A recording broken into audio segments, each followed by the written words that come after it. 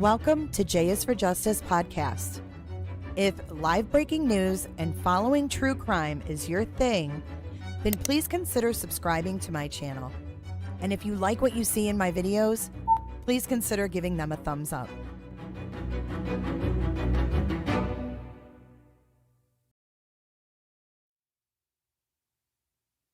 Hey everybody, happy Memorial Day to you. I hope you guys are having a nice weekend. If you have served our country, thank you for your service. And today in my community, I honored my father, who I lost in 2021. I was thinking about that today, and I'm like, wow, I can't believe it's been since 2021 already. 3 years. It doesn't seem like it. Time flies. But that picture is amazing. I don't know, who took that, another soldier, I imagine, but that's a picture of my mom, and he's reading a letter from my mom. So that's a really special picture to me. But happy Memorial Day to all of you, and whatever you're doing, barbecuing or drinking some beers or just hanging out here at J is for Justice to get caught up on this crazy case. Welcome in, welcome in. So we did a quick poll. We are tied. What? You guys are 50-50 on who's more annoying? Stacey, I'm sorry for your loss. But happy Memorial Day, Lori and Love Lighthouses. Good to see you guys. Marsha, happy Memorial Day to you. Oh, man. Yeah, I guess it is kind of a tough poll.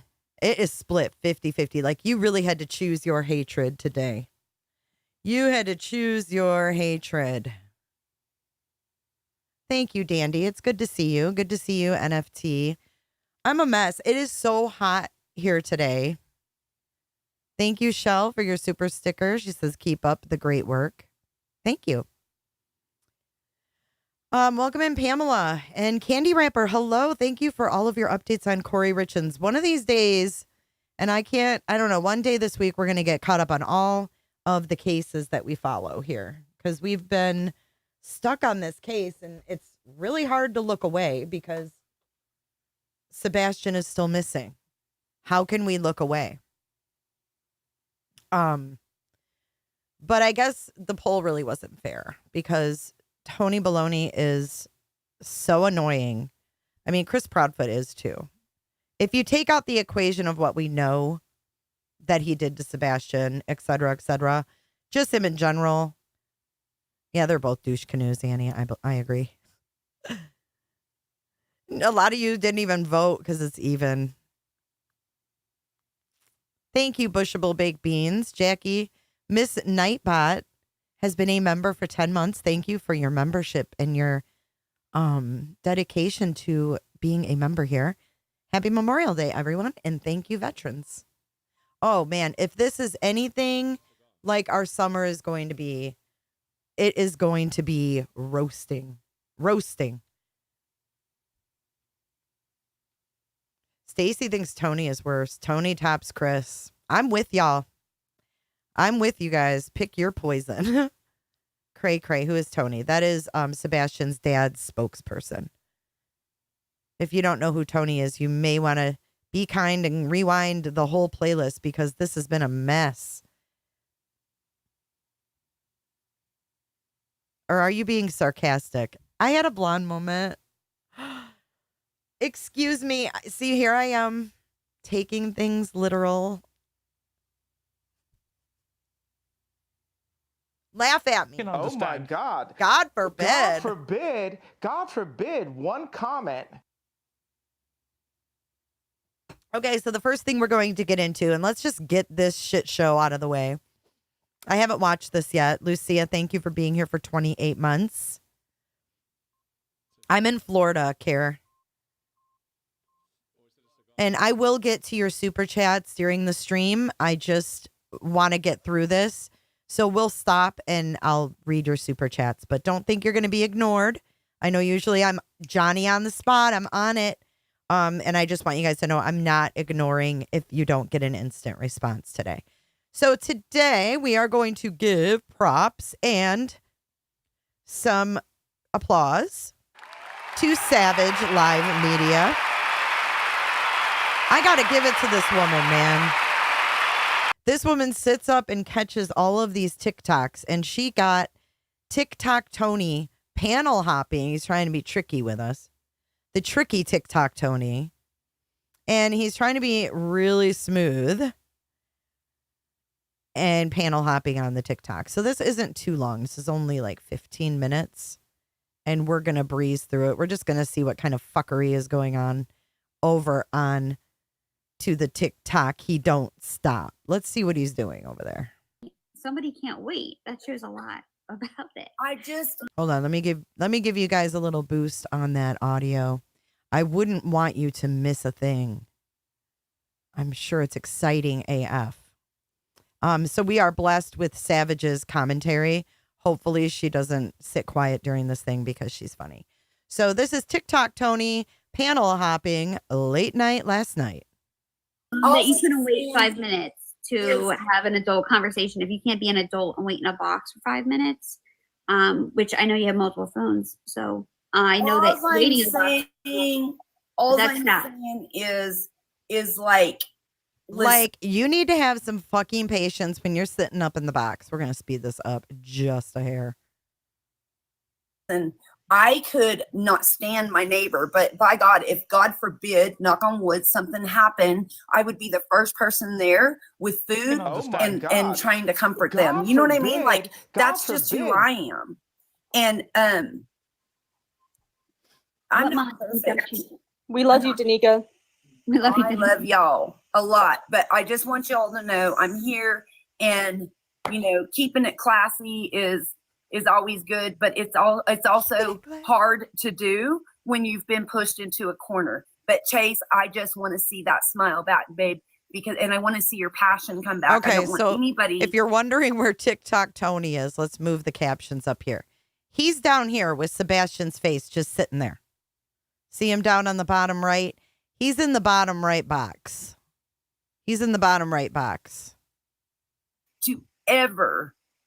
Don't you dare let anybody ever question. Thank you, Kendo. Or anything. And let me tell you something else. Oh, Lord. For all right, look here, family. I'm going to tell you. Because listen, here in a minute, we're going to be watching Little House on the Prairie. Okay, so listen, this is the other thing. Always remember that your faith and your family come first. Everything else will fall into place. Right? Like, I'm a believer. Not everybody, somebody might believe in a higher power. That's fine. I don't judge them. All I'm saying is this: faith and your family first. Everything else will fall into place. Right? It will. Guys, stop.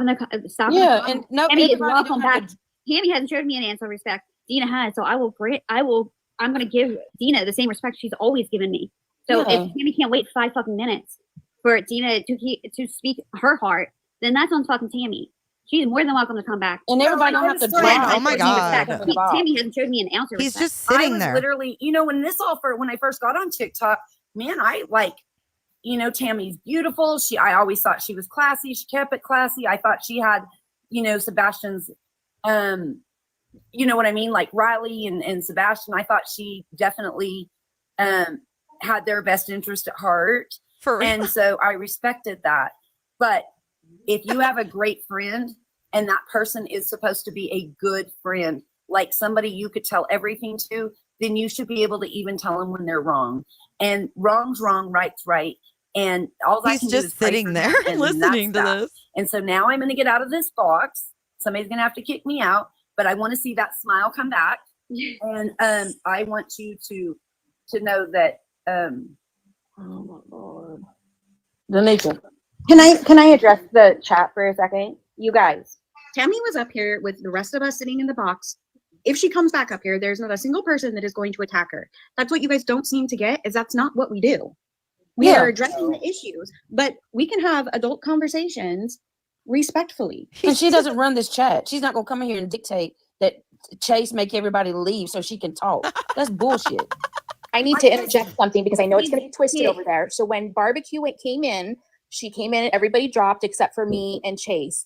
I sat there quietly. I let Chase have her say. And then Chase got up and said, why don't you go ahead and do your part? You address her with what you have to say. I was trying to have a civil conversation with her and she was raising her voice. She became unhinged. I couldn't have an adult conversation with her. I was telling her she was acting like a petulant child. I have no problems having a calm, cool, collected conversation like an adult.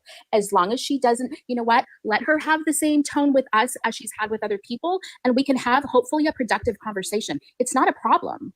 It's not.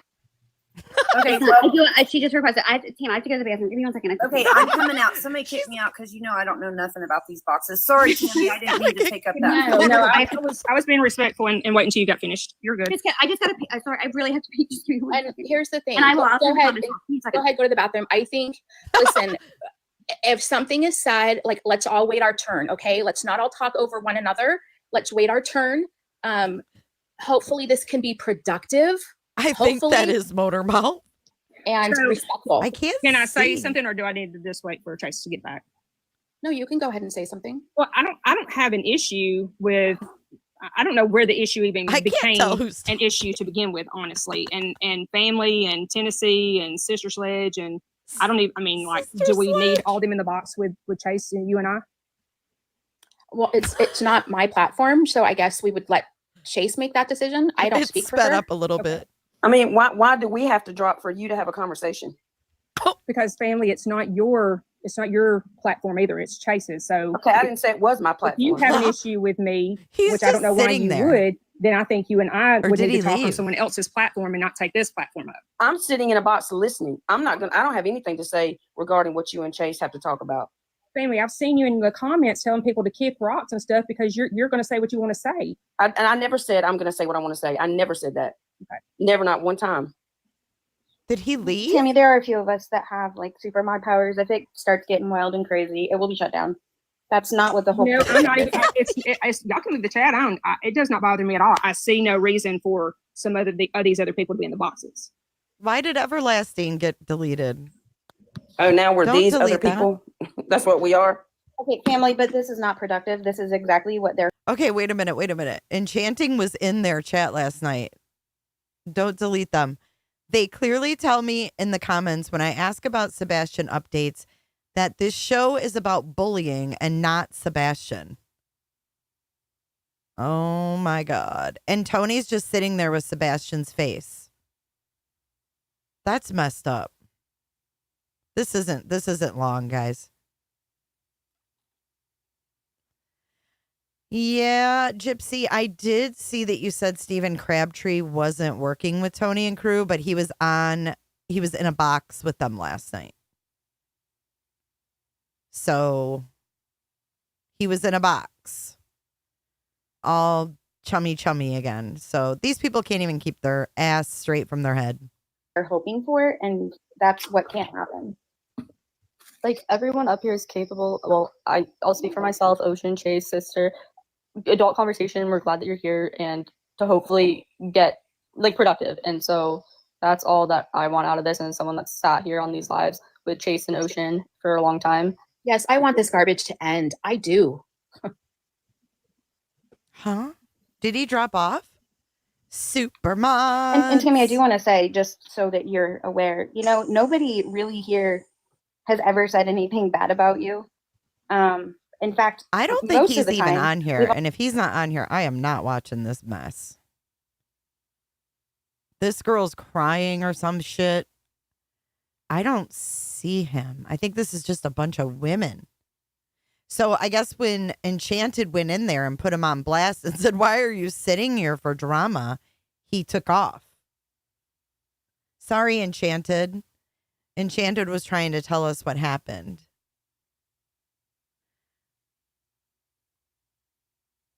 They are just so like rude. Like, oh my God. Them in their boxes. If you don't have the fucking patience to wait 5 fucking minutes for a box, I don't know what the fuck to tell you. Just Debbie says, I'm noticing that the crime channels that we're covering to find Sebastian are now covering the drama surrounding it. I don't know. I don't know what you mean by that. It just seems like this case, there's been a lot of drama inserted by the players themselves. So I don't think it's really the creator's fault, because I don't typically follow crap like this. But to me, when someone is scamming and putting out fake Amber Alerts like Tony did, or something like this, which I want to talk about this again. He put out this tip line through Google Voice, anonymous tips, and I called it, and it was really sketchy. I did it on a live though, but I just wanted to bring attention to what he's doing. This is not what I consider drama. I feel like we have to keep up with what shenanigans he's pulling over there on TikTok for Sebastian's sake. Like, I want to know what this dude, what lengths is this dude, gonna go to? How far is he going to take this? Happy Memorial Day, Granny. How far is this guy gonna go? That's why I follow it. I don't follow it because I like drama. I just want you to know that. But the things that Tony is bringing into Sebastian's missing case is it's deplorable. I mean, I've never seen something to this magnitude like we have seen with him.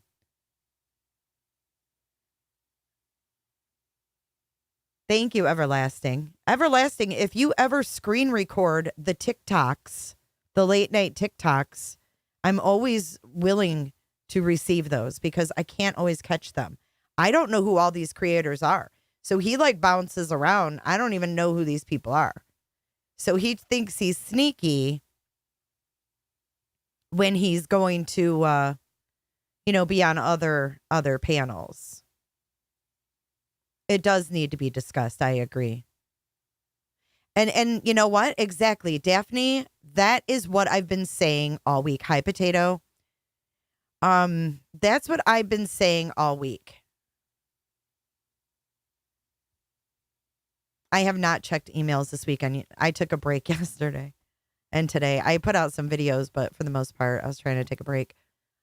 Daphne says, why the is Seth allowing this crooked fool to speak for him? That is what makes me really wonder. I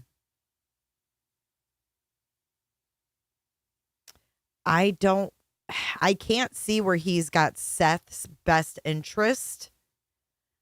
He wouldn't have Seth like blowing up on a live panel in front of, 1,500 supporters. It feels like the guy wants to sabotage Seth. Like he really doesn't give a fuck. So the latest thing, and I can't find my screenshot of it, but he has another flyer.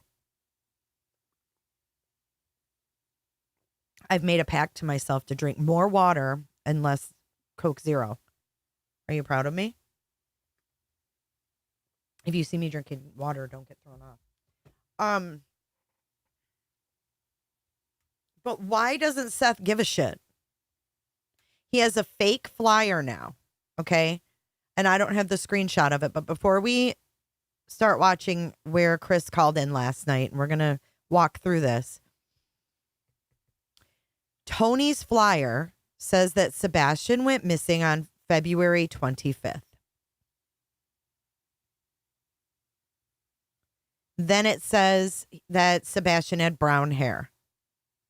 On the dispatch, it said dirty blonde.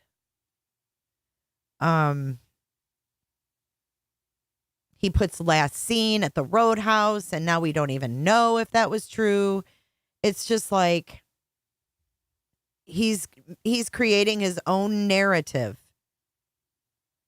on TikTok. Why? Why do you need another narrative, Tony? Why isn't it bad enough that Sebastian's missing?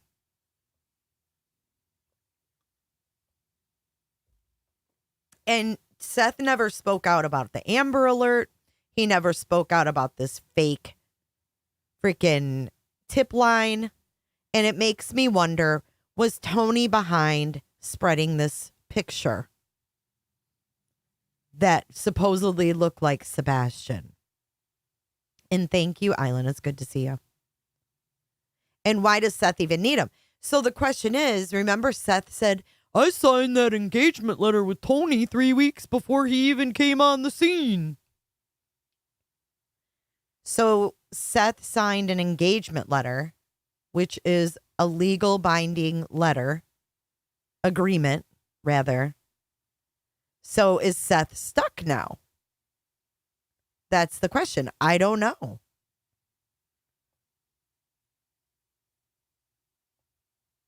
It's weird. And then you've got this old man calling in from Vegas telling Tony to go to bed when he's on TikTok. I heard that Seth did start a YouTube channel, Olivia. I haven't seen it yet, though. So effing weird. But he doesn't have social media, right? He doesn't know how that shit works. Okay. Right. Exactly, Rocco. What is he getting? Right. Okay. Potatoes looking at it at the other side of the coin. Is Seth directing Tony into muddy waters? So did the PIs and everybody who were first on the case uncover something, and now Seth is having Tony go forward with his narrative? It could go either way. Thank you so much, Annie. Love you, girl. It's just really weird. You got to wonder, there's so many motives here. Coming in hot, just like the fajita.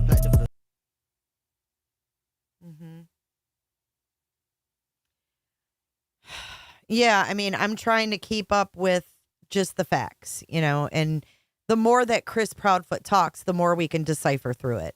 So I'm not giving up on it. I actually enjoy deciphering what they're trying to say. So anyways, one more thing I want to say, two more things rather. I want to give credit to Queen Bee. This is her video from last night. If the mods could definitely share the link to this video or her channel during this live, I would appreciate it. Thank you. And somebody join, because I have 666 viewers right now and I don't like that number. So anyways, I'm not done with the case because Sebastian's not found. So I can't be done with anything because he's not here. But I will keep deciphering through. But the other thing I wanted to say is Chris McDonough on the interview room had that Steve Johnson. He's a FBI or ex-FBI. I think he's a language analyst. Anyways, when he works for cases, when he works on cases, they send him videos like the Proudfoots, and they went over it last night. And it was very interesting. It confirmed a lot of things that I was also saying. So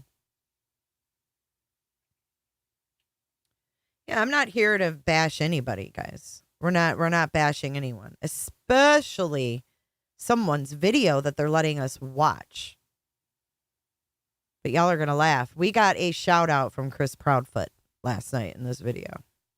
So here we go. Let's start this. This is Queen Bee last night.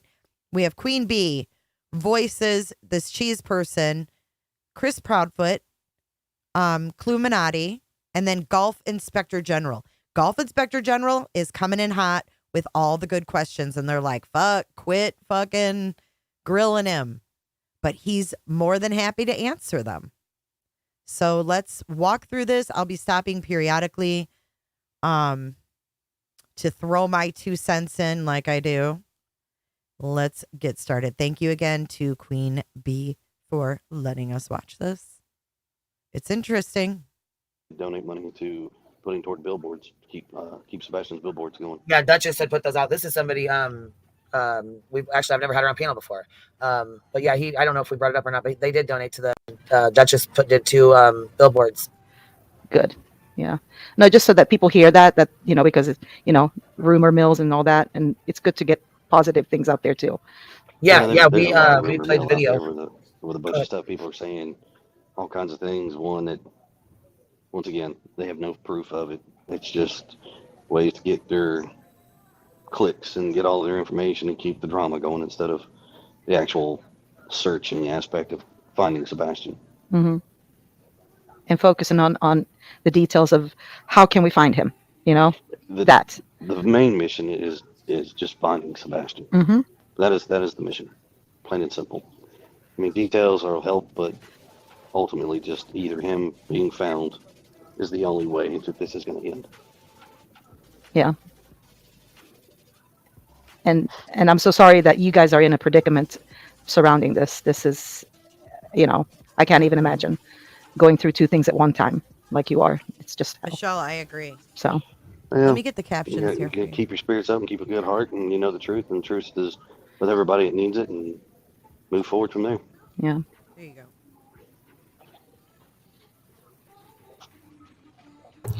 It's tough dealing with all the bullshit, What was that?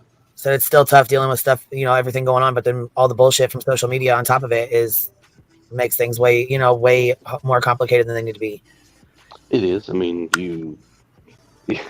life is going to continue to move forward regardless of what the outcomes are. Hi, Terry Right. Lynn. Whether Happy Memorial Sebastian Day. walks in the door, they find him in the woods somewhere, or we never find him. The end game is to bring him home, but the world and life does not stop as we know it. Okay, I thought this was a little harsh, man. He's like, whether he is found in the woods or he comes walking back, and you'll have to pardon me, my mic stand is broke. Whether he's in the woods or he just come walking back, or whether we don't find him at all. Life goes on. We have 2 kids, he says. We have a son and we have a daughter. Right. I mean, we still have to go to work every day. We still have to pay bills. We have my daughter that we have to worry about. But, you know, we have 2 children. We have a boy. We have a girl. Right. You know, we still have to take care of them no matter what. Thanks, That's what I was saying earlier, Chris, is that, you know, the day that Sebastian went missing, Katie's whole routine changed. Your routine's changed. And nothing has been the same since. So it has to throw everything into chaos. And you have to find a whole new normal while being under the microscope of a bunch of uneducated wannabes. Well, it's organized chaos is what it is. You have it's always organized chaos. Okay, well, I think he's under the scrutiny of more than just YouTubers' voices. I think he's under the scrutiny of law enforcement. Be chaos, but you have to organize this chaos and continue to function in life, period. You just have to. Correct. But there's a bad side of this, and that is what the community has done is they have alienated the law enforcement from even talking about this in a certain way, right? Meaning, like, they just don't want this chaos that's been created. Well, I wouldn't say that, because if you go back and you look at the beginning of this, law enforcement talked about it for, at least 8 days straight. It was on the news continuously. It was across social media, and it continued to stay out there. They did a press release, and they'll continue to release information. Check their website, all that stuff. I mean, it's still out there, but the downside is how everybody wants to take and twist everything to benefit and fit their narrative or fit their purpose of everything, instead of looking at what it is. Yeah. I hear a lot of music. Yeah, there's some kind of background TV music on in the background. No, she has the background music up for if we play videos, it's so that nobody can strike her. I know. If Chris has his TV on in the background, that might be why he might be getting it in stereo in the room and through his ear. Oh no, my TV's in mute mode. Did you mute YouTube before you came up? Yeah. I went through StreamYard online. He loves this shit. Where's Katie? I do hear the echo. It went away when Golf Inspector General muted. That's where it's coming from. Okay. Because it ain't me. So the echo comes from me. You got to turn your TV down. I don't have anything on. I was gonna say, it sounds like you're like you got feedback coming. Oh, maybe from my headset. I'll mute. Yeah, yeah. Truth, no, whoever that was, come on back up. I just seen you were back there. You were there and then you were gone. Meow. The fuck? What? I don't know where they were. They were here and then they were gone. So I don't know. So what do you think about this, Tony? What do you think? What do you think about him? He's out right now, rolling the TikTok streets. Hey, Truth, how are you? He's on the Doing well. Panel, how are you? Queen Bee, how are you? Good. How are you? Doing well. Chris, how are you? How you doing, sir? Doing well, man. I was just jumping on. Apparently, I didn't ask you enough hard questions the other night, but I wanted to tell you, even with all the bullshit that was said afterwards, I do appreciate you and Katie coming out and putting yourself in a position to be judged every time you come out, regardless of what anybody thinks. Ultimately, Sebastian coming home is the ultimate goal. I do have a question for you, though. True. I'm good too. Thank you. Hi, Clue. Love you her.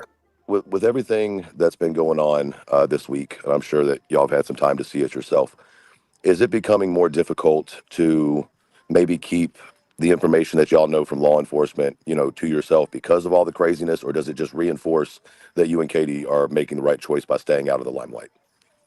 It makes it very easy for us to not want to talk to people. I mean, I don't have a problem talking with people, But people are going to ask questions, and their answer that if I can't answer it or I was told not to, it's simple. I'm simply it's going to come out like this.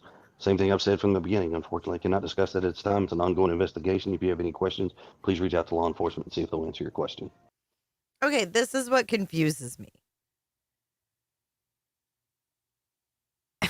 What wouldn't they be able to say? I mean, if you really think your child up and walked out the front door and walked away on his own, what wouldn't you be able to say? What are you hiding? What are you hiding?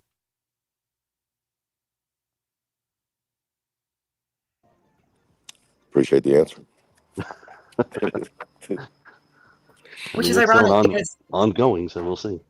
Which is ironic because the night when we talked, that was my whole point in making sure when we were asking questions that we weren't going to get an answer like that, because then it would have looked like they would have crucified us for that.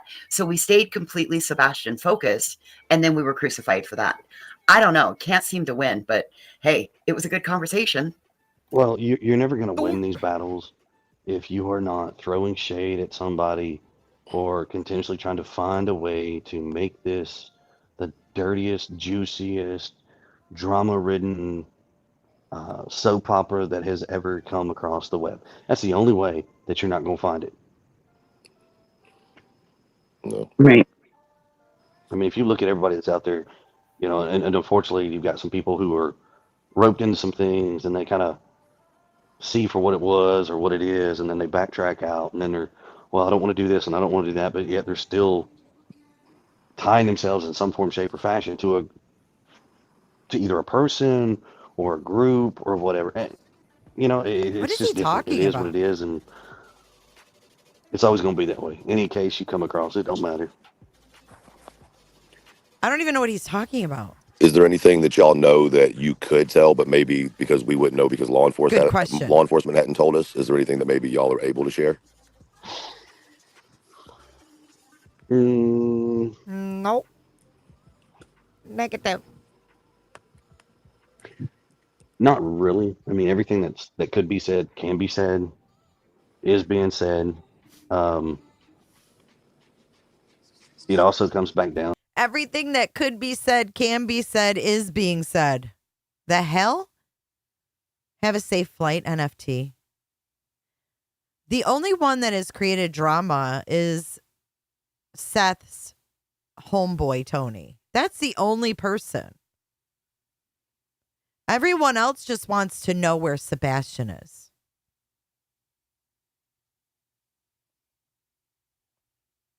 Down to one, I'm not going to violate the trust of law enforcement. I mean, unless Absolutely. they say you can release this information, I am not releasing it, period. Oh, of course, of course. What information would be secret? Yeah, I mean, that's how. What information would Chris Proudfoot have from law enforcement that is top secret, that he's going to lose the trust of them if he says it? You really think they're going to trust him with that kind of information? No one's cleared. Somebody has gotten themselves into a pickle with law enforcement before. Mm-hmm. They know who they are. Who's that? And has tried to get back in the good graces with law enforcement, but didn't do himself any justice. He's talking about Seth.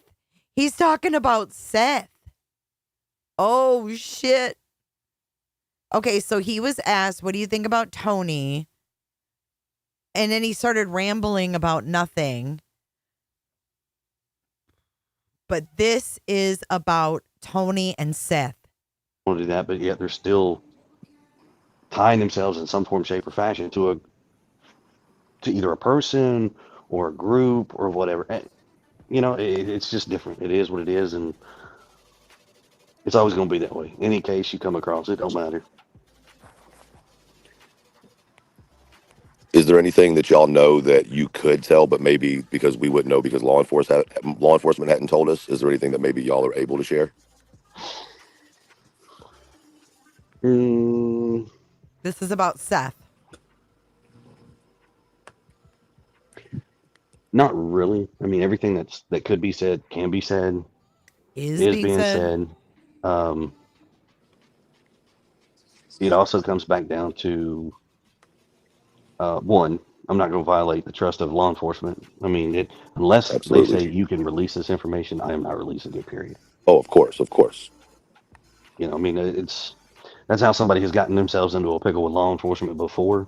They know who they are and has tried to get back in the good graces with law enforcement.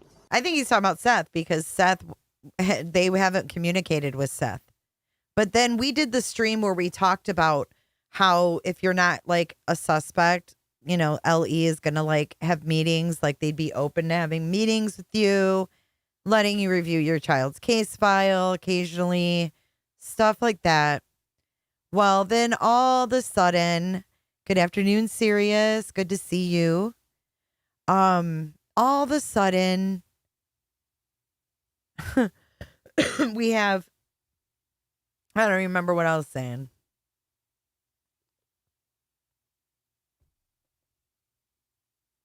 Totally lost my train of thought. But didn't do himself any justice. Oh, Seth. Yeah, so he was cut off from law enforcement, and then he ran his mouth, and then he got Tony, and now Tony's butthurt because the cops aren't working with him like they did in Corpus Christi. It's just a mess. And the whole mess is on Seth's side. It's all coming from that direction right now. You know, not too long ago. So. And people who really care about Sebastian respect that. I would hope so. I mean, to me, this is not a let's make money off of this thing. I really. No. Why do you think it's about Tony? I mean, he was asked about Tony, but Tony's not the one that screwed himself up with law enforcement. Seth is. That's why Seth is not being spoken to anymore by law enforcement because he effed up and ran his trap. So they're not talking to him anymore. Hi, Mike Sanner. So they're not talking to him anymore. But he's talking about Seth. Seth done fucked up. He ruined trust with law enforcement. Then he tried to get back in, and it's just not going to work. They are all suspects. No one is cleared. It disgusts me when people make money off of this. Like, and you're out there doing things that you shouldn't be doing to financially benefit. That it does bother me, but that's my opinion. It's not everybody else's opinion. So, hey, Chris. Yes, ma'am. There's a question in the chat, and I think it's a good one. If Sebastian were to get internet, would he be able to work like Google Maps to get him back home? No, probably not. What do you mean he recently got indicted? What is that? What do you mean? Indicted for what? I don't think he's talking about Tony. But anyways, he says here that Sebastian wouldn't be able to use Google Maps. But then Sebastian's mom just said the other day that he was Googling on YouTube. She used the word Googling, but he doesn't know how to use Google Maps. Here we are dumbing down Sebastian again. Everybody else's opinion. So, hey, Chris. Yes, ma'am. There's a question in the chat, and I think it's a good one. If Sebastian were to get internet, would he be able to work like Google Maps to get him back home? No, probably not. Okay. Hey, I like the way Coco was thinking. That, you know, I thought it was a great question. No, it is legit and a good question. I don't think he would know how to go to Google's and type in the address and figure out where he's at the same time. I just don't see it happening. That's okay. I mean, hey, that helps. You know what I mean? It does? Oh, yeah. That, again, that's another information pack that's a little piece of nugget of information. Take that for what? What I'm more afraid of is no joke is, you know, if somebody has him, he escapes and gets out on his own and he runs and screams for help. Shut the fuck that up. Enough people don't know about the situation. And agreed. There's a lot of folks out there that don't actually know the whole situation or even know that Sebastian's missing. What?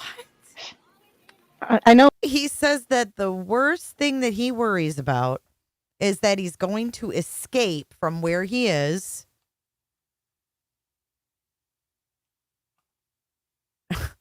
and scream for help and no one's going to know he's a missing kid. What?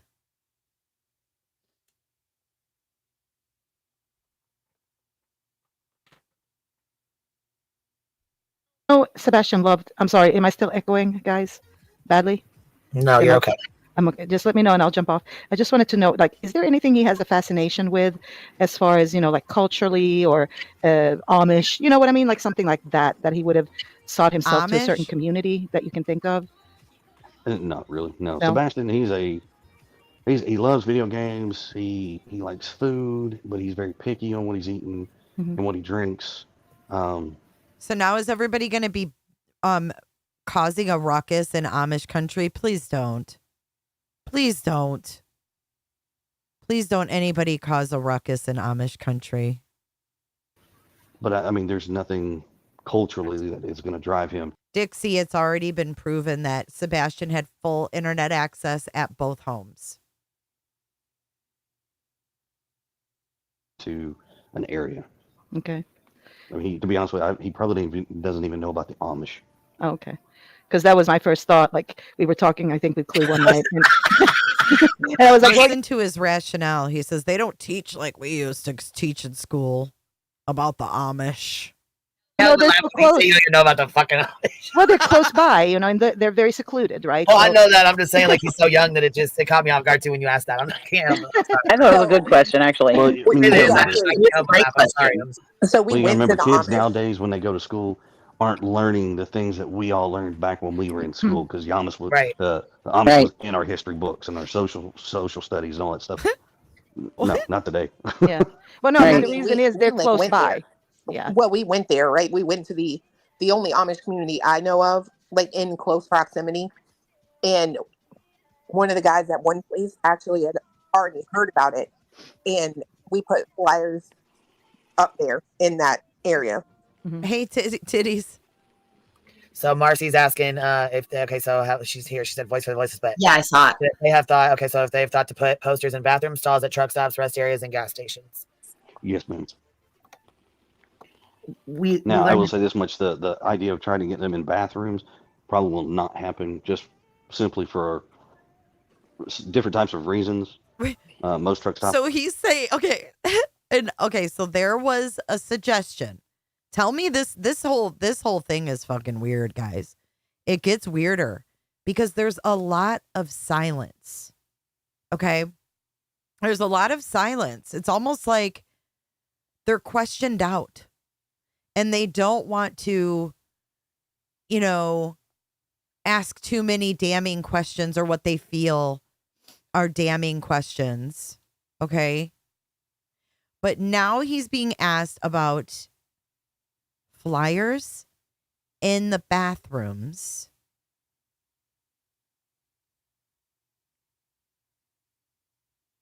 At truck stops. And he says it's not a good idea to put them in the bathrooms for for different types of reasons.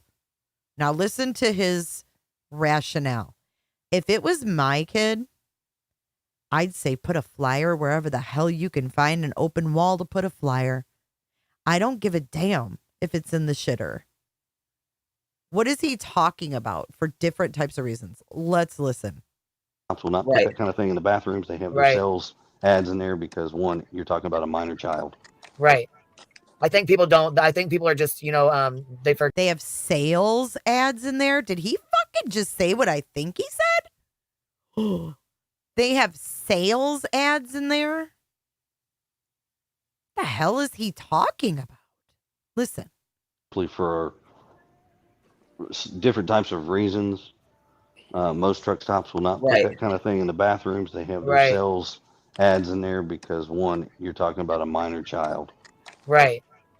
I think people don't. I think people are just. Oh, they just have sales ads in there because it's a minor child. It's a missing poster, Chris. It's not a for sale sign. Weirdo. They forget that he is a minor child, and you can't put photos of minor children in bathrooms. I understand, like, it's a good idea, but at gas stations and stuff, there's like different places for that. Generally, like, they have like a bulletin outside, like. Yeah, there's like a bulletin Whose mind even goes there? board near the restroom normally where everybody is using in and out, and that's a great place for it. Absolutely. Well, with truck stops, it's best to be on the front door or like the doors entrance from the trucker side, the cars and truck side. Right. that's probably your best place to have the flyers, not near the bathrooms. Well, that's true. Because you got to think, I mean, you're going in and out of a truck stop. One way or another, you're going in and out of it. Yep, absolutely. Main So doors. everybody's going to see it. Not everybody's going to the bathroom. Have you heard of any further sightings at all? Maybe not, like some maybe we haven't heard.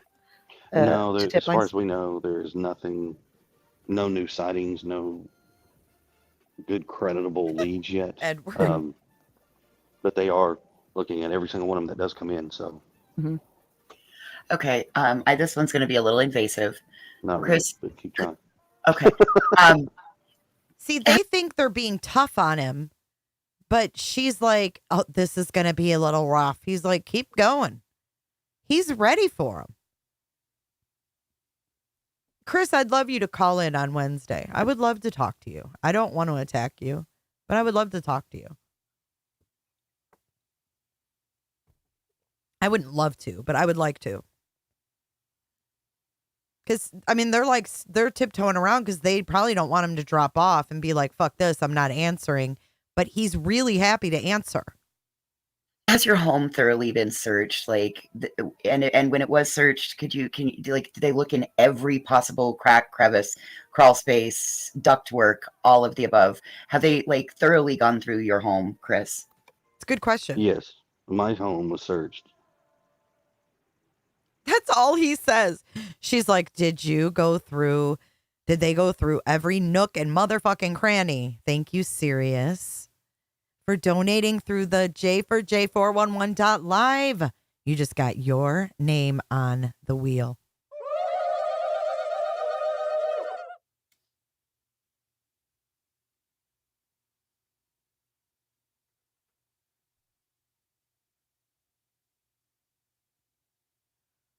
I honestly can't tell you the number of times. I know it's been searched well over 10 times, and I'm talking not from the same fucking. I'm sorry.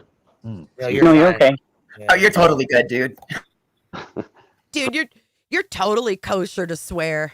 You're totally cool. Tubular.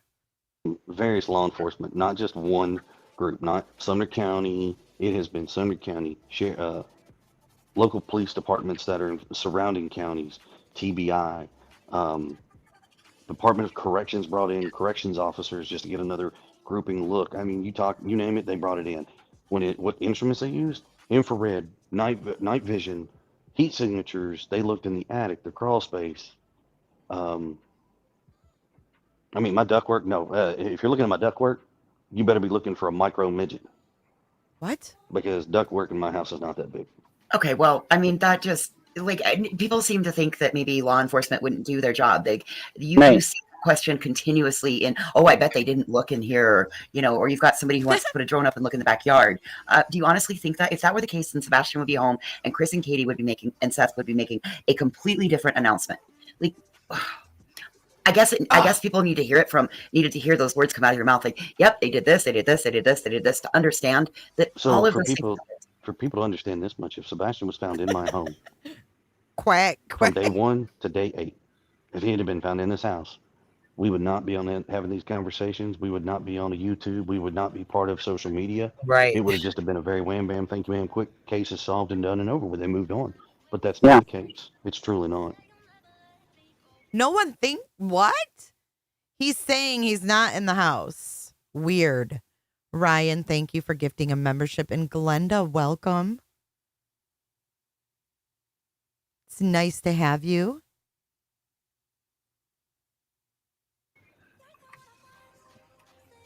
Yeah, I'm just floored by all the people who sit here and think that home hasn't been extensively searched. I'm like, are you guys completely stupid? Well, I mean, I'm sure you guys probably, how many times I'm sure Katie's probably went in his room several times. You know what I'm saying? Just because. Right. Common sense, people. Come on now. Fuck. I think. Well, that's just, as a mom, it's muscle memory to just go to your kid's room like that. I think the next question people will have, though, after that is, well, what about the grandparents? What about you know what I mean? We already talked about that. He's answering those questions. He's not coming up here to be drilled. I know that. Yeah. Well, when it comes to we're grandparents, I mean, I'll be honest with you. When it comes to grandparents, every house that can be related to this case has been thoroughly searched. Seth's place got searched. My parents, my sisters, cousins, uncles, anybody that has been named in the investigation, all of their dwellings have been searched, every single thing. Mhm. And not just once, but probably twice to 3 times over. Chris, I have a question. Mhm. What Do you remember seeing some on the news clips? They showed like little flashes of the search and stuff, and they used the Pharaoh system, which is what they used in the Idaho 4 case before they tore down the house. So it makes like a 3D or 4D imagery of whatever dwelling they're using this Pharaoh. And it's like a laser. It's like a laser thing. And they had them out in the Proudfoot's yard. So I'm assuming that the FBI has recreated the scene and they're using the flashlight video and they're enhancing this and recreating this scene. That's what I think. So let's run a scenario where like maybe someone has Sebastian and he manages to like escape or get away. If he's like agitated, scared, excited, what would calm him down if someone came across him? A cat. A cat. Okay. Great Cat, question. I kid you not. Do you have, Um, what about music? Not necessarily. If he's running from somebody or trying to get away, music is not going to be the number one thing on his mind. Right. I'm going to tell you right now, the thing that will get him most will be a cat. If Yeah. somebody says, hey, we'll help you. You want to come sit with our cat and let us call your mom? Let us call so-and-so. You got a cat. You just became his best friend.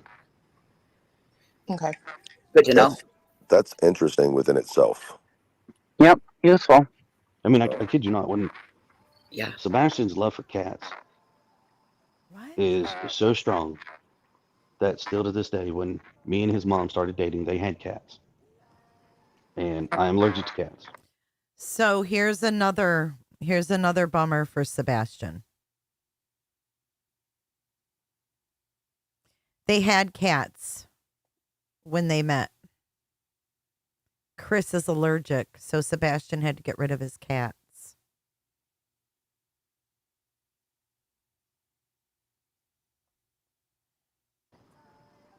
So mom made the choice. They got rid of the cats so we could project them, keep our life moving forward together. Mom made the decision. Mom made the decision. Mom chose me over Sebastian. This is so sad. And still to this day, Sebastian will never let me live it down. Do you think in the past, just out of curiosity, Chris, in the past, has Sebastian ever He never let me live it down.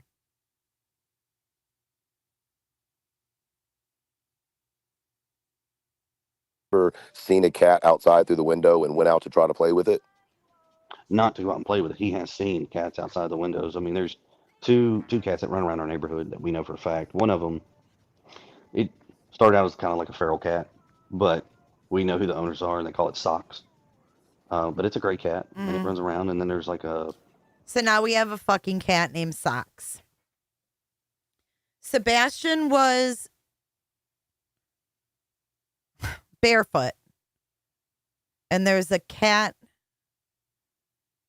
named Socks. Beth MGA. I saw that like 2 weeks ago, believe it or not. I did. Crazy. A cat named Socks.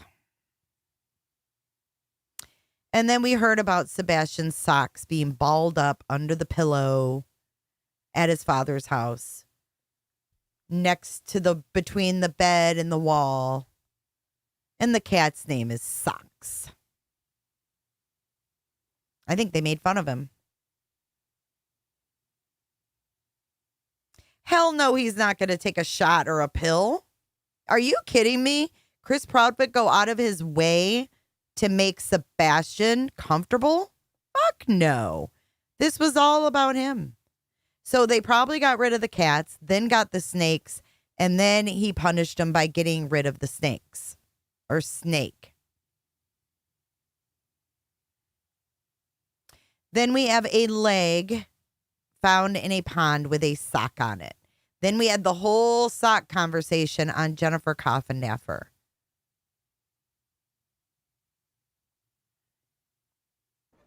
Like an orange yellow tabby cat, I think is what they call it.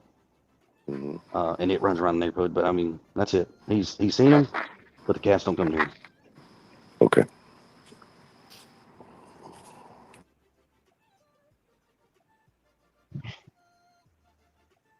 Y'all, this quietness is killing me. I'm just gonna be honest. Isn't it awkward? Like, Well, and this is sped up, and they're literally just sitting there. It's like, all right, what do we ask now?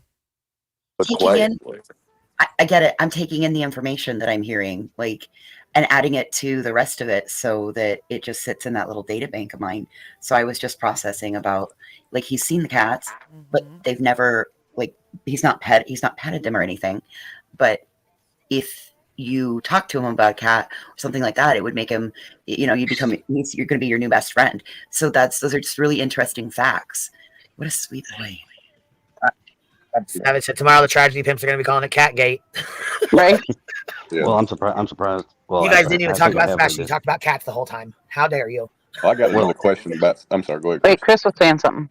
No, I was just going to say that in that released phone call with me and Terry Lynn, she actually tells me she's going to give Sebastian a cat. And I was like, really? Not here. He can send it to his dad's house, but not here. He's proud of his call with Terry Lynn.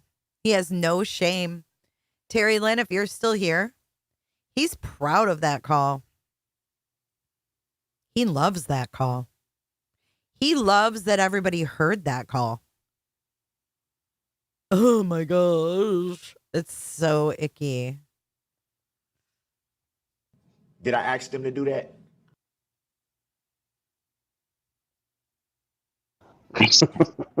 People ripped into that. Look, he'll kill cats. I was like, oh Christ. Yeah, I'm allergic to cats too. We got dogs, but I'm not having no damn cats. My kids love them, but I ain't having no fucking cats. Nope. My husband's definitely allergic to cats. Yep. Oh, I got a rule. I got enough boxes of shit. I'm not dealing with a cat that shits in a box. Nope. What were you going to say, Truth? No, that was Cletus up there. Yeah. He sounds just like me. He's trying to I'm take sorry. me down. I'm sorry. Pardon me. When Chris was on Clue Show last time and Truth come up there, we had to all say, we had to count down 1, 2, 3, and all three of us say hello, so everybody knew we wasn't the same person. But I got a question for you, Chris. Just in talking and thinking through things, is it possible that he's ever gone out the door in the middle of the night without y'all knowing? Is that a possibility? Okay, it's very possible. I'm not going to say he hasn't. Yeah, because don't take this the wrong way. If I'm sleeping, I would not know he walked out my door. Right. Yeah. Wait a minute. That's why I asked why I mentioned the interesting of the cat thing, and also, of course, asked. If I'm sleeping, I'm not going to know he walked out that door. I thought you weren't home. The question that I did, because, I mean, obviously, if you're going to try to get Sebastian to trust you, you would use a cat. So I guess my question is, would that be general knowledge for people to know that, or would only specific people know that? Everybody in my family knows it, and I'm sure anybody that Seth has an association with, they may know it as well. I mean, if he talks about his son, but I mean, as much as it's been put out there, it's general knowledge now. I mean, I'm sure everybody knows it. I mean, if they don't, let's put it this way: if there's any other shows out there that can't say what Sebastian's favorite animal is, well, then obviously they're not paying attention to the interviews or to the things that people are saying. So he's quizzing us now. If you can't say what Sebastian's favorite animal is, then you aren't following the case. What? Right. So, one more question and I'm done, I swear. But no, it ain't. All right. Well, you know how cousins lie. You know it. So, like, Elizabeth, over here, like, we have I our just neighbor, choked on right? my And water. he has a cat, and he will come over and, like, we'll see him laying in our driveway and stuff. Like, do you know of anyone in the neighborhood who has, like, a cat that may go outside that maybe he would have seen? Yeah, socks.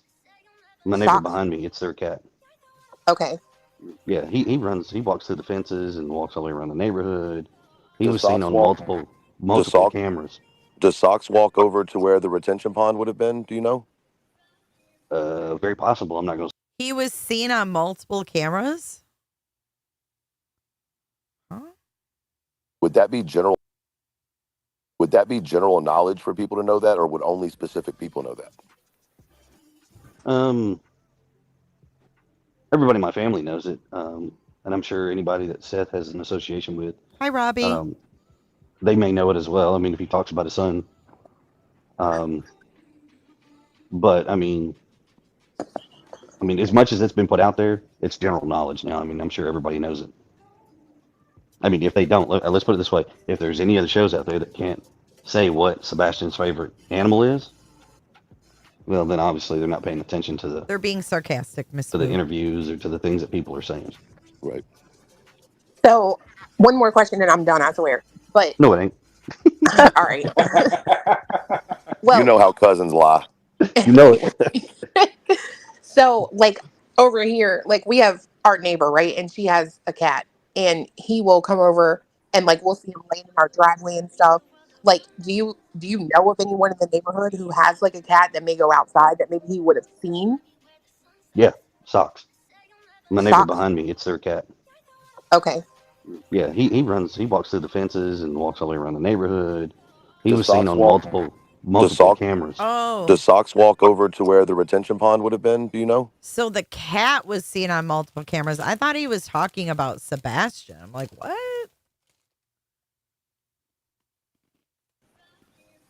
Very possible. I'm not going to say he wouldn't, but it's very possible. Well, my thought process is just like if he was happening to like look out a window or something and saw like the cat, and maybe he was like, "Oh no," you know what I mean, or gonna go see it and it started running or something. Well, I'm going to tell you now, it's so dark in our neighborhood. Yeah, At it that would be time of hard. night, there's no way he saw the cat walking. Right. I mean, for Christ's sakes, the cops can't see an image on Yeah. cameras. Right. So there's no way Sebastian's got night vision and seeing a cat walk through the yard or right up against the brick of the house. There's no way. Is Sock still coming around? Oh, yeah, Sock is still floating around. Okay, that's all I was curious about.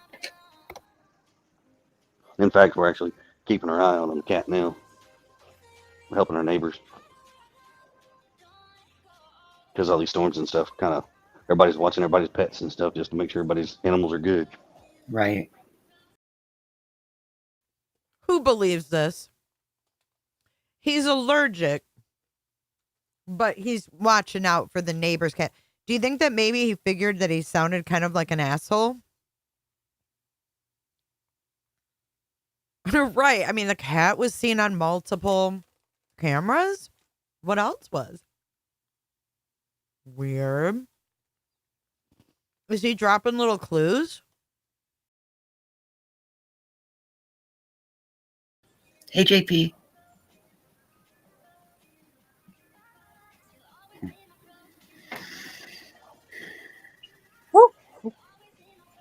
I was listening earlier. I heard y'all talking about some other folks. And I guess some of the things that they were saying. Yes, sir. I just kind of laugh at all of it, to be honest with you. You have very broad shoulders. As they say, ain't my clowns, ain't my circus. I know. Are you referring to the interview we were watching and somebody was interpreting? Yeah, whoever that was. I mean, come on, really? Yeah. Well, I was just going to say, stay away from Chris McDonough. Okay, here we go. So this is Evile guy number 2. Let me introduce to you. If we go like we did in Summer's case, to Evile, the most hated guy besides Trevor Lee is Chris McDonough. Chris McDonough is a retired detective who follows these cases, and he works behind the scenes with law enforcement. And he had an analyst on last night, and it was so good. You have to watch it. If you're sitting here wondering why we're picking apart things he's saying, go watch that, and then maybe it'll make more sense to you.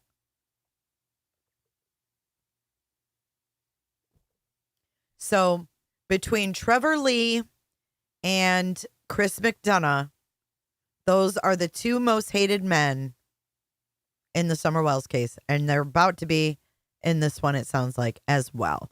Because he's like, oh, who's that anyway? Like, what does he know?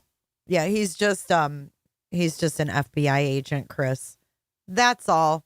And he just analyzed your interview and ripped y'all to shreds. He literally ripped it to shreds. He was completely honest. And he saw exactly what I saw. It's like, wow. Not my clowns, not my circus. He's calling the McDonough panel the clowns in the circus. Get the fuck out of here. He's got a lot to learn. He's got a lot to learn. Yes, please. If he ever comes to interview, don't do it. I'm gonna tell you right now, and this is the law of the land. It's real simple.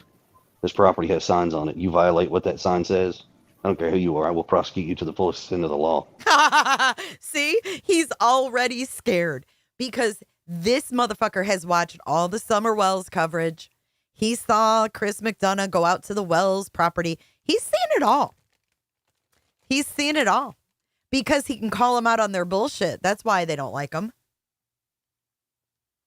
Trevor Lee. Did he really hit 200K? I didn't notice that. That's cool. Trevor Lee and Chris McDonough put Don Wells right on his bullshit, and they hated him.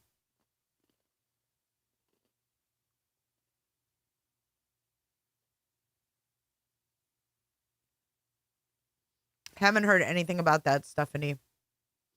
I do too, Justice. He's smart, and he's got like the good guests that come on. Let me make this crystal clear. As is your right. Don't care. As is your right. I mean, Yeah. there's only certain people allowed on this property, and if you don't have that permission, Yeah. well, It's just that he's retired law enforcement, so sometimes people trust him more than they should. So no, I don't care who you are. And he made a mockery of the Wells situation. Wait, Chris made a mockery of the Wells situation? Did they forget about Tim Mullen? Did they forget about the Wells themselves? If anybody made a mockery out of it, it was the Wells themselves on drugs and alcohol on live streams. Come on. He was so into it, he didn't have any idea. That's so funny. Well, I would not be the one he wants to do that with. Yeah. I also think that I think that was a brave warning because you also own the airspace over your home too. Oh yeah, sure do. And when you want to know about air rights, let me know. I'm a crane operator. I know all about air rights. Oh, so you might have a certain footage above your house that is your space, and nobody's supposed to interfere in that space. Well, in Tennessee alone, it's a misdemeanor to do that for the purposes of stalking. Okay, wait a minute. You don't own the air above your house. What are they talking about? Come on. You do not own air above your house. You do not. Or surveillance. Well, it's also if you have a drone or you want to fly some type of aerial equipment and you don't have an FAA license and you're doing that, I will let everybody know we don't live in the city limits. We live outside of the city limits. So discharging of firearms is very common outside of city limits in Tennessee. Okay. Not funny when we have this kid that's missing and could be dead. And Katie just talked about the gun range the other night.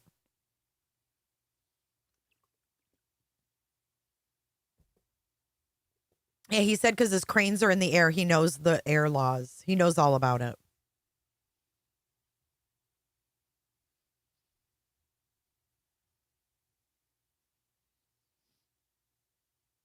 Cotter.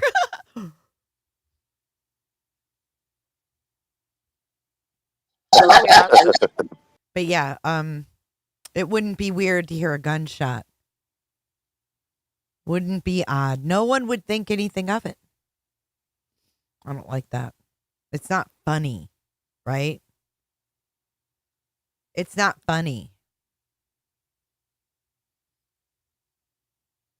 Well, it's also if you have a drone or you want to fly some type of aerial equipment and you don't have an FAA license and you're doing that, I will let everybody know we don't live in the city limits. We live outside of the city limits. So discharging of firearms is very common outside of city limits in Tennessee. Yeah. 12 gauge will solve that problem. Yeah, you don't need a FAA license to fly a drone. You do not. This guy thinks he knows everything. Okay? You can only go so high up with a drone. You can only go so high.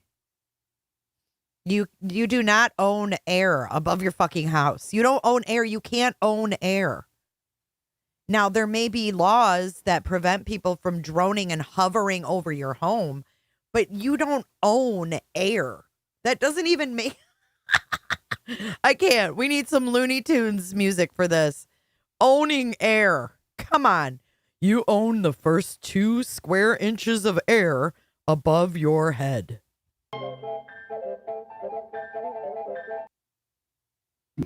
We literally have targets set up against almost every tree in the yard, and we go outside, out front, and shoot. I mean, Oh, that's going to be turned into something good tomorrow, Chris. You know that? I'll let it. I mean, I'm not worried about it. I mean, well, here's what people have to understand.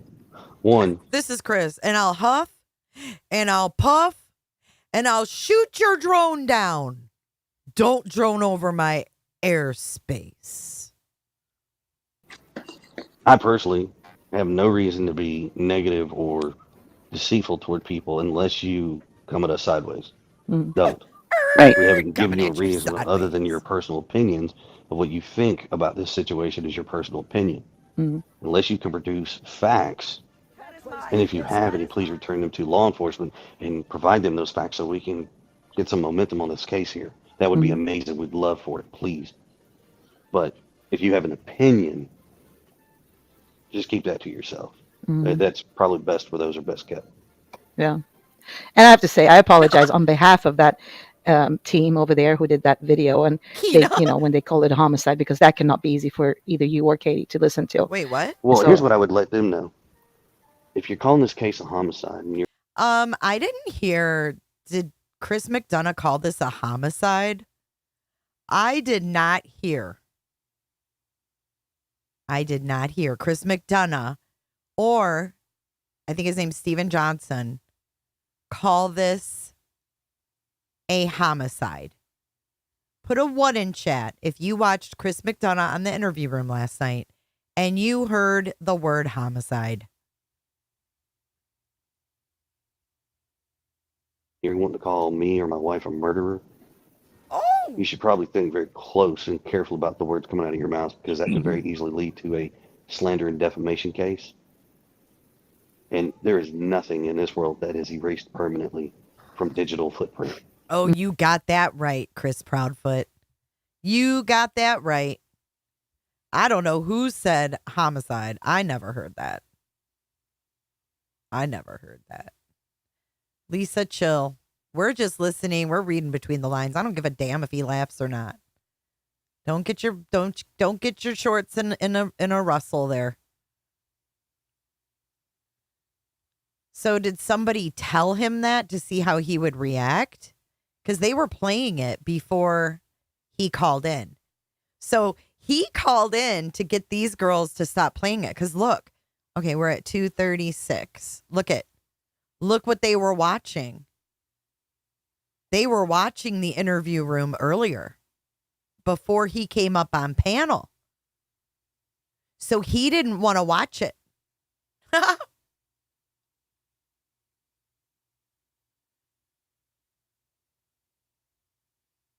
He didn't want to watch it.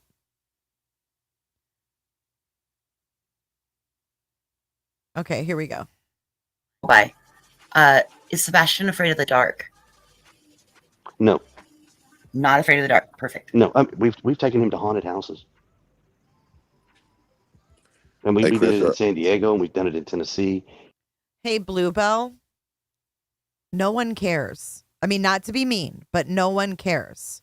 So please stop name dropping other creators in here. I've seen it 3 times. Enough. We get it. Go wash with some of that soap. And, just when we think, oh, he won't make it through this one. I tell you what, that little man goes right on through them just like nobody's business. My nephew loves haunted houses. He's 14. He loves them. They are his favorite. Sebastian, the last time we went through one of the guys started to jump out and scare him. Sebastian just kind of looked at him and just kind of gave him this roar like, I'm bigger than you, roar! It was pretty funny. I was like, that's great. Hey, Chris, I was wondering if you will sign my petition for justice for the mouse. Oh, yes. Let me get on that. Okay. Thank you. I'll send that over to you. Justice for mice. You know it. Gross. Mice on a stick. I'm gonna have a restraining order. Remain Against 500 the mouse yards away with a from stick. all mice. Gross. Well, they're gonna don't worry. Nonsense has been getting in trouble for torching scorpions, so it's okay. You can come sit in our crowd. You Fuck. can. I thought they were going to lose their shit over her torching a goddamn scorpion. I'm guessing they're all friends of a certain organization about animals, I guess. Nope, they were just some YouTubers that just lost their mind over scorpions. I mean, like if you live in Arizona, that's part of. If you live where she lives, that's so part of the backyard. If you Like live anywhere southwest of the United States, that's probably going to be a commonality. I mean, well, like some people have to pay pest control to come in and spray once a month just to keep that stuff. Oh my God! Like, oh. we had They're friends in almost as Arizona dangerous. that had scorpions walking up in their house on a common basis. You just had to look around. You see them, just pick them up and you throw them back outside. Oh God, no. Nope. That's time for torch. Almost as scary as the Tennessee viper, right? Isn't that what it was that we have? No, the cobra, the Tennessee cobra. The Tennessee cobra. Yeah, that yes, one. the cobras. Jesus Christ. And alligators and crocodiles. Well, we actually have some of those here. Yeah, we have those. Yeah. Been several spotted on some golf courses here lately. I live up in Minnesota, and you don't have cockroaches here unless you're a pig, or if you live like steam lines or something. But anyways, one time I was down in Texas when I was a truck driver, and I'm sitting there and bullshitting with some people, and all of a sudden something hits me. A bug hits me in the chest. I'm like, what the hell was that? And they're like, oh, it's probably a cockroach. And I was like, they fly here? Mm-hmm. And they're like, yeah, they fly here. I was like, oh my God. And I went to this distribution center in Tyler, Texas, and my white truck was completely black of these cockroaches outside of it. And I didn't even want to open my door. I was like, oh my God, that's all I need to do is bring these back to Minnesota. Yeah. Oh, yeah. We don't have any, where I live, we don't have anything poisonous. What did you say? I'm sorry. Well, now we got cicadas down here right now, so that's like the big thing going on. Ugh. Oh, yes. They are everywhere. They're flying and they don't stick to bushes anymore. They went into traffic. They're suicidal now. They can't stand the pressure of being named in a potential investigation, so they're swived on bombing into cars. It's amazing. They're everywhere. We have meth monkeys too. I don't know if you're familiar with those, but we definitely have those in Tennessee. Meth monkeys? Those are everywhere. Yeah, meth monkeys. What is that? I have never heard of that. So there was a guy that kept a bunch of monkeys, and he had an active meth lab, and the monkeys were strung out on meth in Tennessee and got loose, and they've been loose for like Dude, I I don't a year even or know two what now. they're talking Are you about. kidding? No. Wow. Where? I think it's Okay, here's the retention pond. They're so all over the place that it's really hard. Okay, so here is the fascination. The lady says, I am fascinated with the retention pond. Here we go. And I don't know if you can elaborate on that at all, because the traces seem to stop. So the dogs trace Sebastian up to the retention pond, and then it just all of a sudden stop. Is there like an explanation for that at all that you heard that makes sense to you, Chris? The scent disappeared. Yeah. That's it. I mean, that's it. Yeah, the scent disappeared. Once they lost the trace, that's it. Huh. And that's it. What the fuck?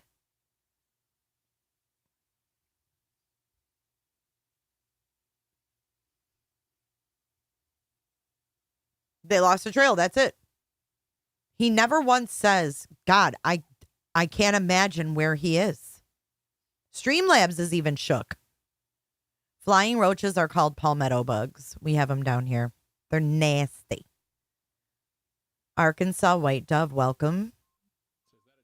Welcome to the clickers. You just became a clicker. Yeah, man, I'll tell you what, that dang old internet, man. Click, click, click, click, click, click, click, click. It's real easy, man.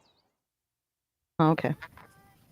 That's so crazy to me still. Like, I don't even know how that happens. Like, it just, poof. And does it disappear in the water, or does it disappear like somewhere else outside of it? Do you Well, know the dog that? went into the water. Yeah. But I mean, once he comes out of the water, if he comes physically out of the water, Well, they can't detect in the water, can they? the scent was strong enough that the dog jumped in the water. Yeah.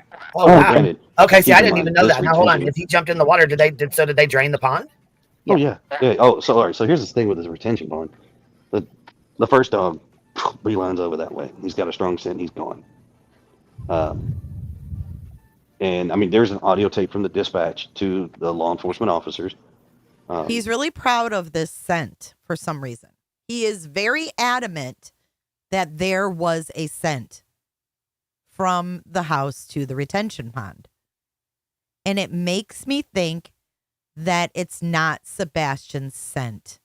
It makes me think, sorry, Chris Proudfoot, but this is what you make me think. You make me think that you know that pond is knee deep because you put a false scent. You ran down to that pond. You took those two routes that you said went from Kellen Lane through the yards down to the retention pond. And then you could take that other road that wasn't quite done yet. That's going to lead into the new subdivision. I think you walked those routes.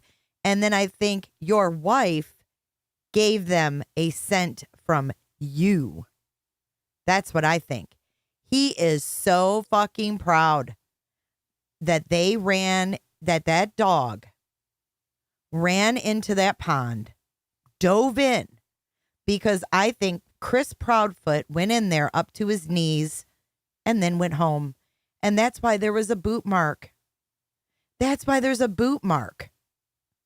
I don't think they gave the scent of Sebastian. I think they gave the scent of Chris.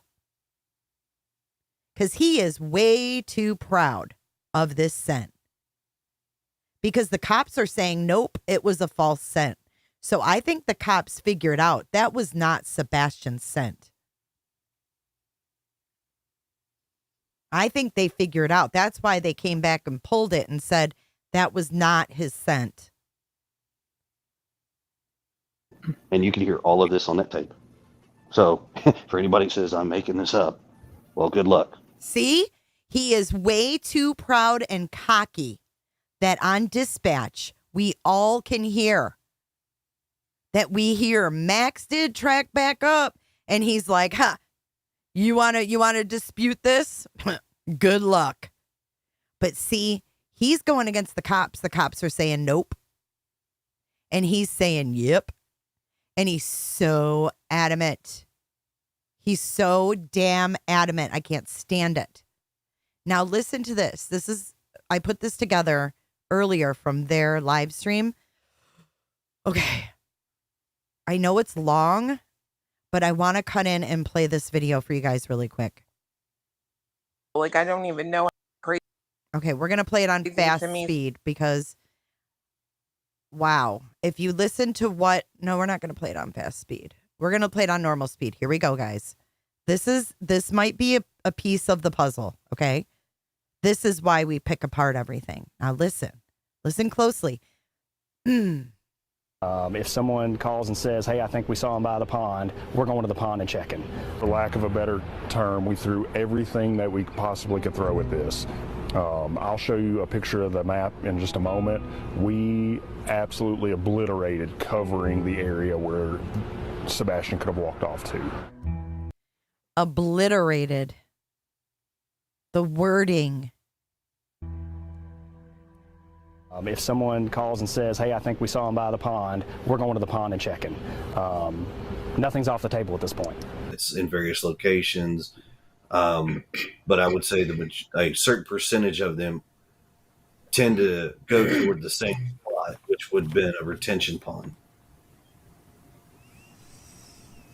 So the law enforcement dogs did not hit on the retention pond. Is that what you're saying? No, I'm saying they did. There was at least 3 that I know for a fact that did hit on the retention Nancy's pond. like, you're full of shit. And the pond has been drained, correct? And there was nothing there. Yes, ma'am. They have walked it, drained it, and there's nothing. The retention pond was only knee deep anyways. Ha! See?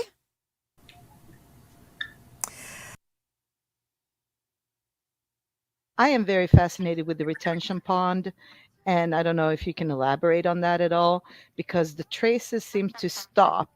So the dogs trace Sebastian up to the retention pond, and then it just all of a sudden stopped. Is there like an explanation for that at all that you heard that makes sense to you, Chris?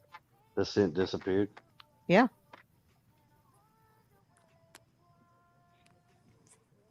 That's it. I mean, That's it. Yeah, the scent disappeared. Once they lost the trace, that's it. Oh, okay. That's so crazy to me still. Like, I don't even know how that happens. Like, it just poof. He sure is. Poof. And does it disappear in the water, or does it disappear like somewhere else outside of it? Do you know the dog that? went into the water. Yeah. But I mean, once he comes out of the water, if he comes physically out of the water, Well, they can't detect in the water, can they? Some can. The scent Hi, was strong Julia. enough that the dog jumped in the water. See how proud he is? Oh, wow. Granted, Okay, see, keep I in didn't mind, even know this that. Now, hold on. retention- If he jumped in the water, did they drain the pond? Oh yeah. Oh, so all right. So here's the thing with the retention pond. The first dog beelines over that way. He's got a strong scent. He's gone. And I mean, there's an audio tape from the dispatch to the law enforcement officers, and you can hear all of this on that tape. So, for anybody that says I'm making this up, well, good luck. But on the tape, I mean, you hear the dispatcher tell the officers tell the dispatch, "Hey, said more people over here. Max has got a scent, and he's headed to the retention pond." They get there, he jumps in the water. Next big track back up, going into the construction site over here, back towards the beach. That's important behind you. It's awful muddy. Do you see any footprints, anything? You shouldn't have any shoes on. Hey, this is all dry, hard packed. I do have some footprints over here. Right there where you're standing? Yeah, leading right over here to the retaining pond. Yes, her van is at home. No shoes, just footprints. My shoes that Max went straight into the pond. Max led me straight to the retaining pond. Over behind Willow Boulevard, he dove right into the water. There was a few footprints in some of the softer dirt, headed straight this way on the track that he was running. 1247, what kind of shoes does he wear? Size 10. And the retention pond at the time was no deeper than my knee. So we're talking less than 3 feet deep. How the fuck would you know? You hadn't been home all month. How the fuck do you know how deep the fucking pond was? How do you know? I think they gave him a false scent. I think they gave him someone else's scent. I don't know if it was Katie's or his. Listen. And they have drained the retention pond. Didn't find anything. Scent just disappears. Real easy. You know, with that 911 or with that communication call, with that 911 or with Real easy. Did he say real easy? What? And they have drained the retention pond. Didn't find anything. Scent just disappears. Real easy.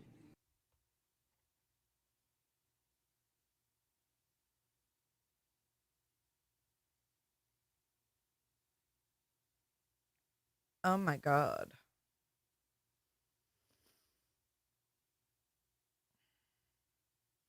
The fuck?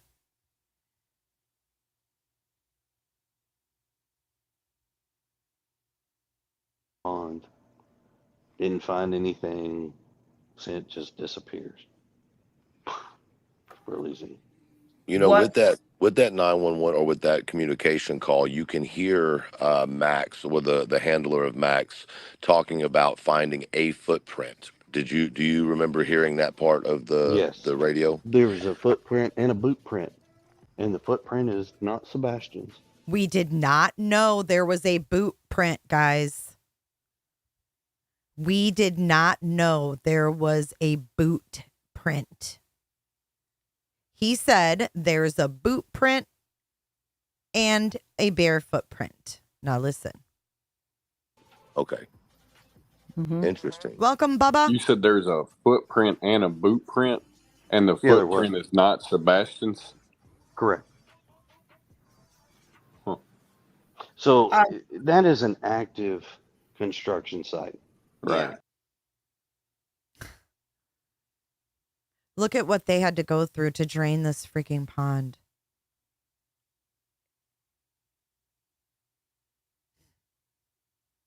Unbelievable.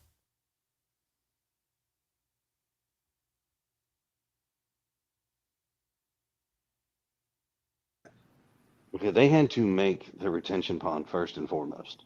That retention pond would never existed. That was something they had to build. It just says footprint in the call. There is an overflow, so if the retention pond gets to a certain height, it does flood over into drain water runoff into a pipe. Had you guys been down in that area within the last month or so? Oh, yeah. I mean, I live right next door to it. I mean, it's... Makes sense, right? It's common for us, like, I will go through every so often and just look. This is weird. I mean, it's just weird. Every so often he drives through where the retention pond is just to look. And then he pauses and he says, it's weird. The retention pond, you want to see where it is compared to their house? Okay, real quick. Real quick, like, I'll show you. It's right behind their house.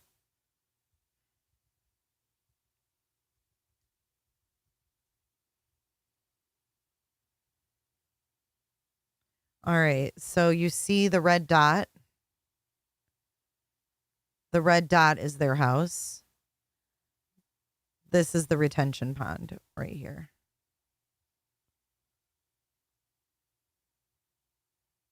Right there. See where I pinned it with the little gray pin? Right here. It's blue now. That's the retention pond, okay? Now I'm going to zoom out and show you where their house is.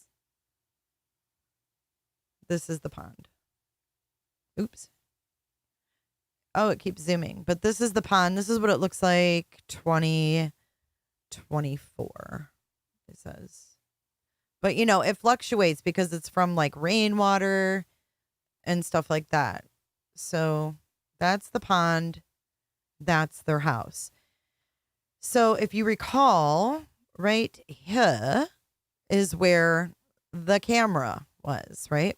This is that camera right on the corner of Kellen and Stafford, which is, yes, it has a wide range getting all of this, but it also happens to get right through here. If you're on the right angle, that is. I can't get on the exact angle, but like I said, we went through this before. If you look straight through here, and if there were no leaves, boom, you see the Proudfoot's sunroom. And this is also where the flashlights were seen.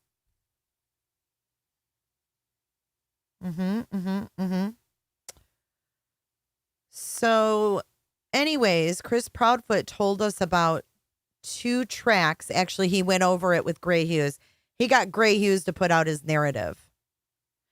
Gray Hughes, you're gonna look like a total idiot when this dude is ratting out his wife.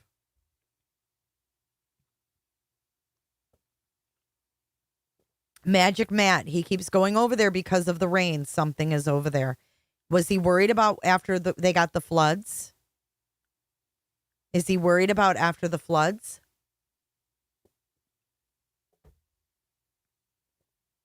Is why would he be driving through this subdivision? Just to look.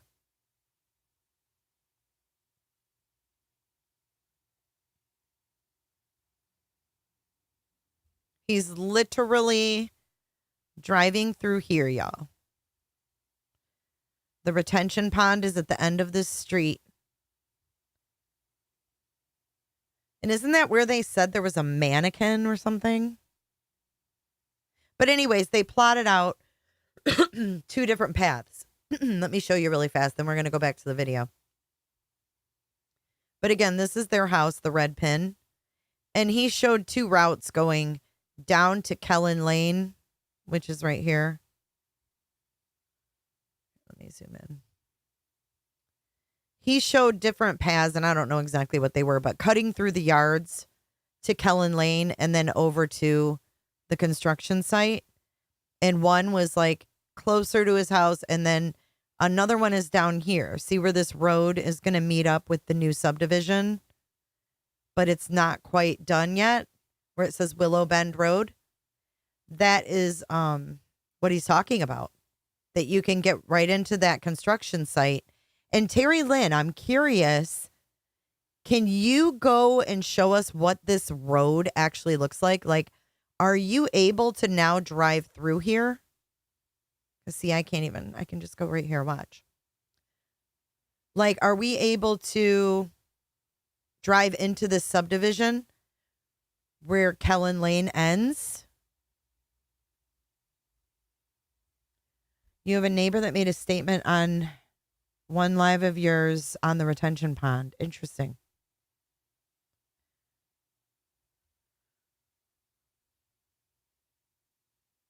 One-Eyed Flo thinks that Sebastian may have hung out there. What I want to know is, can you drive through here now? Because this is from 07. You can't. So it's not open yet. Okay. So none of these roads exist on here? They don't go around? Like, you can't drive Willow Bend Drive around these trees right here? That road doesn't really exist? I can't even go down there at all.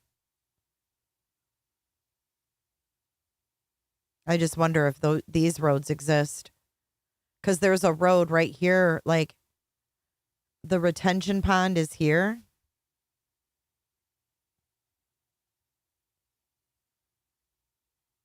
I just wonder if there's roads around that right now. Not all the way. And to the right, you can't drive yet due to construction. I'll video and show you. Oh, I would love that. Thank you. Seth said he gave the dog handlers Sebastian's shoe.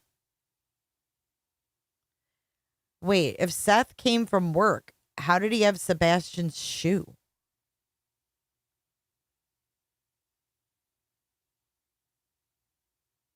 Y'all, I have a video. Terry Lynn drove by as well. Her van is there. How would, okay, if Seth was at the jail when he found out his kid was missing, where did he get a fucking shoe to show up 45 minutes later and give them a shoe? Make it make sense. Thanks, Terry.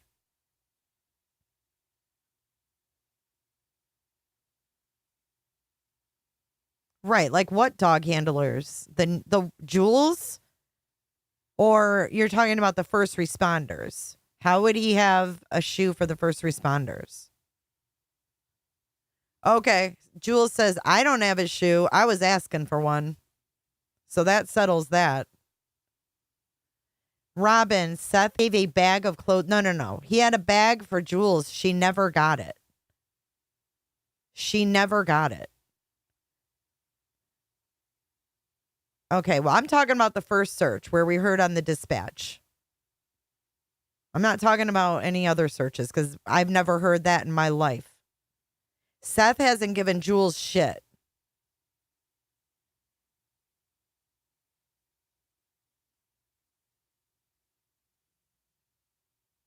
No, I haven't, Karen. Can you email me that? Kathy, Julia's right here. Y'all have to get your see. This is why we gotta talk this stuff through. She's here. She just said she didn't get shit. See how rumors get started? No, that's false. Let's get our buzzer. That's false news.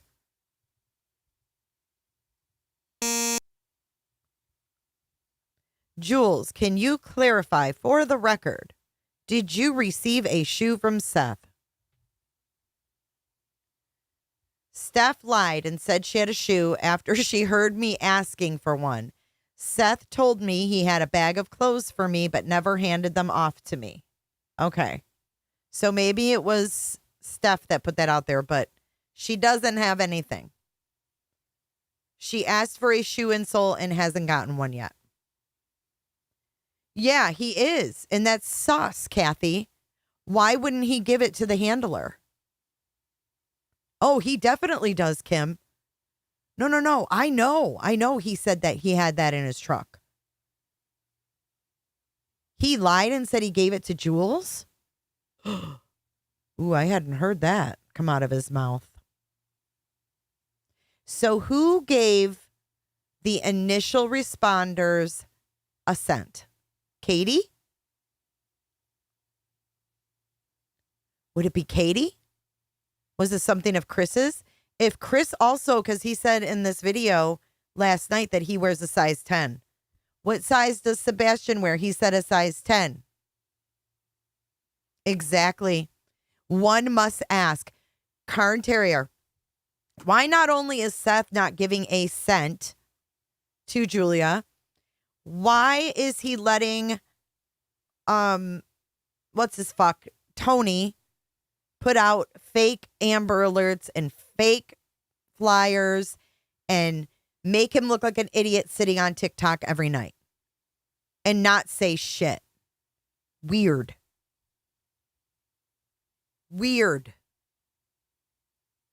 These people don't want him found, it seems like.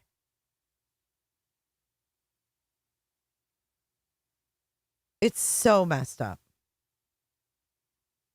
Pink Honey, how do you know that for sure?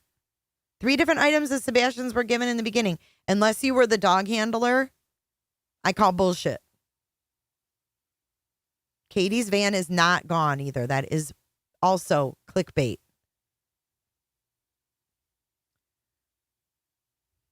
All right, we're going to finish this, then we're going to get back to the stream. Truly is. So you mentioned the footprints, and yes, I understand there's construction going on there, but when you say footprints, was it like a actual footprint without a shoe, or there was no footprint without a shoe? No, there's a footprint without a shoe. Now, keep in mind that there are already families in that subdivision living near that retention pond, and there are children that are running around there. So the footprint did not meet the size of Sebastian. Okay.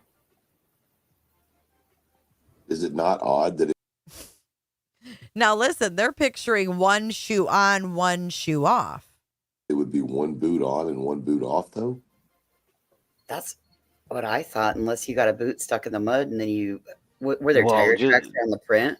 We were told that there... See, they got fucking boots stuck. See how they add shit to this? Now they got a boot stuck in the mud. Stop adding. Stop adding to it. Stick with the facts. If they zipped it as much as they talked, they would learn a fuck of a lot more. There was a boot print and there's a footprint over there. I never said they were side by side. I didn't say where they were. Right. Okay, got you. So I don't want people to start thinking that, oh my God, no, I didn't say that. I just said that there was a boot print over there and there was a footprint over there. So. And they never mentioned if it was the same size or anything like that either. The boot print was way too big to be the footprint. Okay. And when Max was dragging towards the scent, Maui, I did call he bullshit. take the main road or like between the houses? Do you know anything about that? When law enforcement was came back out to the public and said that it wasn't a like a positive hit or a positive track, and I'm sure that they talked to y'all, and you're obviously talking about them following the path. Is the reason why they said what they did because it didn't lead to finding Sebastian, or is it because they're saying the dogs didn't have a track at all? So I don't actually know. All I know is there were 3 dogs. So he doesn't know why they're saying publicly that was a false hit. He's like, what the fuck? I don't actually know. But he keeps referencing us back to the dispatch. He keeps referencing, he's so proud that we can all hear that. That followed the same path. 3 different dogs. They weren't in the same groups either. It was different groups. And 3 dogs do wind up going to that same spot. Now, that's 3 out of anywhere from 13 to 18 different dogs that had That's been what in I my was just house. going to ask.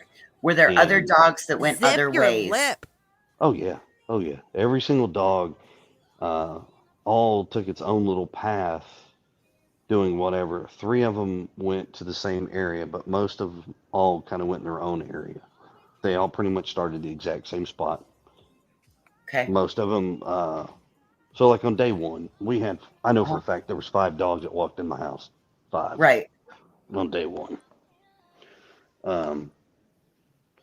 And that was, so Max, the Belgian Malinois. He came in first. And we got a blue healer, 2 bloodhounds, See all of this bullshit. This is why I sped it up. and a blue tick. That was day 1. Yeah. On the first day, Chris, how many of those 5 dogs went to the retention pond? 1 that I know. One of them. So 4 did not. Okay, gotcha. Listen, Julia, it keeps changing. And like I said, it was 3 different dogs from 3 different groups. But so in this picture, the red line is the That's not the picture he wanted. He did not want to see the picture of the ruckus. path, the general path of where the dogs went. Starts at my house, comes out my house. Now, this is coming out of the house, not if you're coming out of the house, the dog comes down the steps, hooks a left, goes down the side of my house. Okay, so he's talking about that they're starting all from the front door, but we can't believe everything he says. We just have to listen, decipher it, okay? So he's saying that they start at the front door, they hook a left, you're facing the road, you're walking out the front door. They went left and they went around the other side of the house. That's awesome, Julia. They went around that side of the house and then to the back. But remember, there were 3 different dogs from 3 different groups. And he says that the other dogs were going in different direction. And he didn't pay attention to that because, you know, he wanted to pay attention to make sure the dog was going in the route he planned. So as long as a dog went that way and it was strong, it ran because it was a fresh scent. Could it be, Julia? Could it be, Julia, that the other dogs that they brought were cadaver and that's why they weren't following Max? Like, we need to know what the other dogs were and why they were going in other directions. In what direction they went. Because I think there is truth in this. The side of the fence and it comes back up in the yard, the front yard. Then it hooks a diagonal. It comes back into the front yard. So he said the scent went, hear me out. Hook a left, go around their house. It goes in the backyard. Then it comes up to the front. I feel like somebody was being chased. Do you remember the Rukus video? Do you remember the Rukus video when someone gets away and you see that arm reach out and pull him back in? Y'all call me crazy. I'm going to be saying, shut the fuck up. I'm telling you, that ruckus means something. Why else would this trail zigzag? Who's zigzagging? Unless you're being chased. Y'all, listen to this again. I didn't even catch this earlier. This is nothing like Summer Wells right now. Listen. Listen to how he says the dog goes. Coming out of the house, not if you're coming out of the house, the dog comes down the steps, hooks a left, goes down the side of my house, the side of the fence, and it comes back up in the yard, the front yard. Then it hooks a diagonal left, runs through my neighbor's backyard. From there, goes all the way down to that street, which is called Kellen, and then it hooks a left and goes up Kellen. When it gets up to the top of Kellen, there is that's where they're cutting the road in, or the new subdivision's getting cut in, and you'll have access to our subdivision that way. See? Although I don't think they're supposed to, but anyways. But then the dog shoots across that back area, runs all the way across, turns right, and heads straight down to the retention pond.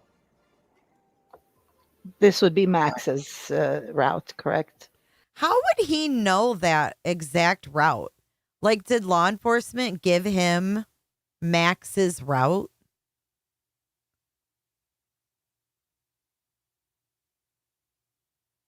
A dog trained in sport work trafficking will do more of a circle or a curve. Thank you for explaining that. But would LE have given him Max's exact route? To know that it zigzagged and stuff? Like, how would he know that? How would he know all of these details? Like, who sat down with him and said, okay, Chris Proudfoot, like, he zigzagged here, and then he went here, and then he went over here, and then he went down. Like, who did that? How does he even know that? I would have asked him that. Like, how do you know this is the trail that Max took? How do you know Max's trail? Yes. Okay. Headed straight this way on the track that he was running. 1247, what kind of shoe does he wear? Size 10. He wasn't even home. How could he be watching the dog, Patty? Chris Proudfoot didn't arrive home until like 7 hours later. A police canine would not zigzag like that. No.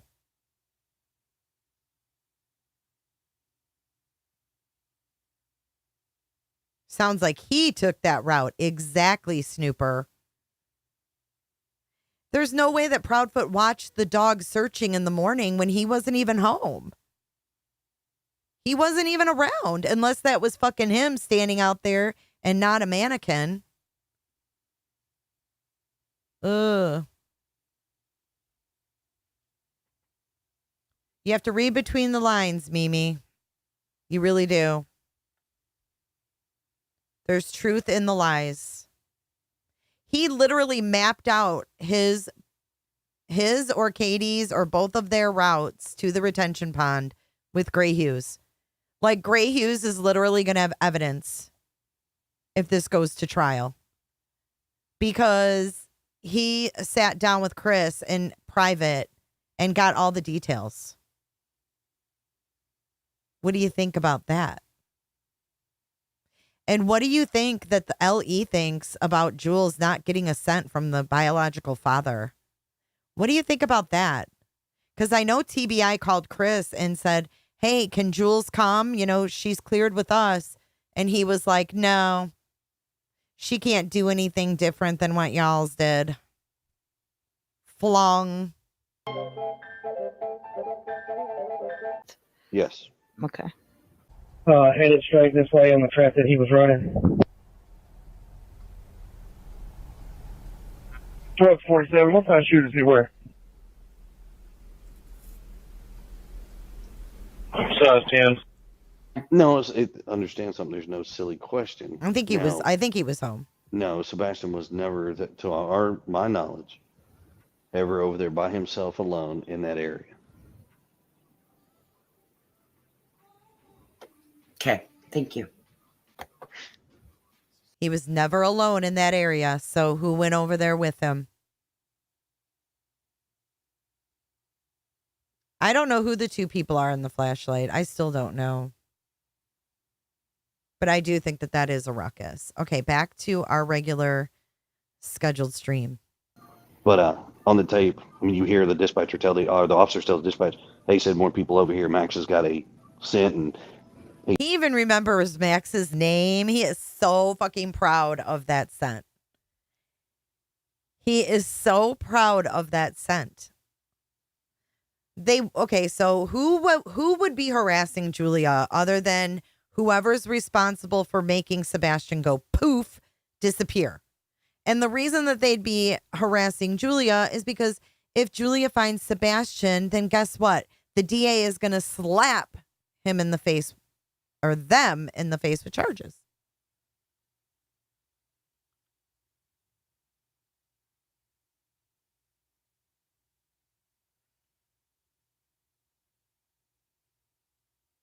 he's headed to the retention pond. They get there. He jumps in the water.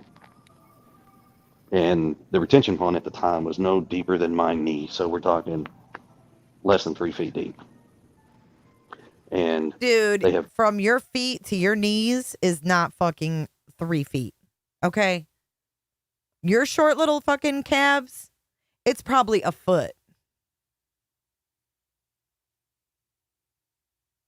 Drain the retention pond. Julia's posts are actually very informative. If you're not following her on YouTube, subscribe to Julia Valenti on YouTube, on Twitter.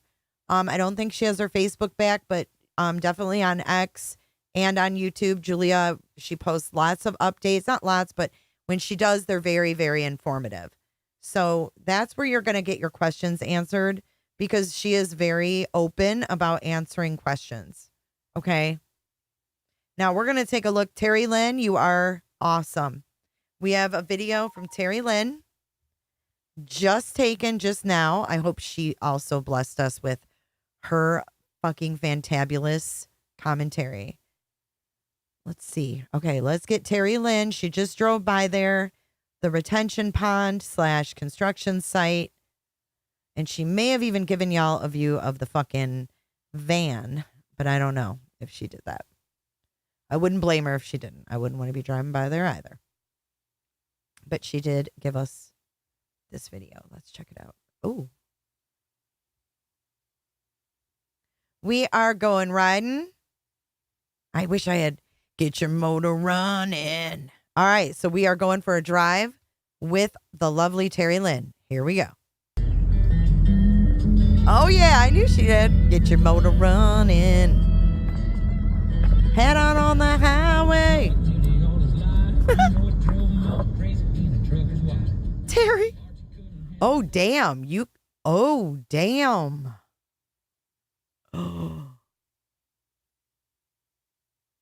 Okay, you definitely can't drive all the way down to the construction site.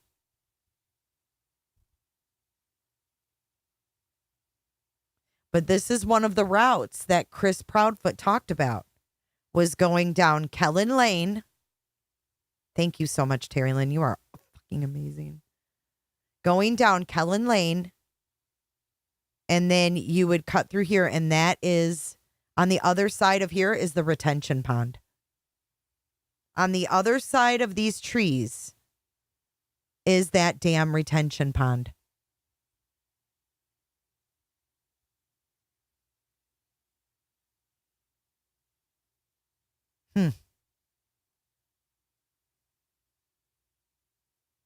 Wow.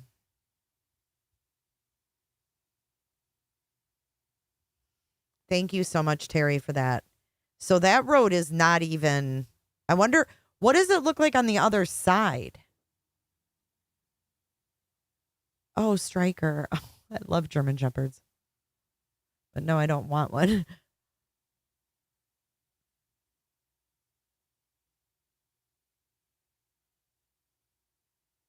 I wonder what it looks like on the other side and when they're going to connect those. Like, is the road just dirt on the other side or what?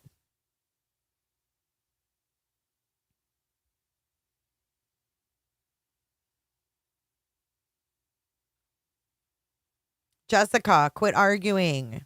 No one's arguing in here. If you start arguing, you're getting timed out. You're not going to get blocked. You'll get timed out. All right, let's get back to this and let's watch some more.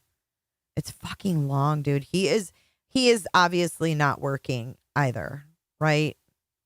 Can we safely assume that?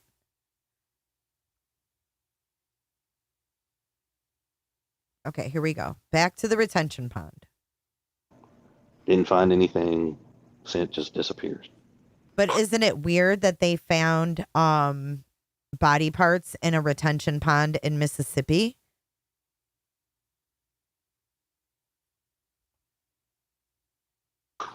Releasing. You know, with that 911 or with that communication call, you can hear Max, or the handler of Max, talking about finding a footprint. Do you remember hearing that part of the radio? There was a footprint and a boot print, and the footprint is not Sebastian's.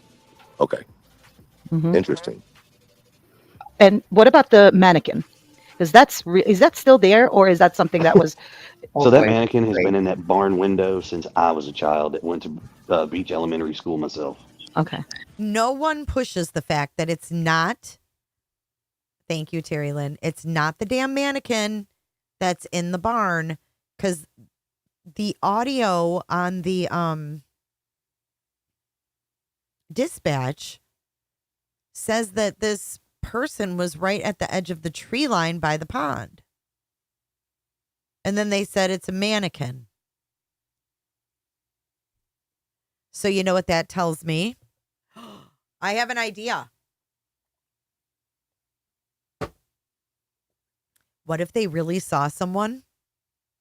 What if they... Hold on.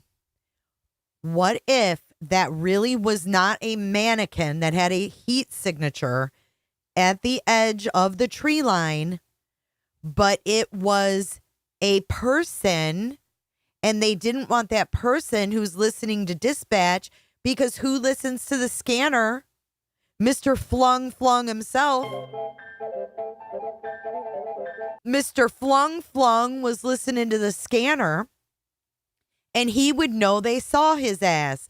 So they said it was a mannequin. Oh, all right, guys, sorry. That must be a code, because think about it, if they see a suspect, they have to have something to say. Okay? They're not going to be on live dispatch and go, oh, it's, somebody. I don't know. I just feel like there's more to that. A mannequin doesn't give off a heat signature. It just doesn't. I think the barn needs to be searched as well. The barn, because he talks about this. Listen, Jules, can you go to that barn and see if they'll let you search around there? Bluebell, I already told you. Stop. Damn it.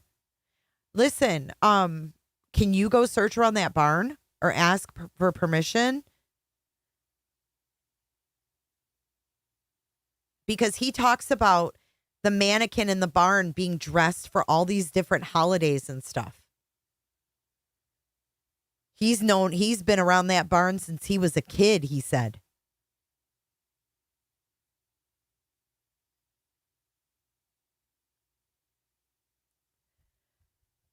If anybody is questioning Jules in here, you're going to lose a testy or a titty. If you say Ferris Bueller, you lose a testicle. No. Yeah, the drone has a heat signature, Michelle. You think that the police drones and the TBI drones don't have heat? Yes, they do. That's why they were using them. And it did pick up a heat signature. And I think it picked up fucking Mr. Proudfoot. Fight me. You buzzed? Show me. I'd never seen a picture of the mannequin in the woods. Never. Dude, mods, block this Jessica. She's been fucking up chat for like 15 minutes. Somebody block her. Just blocked. We don't need shit stirs. And this David is on his way out the fucking door, too.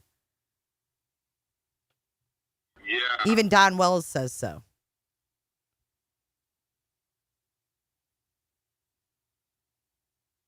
No. The mannequin, there was a heat signature. And he wouldn't know if that wasn't Sebastian's footprint. He's full of shit. I'm telling you, the evidence is piling up against him. I know. Do we have any mods here? I haven't seen a mod in like a while. I guess I'll come in and do it. Hold on. I got to get my phone out. Oh, thank you. There's Olive. Thank you. Hey, Jessica. This is how we deal with it, Jules. And you'll realize that social media and especially YouTube, people are fucking. Why are people such idiots? They're jealous of your skills, girl. And you know what? Diarrhea of the mouth. Diarrhea of the mouth, like Jessica just had, will get you nothing but the door, baby. C'est la vie, adios, fuck off and die. We have someone with actual credentials out there donating her freaking time, her energy, and her dogs. And you gonna sit here and question her? Get out of here. All right. Now, see, we put that baby to bed and we just keep going. No, the mannequin is in deep water. Bye-bye. Fuck directly off. Anybody else? I mean, really. Deep waters. You just got to ignore them, Jules. You got way too many people in here that love what you're doing and are interested in what you're doing. It's not even worth it. So I'm the rude one. I'm the rude one because I protect people that I respect. Right? I'm the rude one.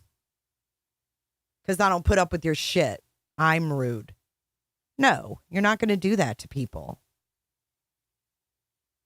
You're not going to treat people like that here. Go do that in someone else's fucking chat. Not here. Not today. Oh my God. Ryan, you are so funny. I mean, for real. How hard is it to be respectful? It's Memorial Day, no less. You know what? Anybody who puts Jules down on Memorial Day can really fuck directly off. You ought to be ashamed. You ought to be ashamed.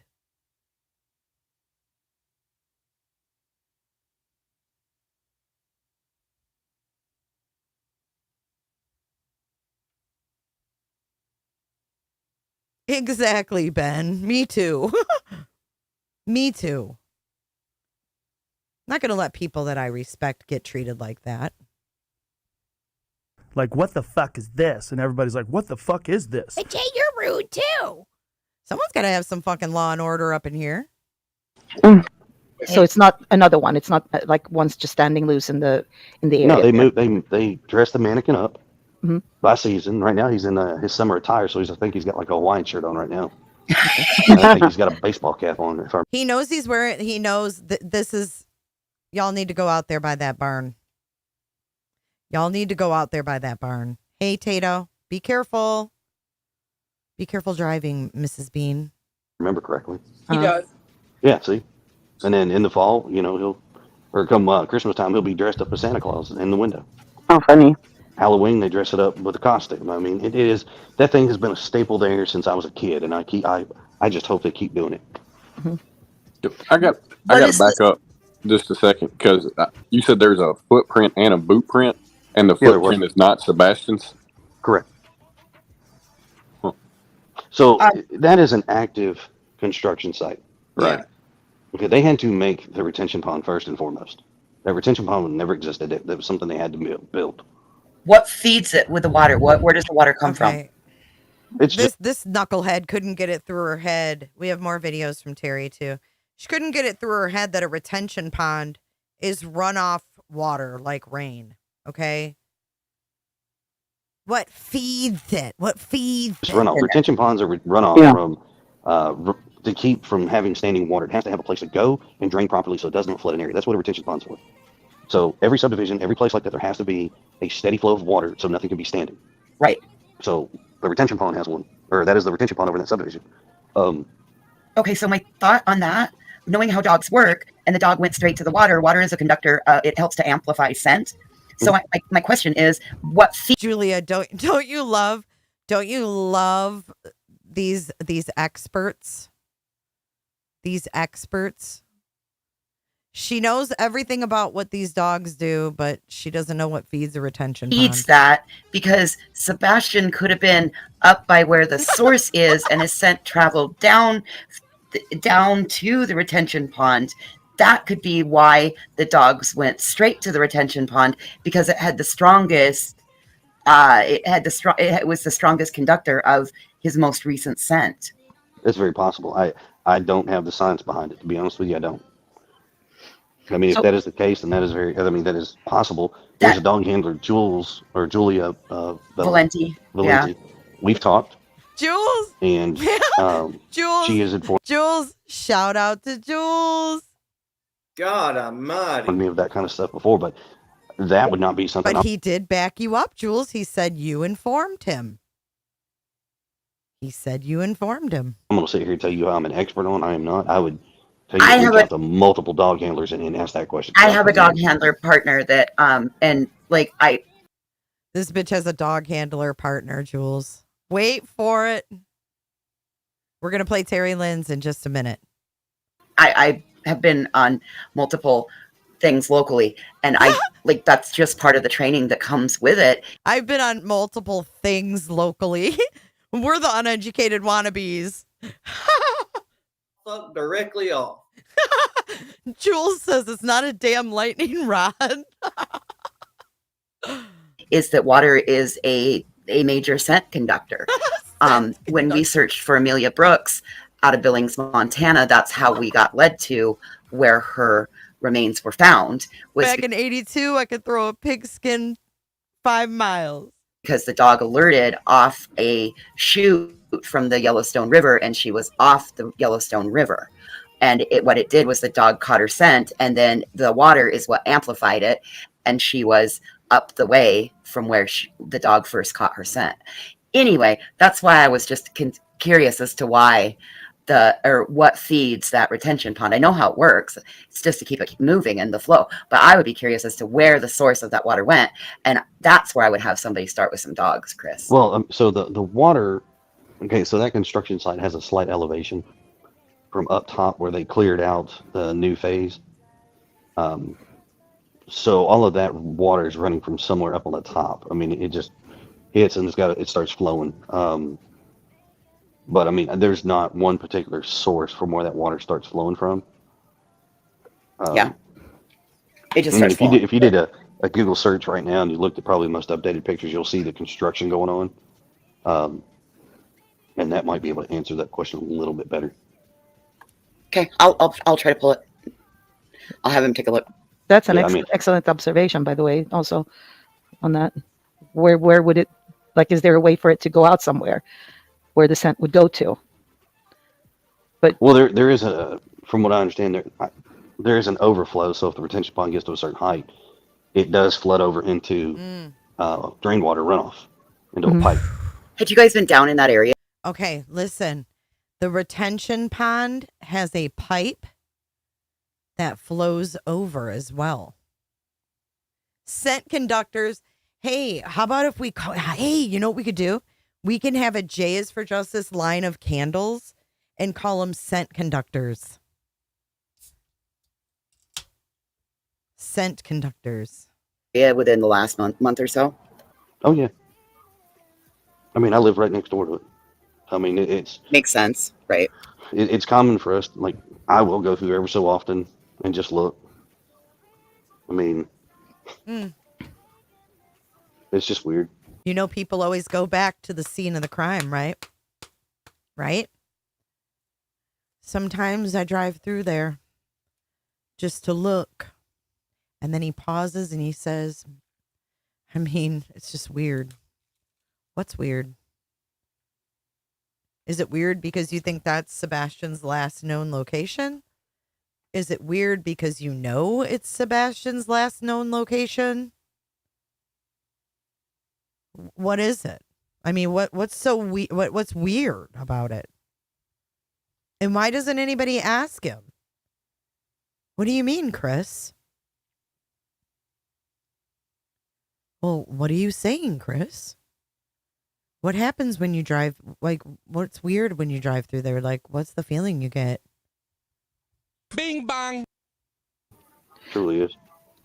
So you mentioned the footprints, and yes, I understand there's construction going on there. But when you say he's in this, he's like in this state, right, where he's forgotten kind of what he's even saying. Okay, he's picturing that retention pond, and then she brings him back to the fucking footprints.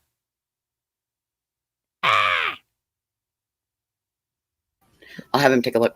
That's an excellent observation, by the way. Also, on that, where would it, like, is there a way for it to go out somewhere where the scent would go to? But well, there is from what I understand, there is an overflow. So if the retention pond gets to a certain height, it does flood over into drain water runoff into a pipe. Had you guys been down in that area within the last month or so? Oh yeah. I mean, I live right next door to it. I mean, it's makes sense, right? It's common for us. Like, I will go through every so often and just look. I mean, it's just weird. It truly is. So you mentioned the footprints, and yes, I understand there's construction going on there. But when you say footprints, was it like a actual footprint without a shoe, or there was no footprint without a shoe? No, it's a footprint without a shoe. Now, keep in mind that there are already families in that subdivision living near that retention pond, and there are children that are running around there. So, wait a minute. The footprint did not meet the size of Sebastian. Bullshit. Okay, listen. The footprint did not meet the size of Sebastian. And what did Katie just tell us the other day? That his feet grew 2 fucking sizes.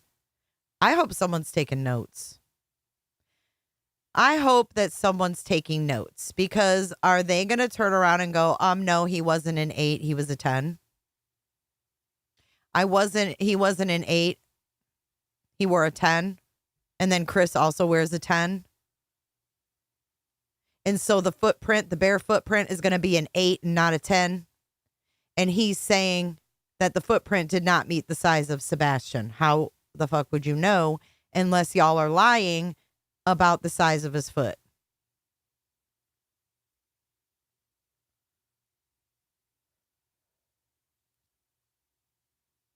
The footprint did not meet the size of Sebastian. Okay. Is it not odd that it would be one boot on and one boot off, though? Well, there was a boot print and a footprint, Potato. So we're not sure if the boot was a 10 or if the foot was a 10.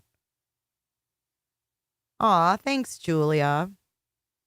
That's what I thought, unless you got a boot stuck in the mud and then you... Were there tire tracks on the print? We were told that there was a boot print and there's a footprint over there. I never said they were side by side. I didn't say where they were. Right. Okay, got you.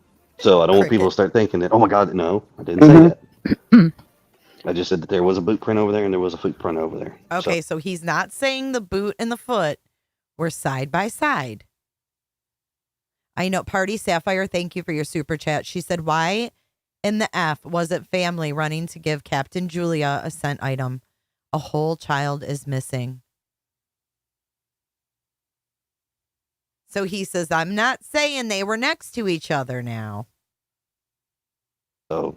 And they never mentioned if it was the same size or anything like that either. The boot print was way too big to be the footprint. Okay. Put it that way. Okay. All right. So it wasn't a match. Okay. So we have proof right here from him that the bare footprint was significantly smaller. Exactly, babies, Red. Bing bang. Chris is lying. He ain't no 14. He's a 10, if that. He's a 10, if that. He says that the bear footprint was significantly smaller than the boot print.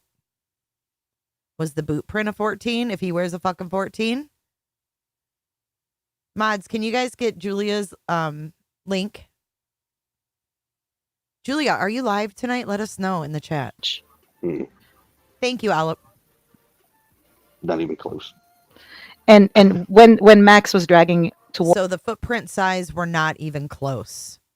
towards the scent, did he take the main road or like between the houses? Do you know anything about that? Yes, actually. So,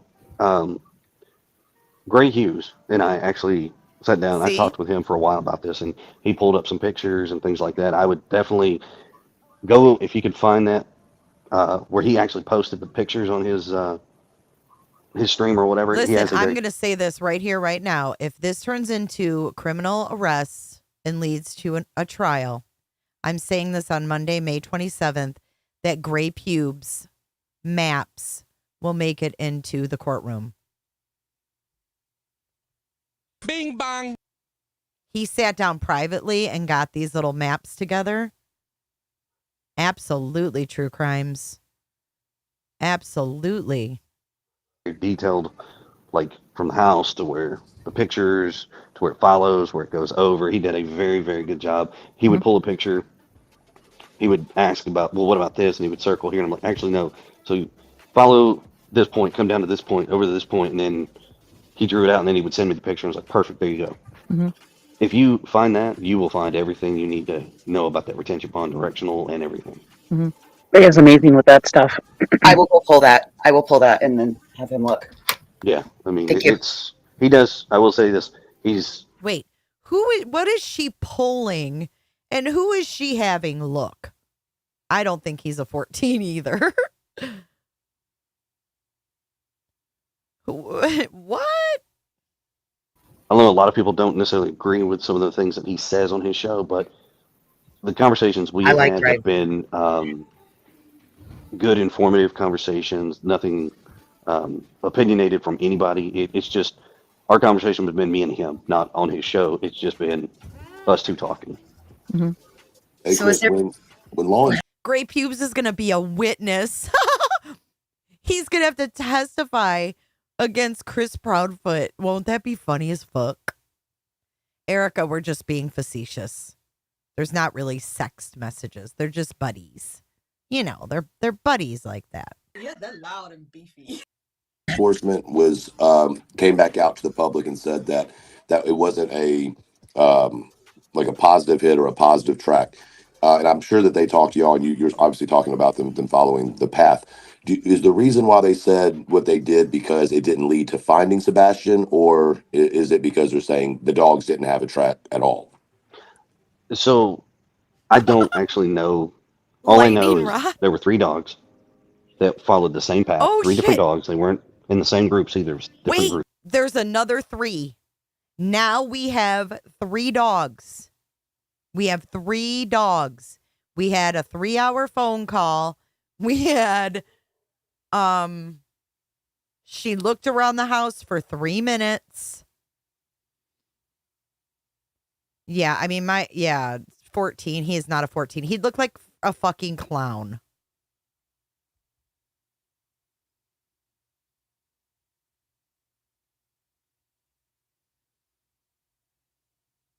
Groups. And 3 dogs do wind up going to that same spot.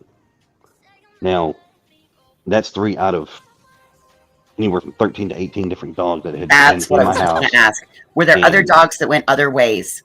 Oh yeah, oh yeah. Every single dog, all took its own little path, doing whatever. 3 of them went to the same area, but most of them all kind of went in their own area. And did any of those dogs, the ones that didn't go to the retention pond, did any of those other dogs did any go to, like any 2 hit on the same area? That I don't know. As far as I know, only 3 out of that number had the same path. Now, the rest of these dogs all went in various directions. But they all pretty much started the exact same spot. Okay. Most of them. So like on day one, I know for a fact there was 5 dogs that walked in my house. 5. Right. Wait, now On it's day 5? one. Hold on. Now it's 5. And that was so Max the Belgian Malinois. He came in first. Then we had a blue heeler, 2 bloodhounds, and a blue tick. That was day 1. Yeah. How That was many on probably day your one? city, your county, your my search and God. rescue, and a couple volunteers locally that law enforcement are like their first task. That's generally your first string that comes in. They bring your city, your county, and then search and rescue, and then generally their first 2 to 3 on their call list. So On the first day, Chris, how many of those 5 dogs went to the retention pond? 1 that I know. One of them. So 4 did not. Okay, gotcha. Correct. Okay, And wait. like I said, it was 3. Okay, so here we go. He's back to the 3. Ready? Here we go. Different dogs from 3 different groups. and yeah, that's pretty This standard. is When the- they 3 different dogs from 3 different groups.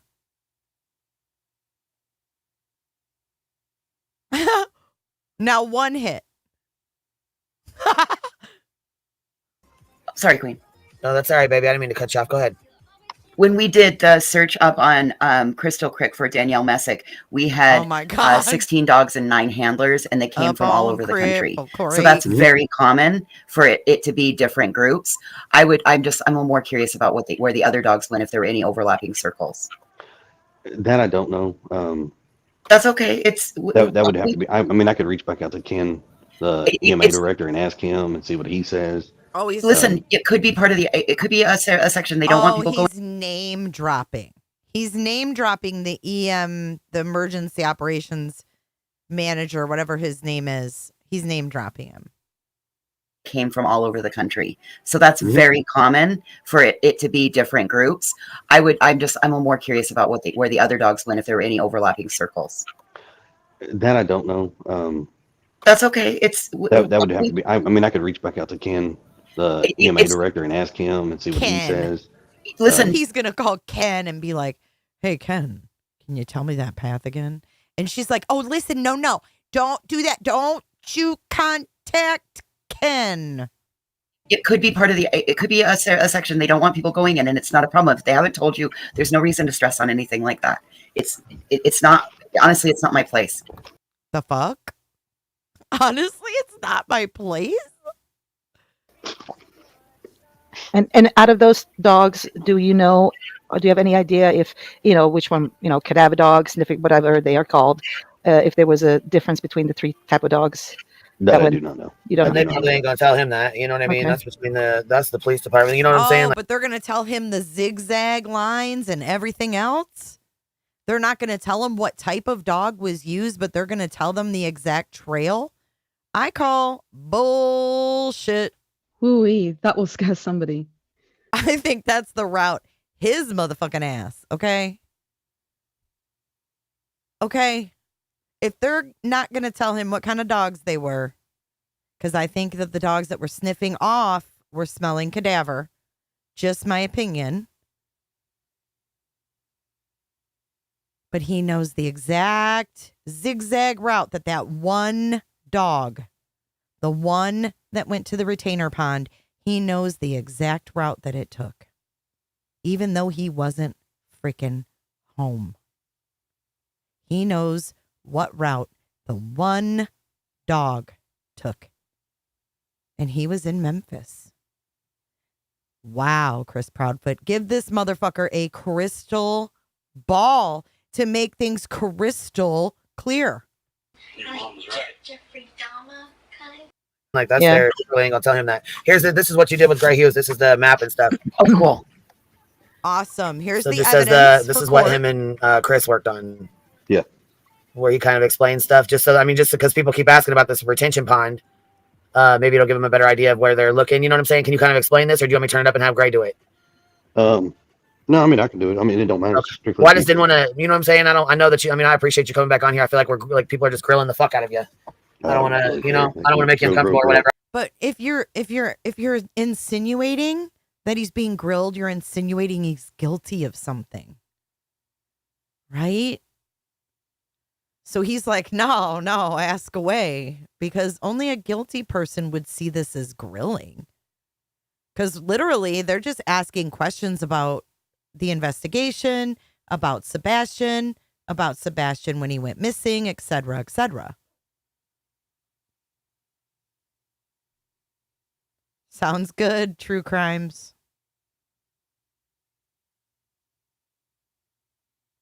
I just, we don't want to be like that. It's fine. There's a difference in being disrespectful and asking some questions that can be answered vice right. being somebody who's going to ask the question that can't be answered 20,000 times, right, which has happened. When they pulled this up, I was like, yikes. But so in this picture, so he says in this picture, so he thinks this is the Grey Hughes map, and then he looks and he sees the ruckus. He looks and sees the ruckus, and she quickly turns it off. In the name of Jesus, Father God, Lord. sure, the red line is the path, the general path where the dogs went. Starts at my house, comes out my house. Now, this is coming out of the house, not if you're coming out of the house, the dog comes down the steps, hooks a left, goes down the side of my house, the side of the fence, and it comes back up in the yard, the front yard.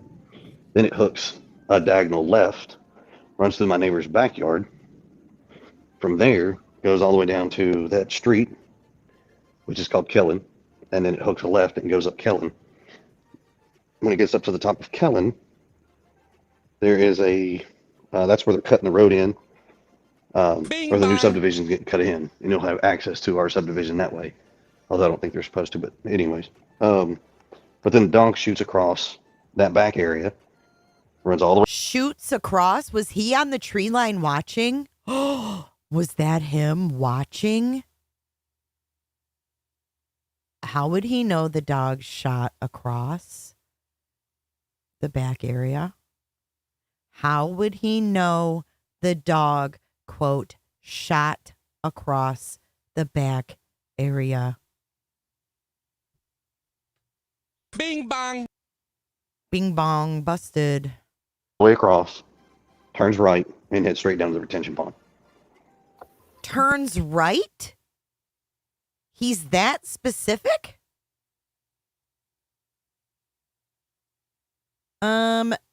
Was he the heat signature on the edge of the woods? Was he one that they spoke to, and did he say he was searching for the missing kid? Remember the dispatch? This would be Max's route, correct? Yes. Okay. Okay, so you said that were you often seeing construction crews and stuff in that area? Oh yeah, they've been doing construction for a while. Did Sebastian like construction equipment? Say again, I'm sorry? Did Sebastian like construction equipment, like front end loaders and dozers and bobcats and building sites and stuff? Oh yeah, there's a video out there that's been released that we let go. That is Sebastian on a mini excavator, and I'm telling him how to do it, and he actually did very good. He pulled up we were ripping up some old shrubs and trees and stuff out of a. Hold on, a video they let go. I know, was he the fucking heat source? Do we need to go back to the dispatch right meow? Y'all, I think we need to listen to the dispatch. Jessica Danielle has the good video. Sebastian Rogers dispatch. Right, who mapped that? Exactly, who told him that? Weird.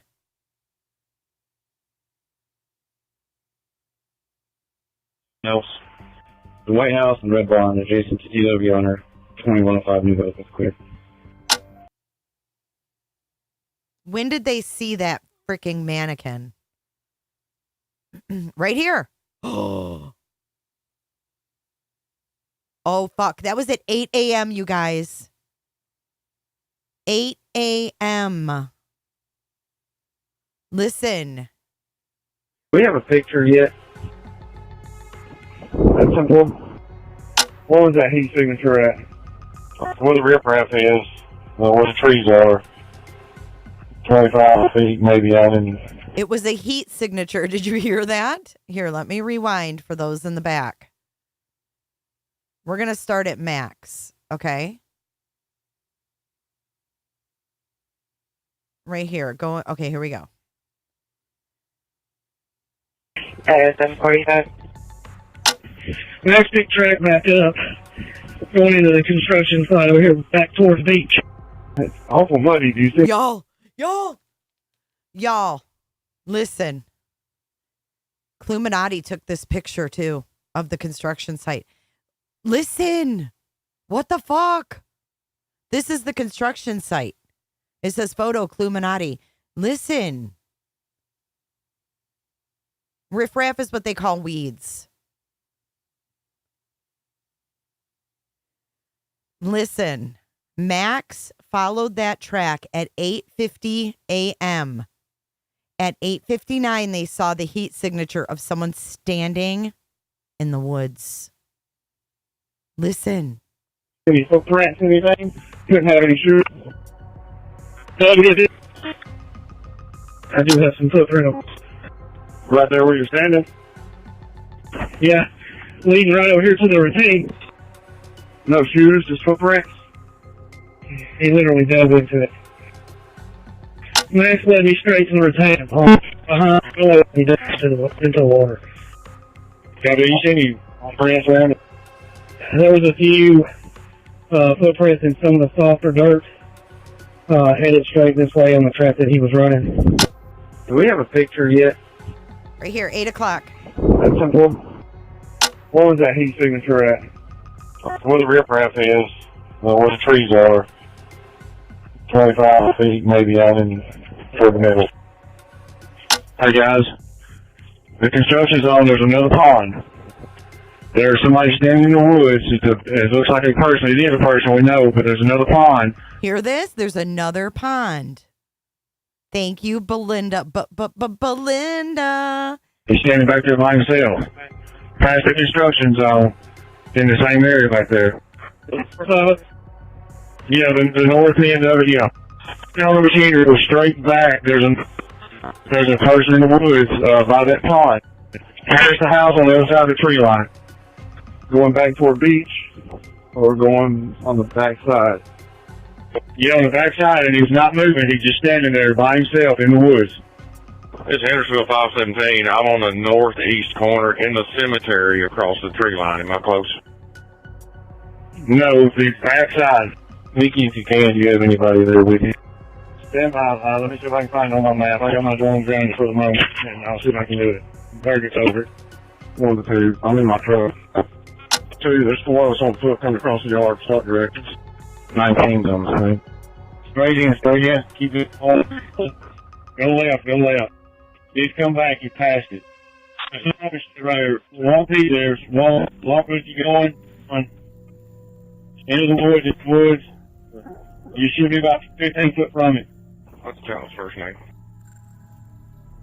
Should be all over it, whatever it is right there. The two people walking the woods. It's a mannequin. Sorry, guys. Look just like a person from the air. That has got to be some kind of a code. Because if someone's listening to the dispatch, who would just be standing there? Did this person talk to Ellie? Who the fuck was it? With a motorcycle, you can get in there, you think, Belinda, what a sweet message. She says, Jay is for Justice podcast. Keep up the good work. Jay and mods, your hard work does not go unnoticed. This is for you too, mods. Always watching and supporting your channel from the back. My number 3 super chat. Thank you so much. And for the kind words. You guys want to hear that dispatch again?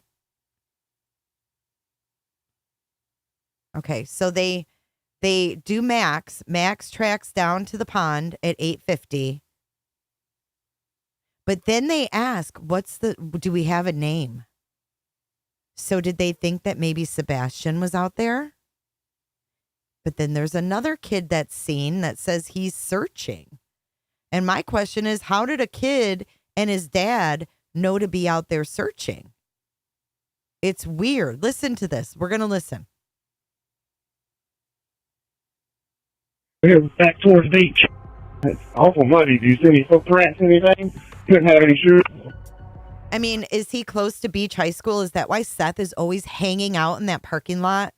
Like he's guarding something over there? Is that why the vigil was moved from the church? What's by the church? I do have some footprints. Oh, a picture. Right there where you're standing. A picture. You're right. Yeah. Leading right over here to the retaining. No shoes, just footprints. He literally dove into it. Next led me straight to the retaining pond. Okay, so this is from Broadcastify. They put archives up. So when the archives are uploaded, if the cops want to edit something, it will be edited before they put it in the archives. So if there was something else said, they can cut it out.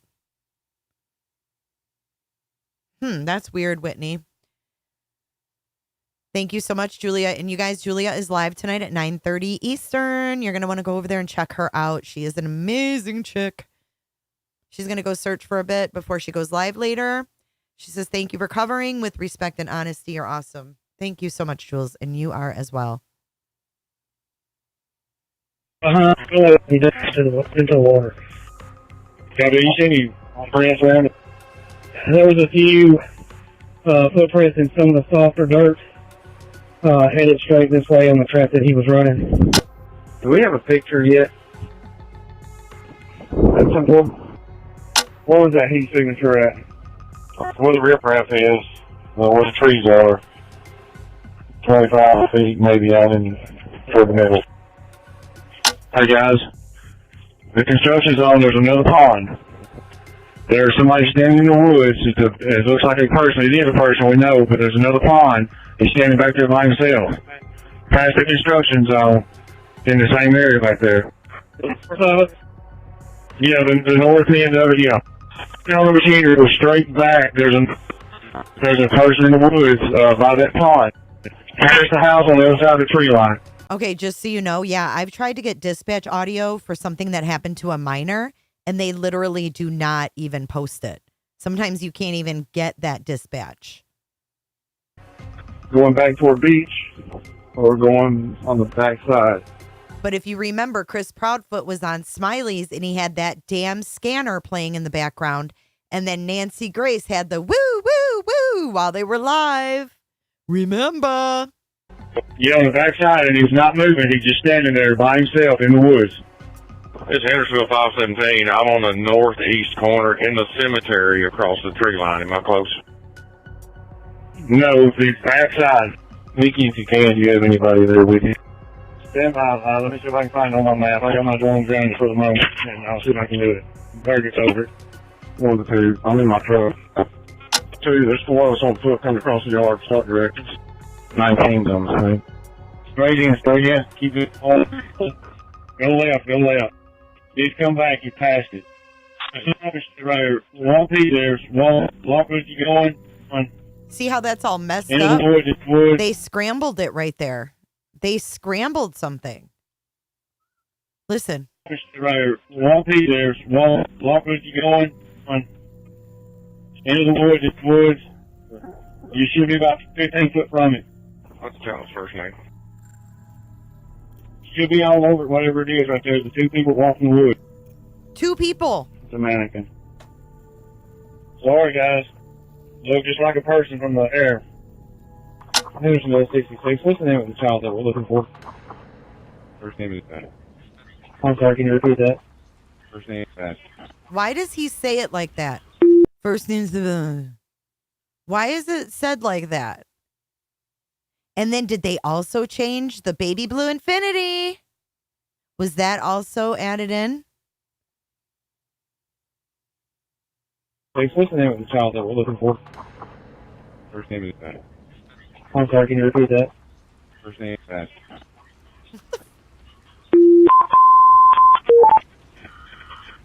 Last clothing description was black sweatpants with a white stripe black long sleeve t-shirt with a print. Nikki, how many drones do y'all have up? One at the moment. I've got mine grounded so I can get Sartopo up. I'll be back in the area momentarily. 29 Central on scene. Put 2 out here with me. 10-4, has anybody been there since the initial? There's a whole bunch of people here now. 4 in the morning. Can you help me listen to the radio on the north end until we wrap this up, please? Yes, sir. Brandon, you've got Hendersonville Mounted Patrol coming up there, and Joe's sending some more cars if we can start from the beginning, from the original house, and set up a new plan up there. 10-4, that's what we're doing now, sir. Thank you. One all year, so neighbor advised that he's found the child under his son's car, which is across the street, 2 doors up. So be sure and search under cars and under things. Who do you want to go with this other canine search and rescue? I just talked to the GC, the construction back here. He's going to start getting the word out to all his crews that are out here working. Everybody, 4 to 1,000, so we can get a game plan and reconvene. Hey, Target, can you put a drone right over top of this trash can, this dumpster, see if there's anything in it? 188. Van 184 is going to send you a picture. You send out a overhead for 1008 staff. Code Red was sent out at 0745 this morning. 2-4. We will stand that in good. Can we retry that, please? 10-4, will do. 12 188. Well, the mannequin. Oh, yes, sir.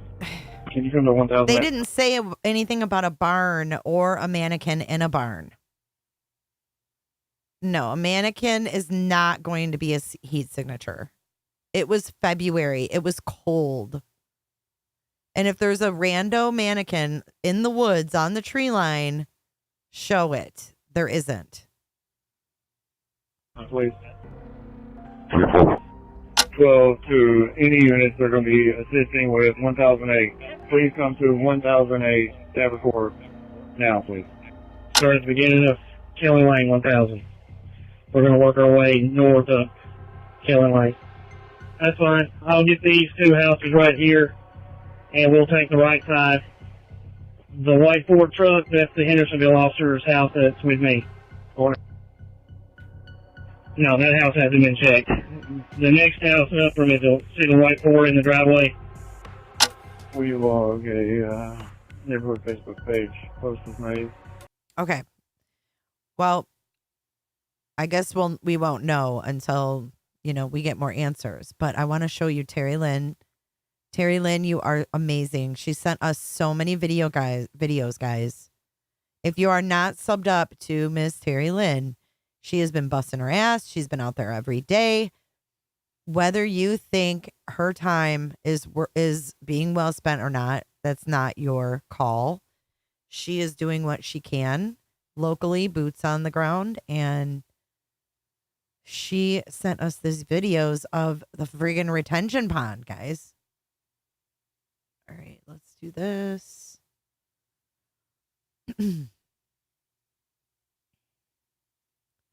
Terry, did you know if you turn your phone, you can get a widescreen view instead of the vertical view?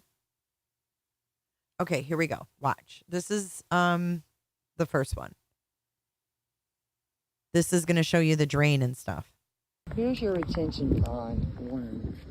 Okay, hold up. I've seen pictures of the mannequin in the shed. Terry Lynn sent me a bunch of pictures of the mannequin. However, this mannequin wasn't in the barn. This mannequin was just rando standing there, and they're like, "That's a person. That's a person." Pull the grate up, folks. You say, pull the grate. Y'all, it was 8 a.m. It's been done. There ain't no heat signature. I've already been down there. I'm not going back down there again.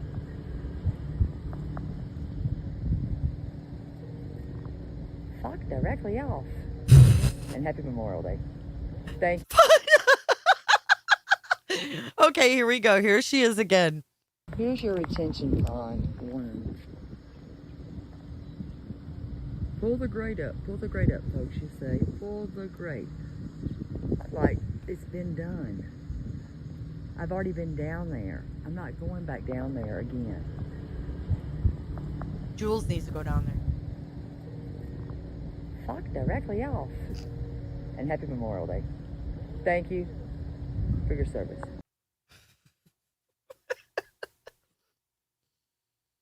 I might just make that a soundbite, Terry Lynn.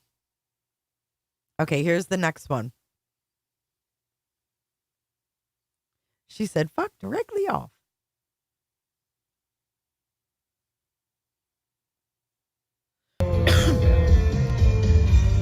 Oh, we're jamming now. Yeehaw! Wow, that's a nice house. I like that color. That blue. Pay attention. Pay attention. I am, Terry Lynn. I am paying attention. Show us the pond, not the sidewalk, baby. There you go. Oh, shit. Okay.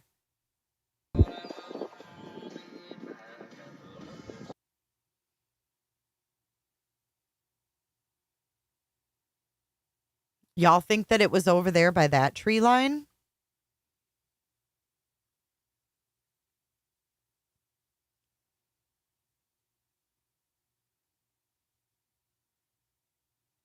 I mean, like, there's a mannequin just out here. Come on, just standing there. Yeah, your retention pond dry as a bone. There's the grape that everybody wants to bitch about. Check. I want to show you. Hold please.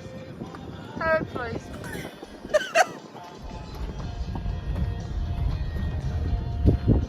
I wonder if Sebastian ever went to this playground. Is that like a community little playground? It looks like it is. I wonder if Sebastian ever went over there and hung out. Yep, the high school is right behind here. Right behind here.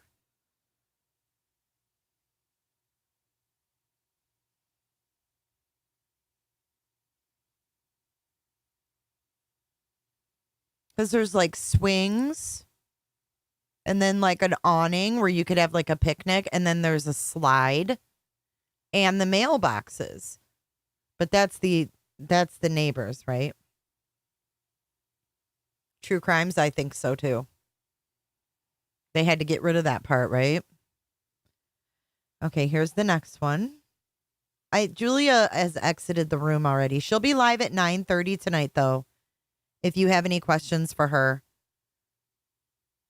she will be live. Where is this one? Hold on, we've got a couple more from Terry. Here we go. Oh, now we got Madonna. Open your heart. Ow, come on, baby. It's gonna get me a sharing revenue with Madonna. Where are we? Oh, we got a sheriff living there, by the way. How about that? Oh, a sheriff lives there, she said.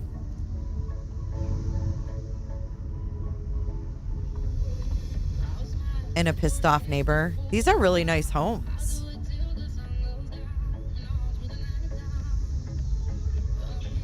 Damn, now she playing some Hips Don't Lie and shit. Oh, what's this? Oh, wow. There's just a random barn right there. Wow. I didn't know there was like this random barn just right in between these neighborhoods. Is that barn empty? Oh, the tree line by by the beach cemetery. You're right. I was wrong. By the cemetery, by the school. You're right. Okay, we've got another Terry Lynn production. Hold on. This one is brought to you by Terry Lynn Productions. Hell yeah, we got Madonna again. I gotta kind of talk over it.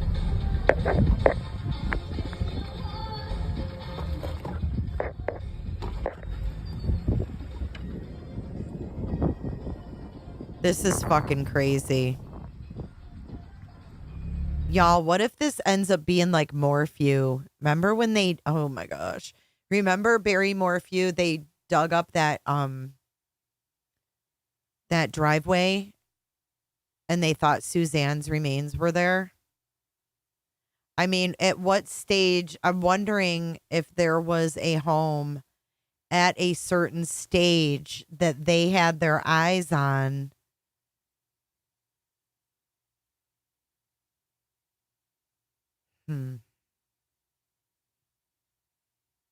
That would be the tree line up there, I think. Okay, let's listen.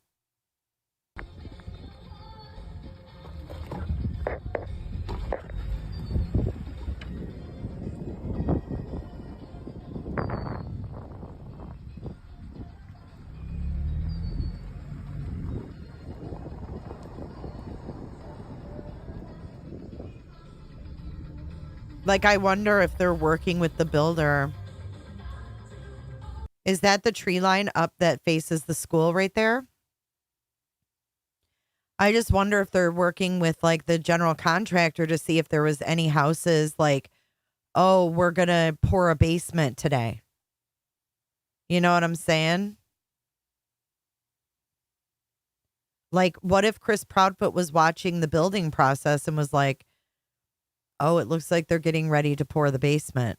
And what if you buried something in the basement and then they poured the concrete over top of it?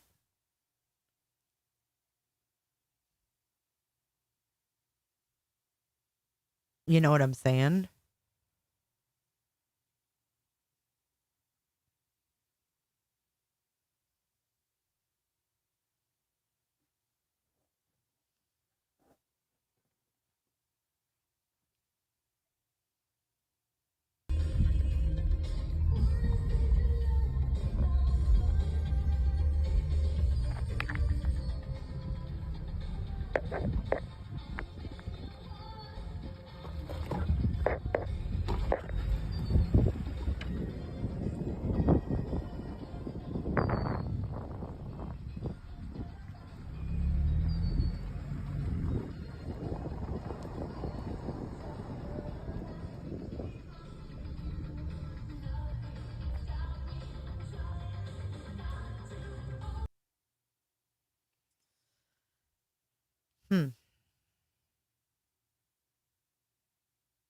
Yeah. He's used to use it. Yes, he taught Sebastian how to use some heavy machinery. Okay, let's watch the next one.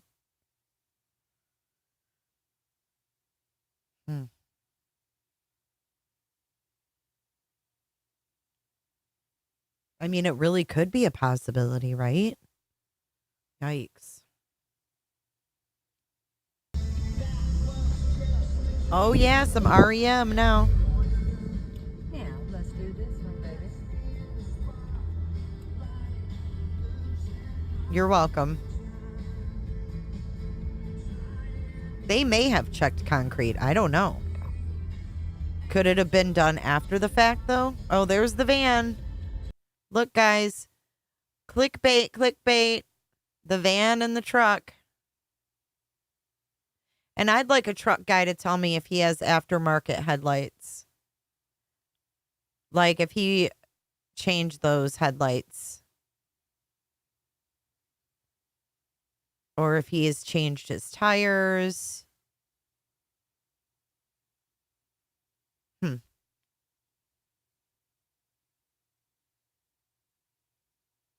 Do these people have a camera right here?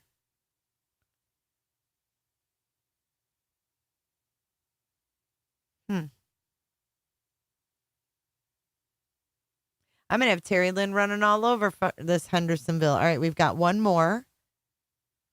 They haven't what? There's not many basements. Okay, well, a crawl. Oh, maybe the mannequin had a camera. Maybe.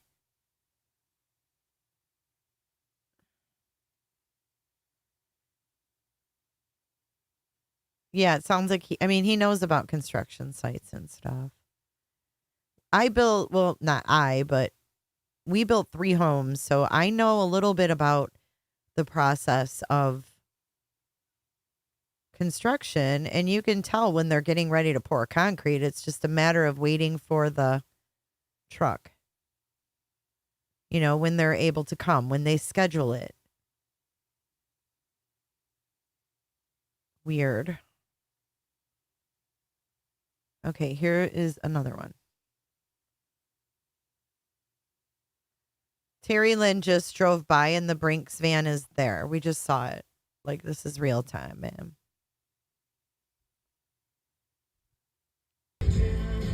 Terry, can you send me the barn, the mannequin in the barn?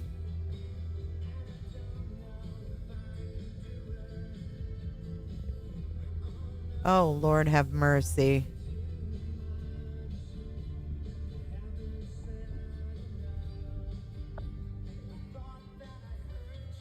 No, the van is there. Fake news. Stick with us over here. Stick with me. Stick with Terry Lynn. We got y'all's back. Yeah, this is really creepy. I don't like this. Barb, I want some peach cobbler. I freaking love peach cobbler. That sounds amazing. I know, Terry. You're awesome. Ma.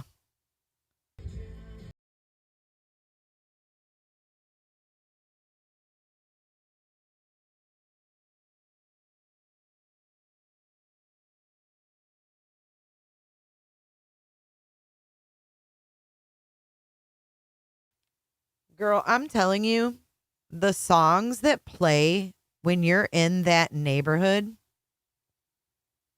it blows my mind.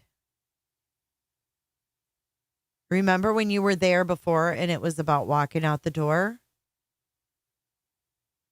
Kathy says it looks like 2 foundations are being done at 115 and 117 in between Warrender and Willow Bend Drive on Google Maps.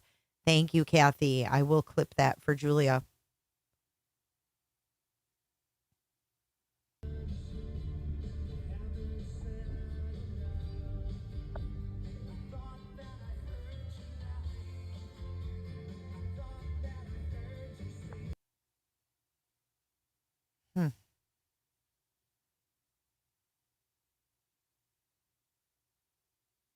Dude, Terry Lynn is amazing. That's the corner of Kellen Lane and Devon Court. So what I'm going to do is let's listen to the dispatch again. Okay. From that 9 o'clock moment. Terry, I'm going to put all these together with the dispatch and kind of try to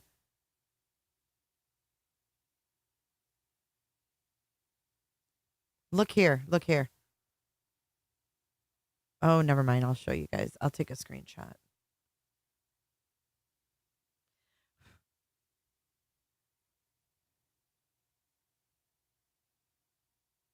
I thought this was an interesting, I don't know whose house this is at, but this shows the searchers. This is part of the video of Jessica Daniels' video.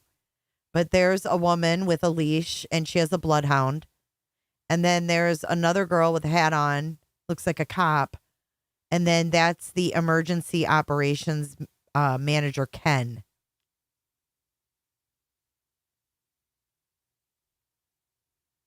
No, he's not forgotten by law enforcement. Hell no. If we're picking up on this, imagine what they're picking up on. Right? So at 8:52 a.m., they were talking to the general contractor of the construction site. Okay. 8:50, Max took off, dove into the pond and started digging. 8:52, they're talking to the general contractor of the construction site. And then at 8:59, they see a subject in the woods. All right.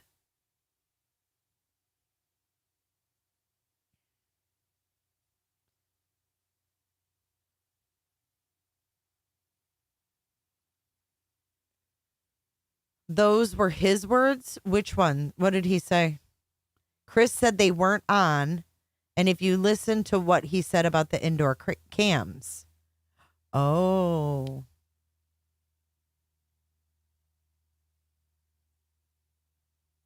God, there's so much to listen to. Okay, here we go, guys. The construction by Kerry's going to start getting the word out to all these crews that are out here working.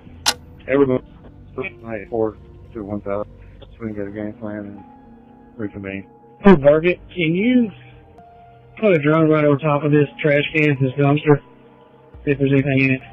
188. Van 184 is going to send you a picture. You send out a code red for 1,008 staff. Okay, hold on. So they droned over a garbage can and then sent a picture. Did you catch that? Or the dumpster?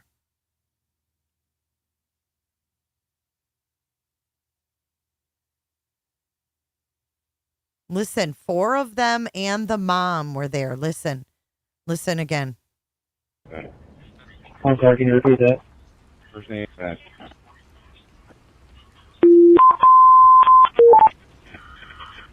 Last clothing description was black sweatpants with a white stripe, black long sleeve t-shirt with a print.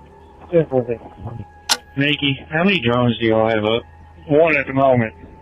I've got mine grounded so I can get Sartopo up. I'll be back in the air momentarily. 29 Central on scene. Put 2 out here with me. 10-4, has anybody been there since the initial? There's a whole bunch of people here now. 4 in the morning. Can you help me listen to By 8:30, there were 4 of them and the mom. Who was there? Mama Bowersocks, Seth, and who else? Katie. 4 of them and the mom. Was Terry Bowersocks there too? And Melissa? Who was there with the mom? 4 and the mom by 8:30.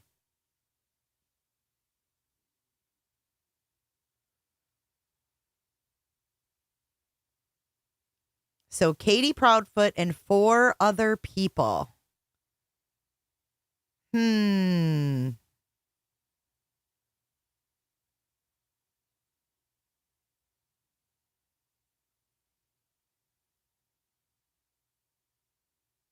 in the same area back there.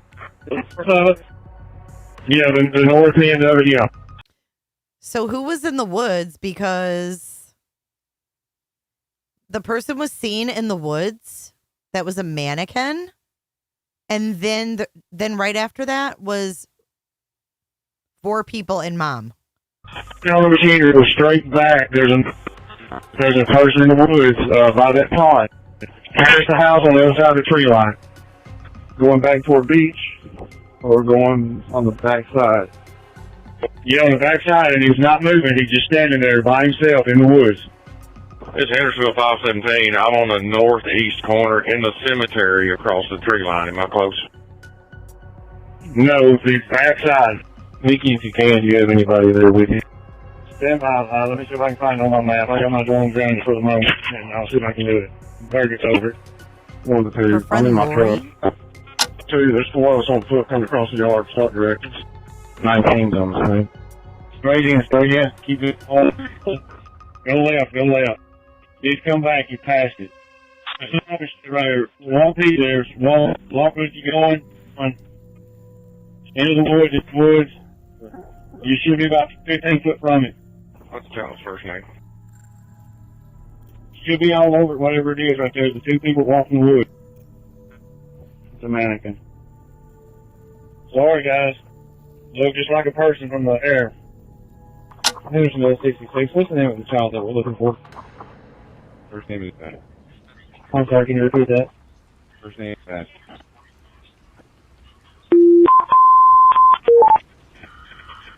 Last clothing description was black sweatpants with a white stripe, black long sleeve t-shirt with a print. Nikki, how many drones do y'all have up? 1 at the moment. I've got mine grounded so I can get Sartopo up. I'll be back in the air momentarily. 29 Central on scene. Put 2 out here with me. 10-4, has anybody been there since the initial? There's a whole bunch of people here now. 4 in the morning. 4 of them and mom. The radio on the north end until we wrap this up with. 4 of them and mom. So Lori, she has a friend. Lori's sister posted about Lori being in town from Illinois. I hope Lori has been questioned. Because didn't Seth say that he had a friend in Illinois? I've never even heard of this Lori person. That's the first I've ever even heard that name. Now that is strange. That is strange.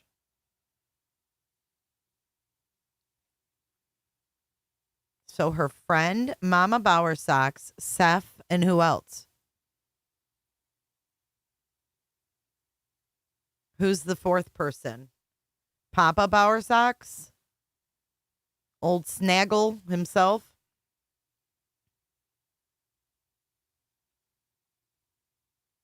According to Chris, he claims he wasn't there that night, so why is he doing interviews? Control.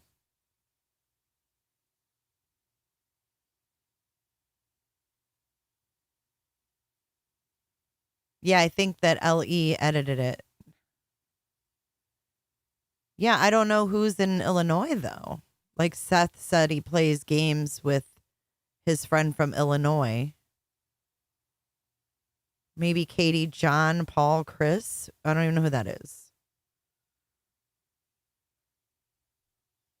Maybe Tom, Dick, and Harry. I don't fucking know. That's a lot of people by 8:30. Brandon, you've got Hendersonville Mounted Patrol coming up there, and Joe's sending some more cars if we can start from the beginning, from the original house, and set up a new plan up there. See? They were already starting a new search plan from the initial. What time was that?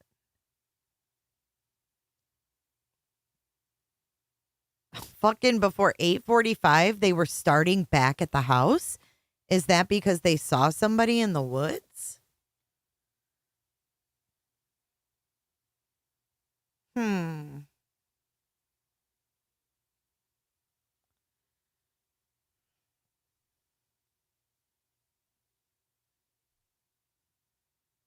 That is so weird.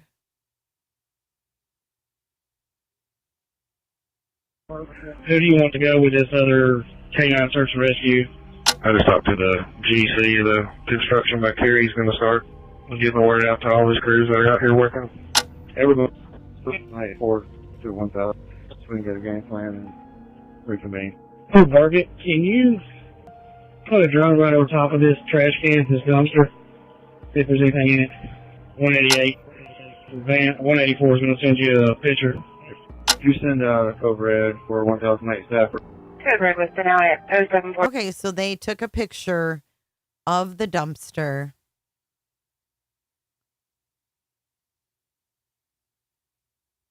No, we don't call them that here, Fuki. Have some respect. It's damn Memorial Day. We ain't got time for that shit. It's called code, okay? It's never a mannequin. I've heard that. Exactly. Where's my mods at? I can't.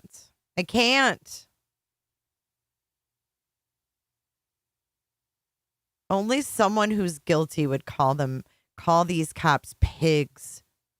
That only someone who's guilty would say that. 184 is going to send you a picture. No, what's 184?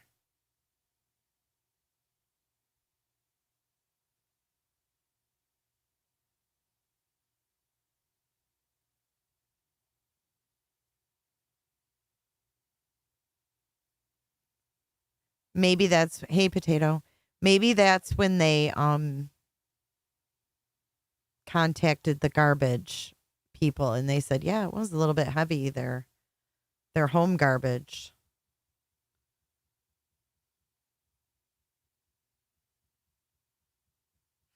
Interesting, Glitter.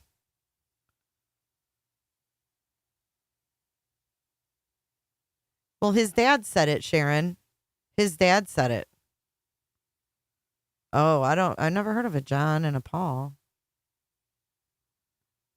Ringo?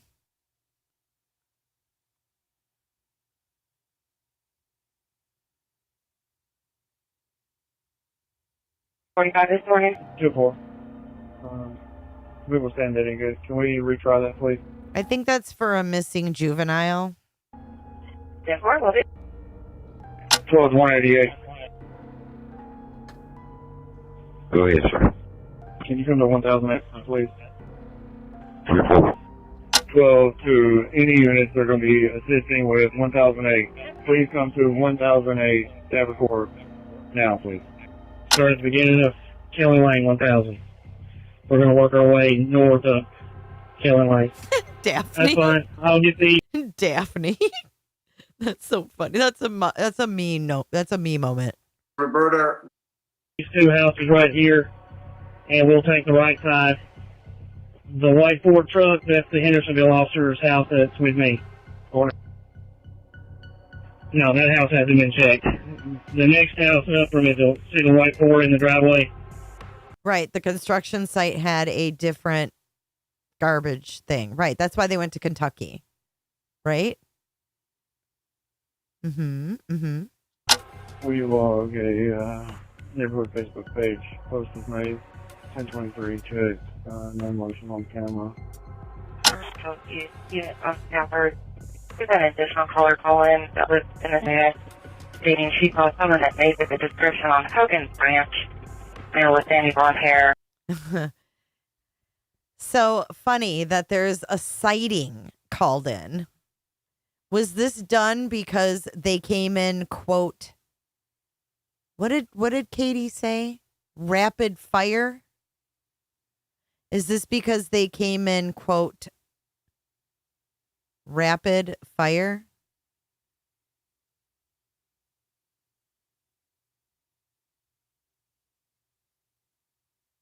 A sighting came in this quickly. 9 minutes away. A boy with sandy blonde hair, which is the same description that Katie gave the police about Sebastian. Right? A bag wrapped around his head. A bag wrapped around his head.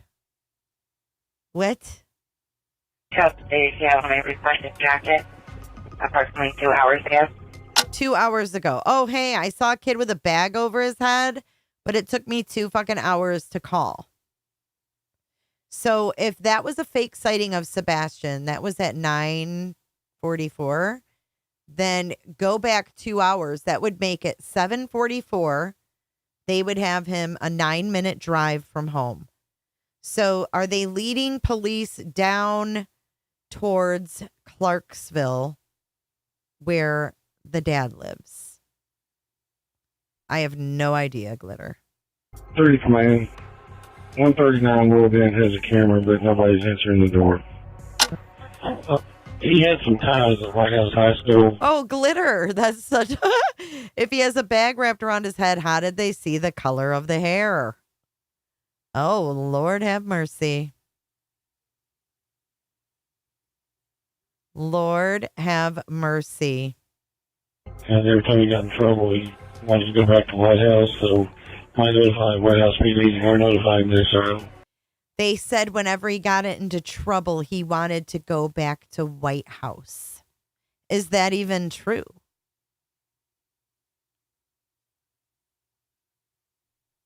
No, they never spoke with the kid with the bag over his head. Nope, nope, nope, nope. Nope. This way that was the camera, is correct? Yes, 10-4. Nobody's answering, nobody's home. In reference to that address, please run a registration check on Tennessee tag. Tennessee. Series 2012 BMW, 750 black in color, registered. I want to know whose black Mercedes that is. At their address. What does Michaela drive? NSR. Correct. When you can't see it, you can find any information. So we can look up on a phone number or something. We would appreciate it. White House is the town they used to live in. He was going to White House middle school.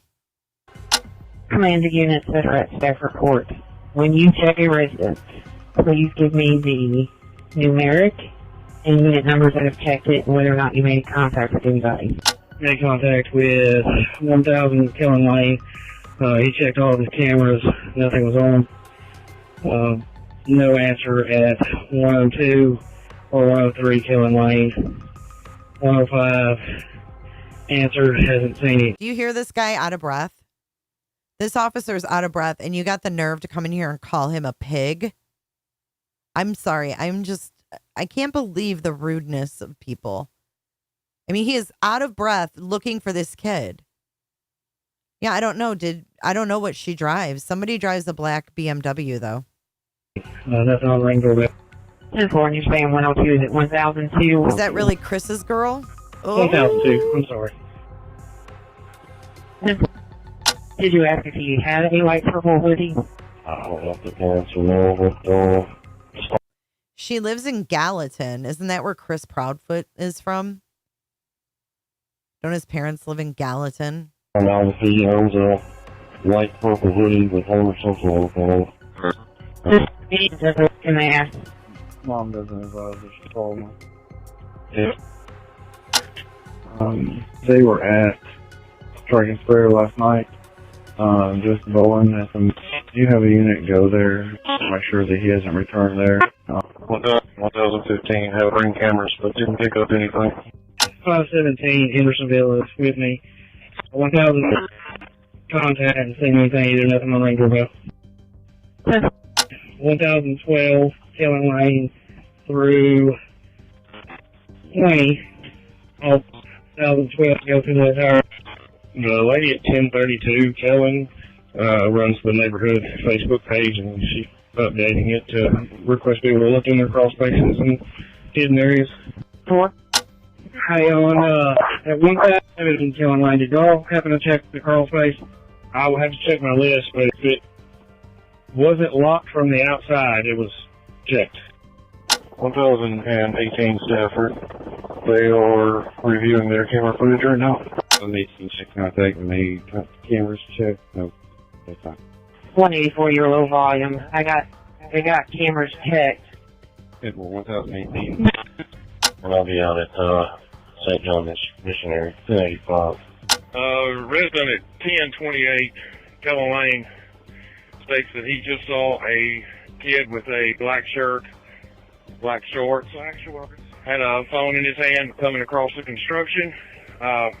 This is weird too. When you make contact with him, voice for the voiceless. I wonder if the officer that's flying the drone is associated with the Proudfoots. Well, the flyer of the drone thought that it was a person. So the people on the ground were the ones that said it was a mannequin.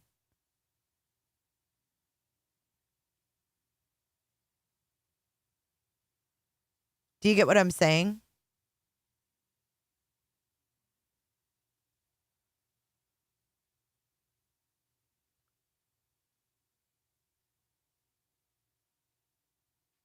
When he made contact with this gentleman, the subject went straight back to the woods. So there was someone walking through with their phone.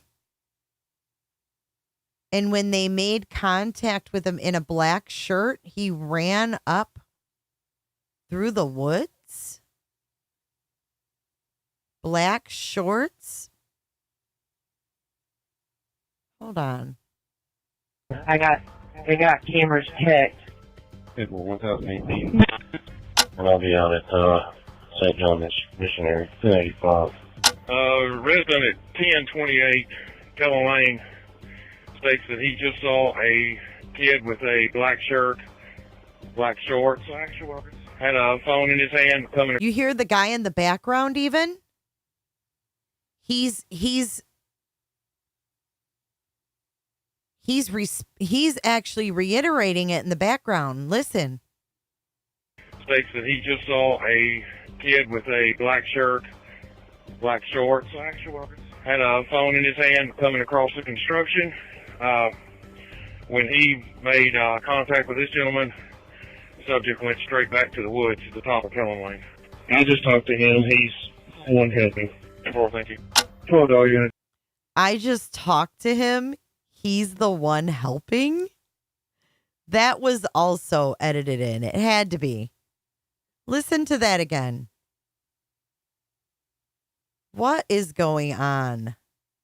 Husband at 1028 Kellen Lane states that he just saw a kid with a black shirt, black shorts, had a phone in his hand coming across the construction. When he made contact with this gentleman, the subject went straight back to the woods at the top of Kellen Lane. I just talked to him. He's the one helping. Thank you. 12 units. When you're done with your assignment, please come back to 1008 Stafford. 2023, 24, 18, and 16 Stafford. Covering cameras. Nothing's been called. Operations have started at Willow Bend Drive. St. John Baptist is clear all the way along. And the dumpsters and both truth buses have been cleared also. They're making that. 10-4. Are you going back to Stafford Court? Still on search, but general area. 1026. Kellen Lane, no contact. 1028, made contact, nothing on their cameras. And 1030, contact, nothing on their cameras, and nothing in the treehouse behind the house. 10-4. 68, man. All houses on Kellen Lane have been checked. Brad, those woods on that side of Long Hollow, we've been unable to fly to due to the distance with the drones. So those big woods that's south of the house, we haven't been able to get. All properties on Vandywood Court have been checked. We're starting on Honeysuckle now. Yeah, that's 3293 Long Hollow Pike. Beyond the creek and checking that cave behind the house. I'm almost back to the house. Meet my partner. We crawled back into the cave as far as I could go before it got muddy. No footprints, and it's collapsed only in about 10 feet. 10-4, but you're out of it, correct? Sounds right. Trooper Grinder has himself and a few troopers. They're going to hit the roads outside of our immediate vicinity and just look for him walking down the roadway somewhere. 3301 Long Hollow Pike has been cleared. It's a stone house. Several outbuildings have been cleared. They're unlocked if anyone else wants to look. I just sent you the endangered poster. If you can put that on our social media, please. 12 to 188. Please. Did y'all check inside each one of those buses behind TW Hunter? 10-4, so we checked them all. Okay, well, we're about the three closest to the building. Will you ask Transville to respond to the area of National Pike and Carrying Road?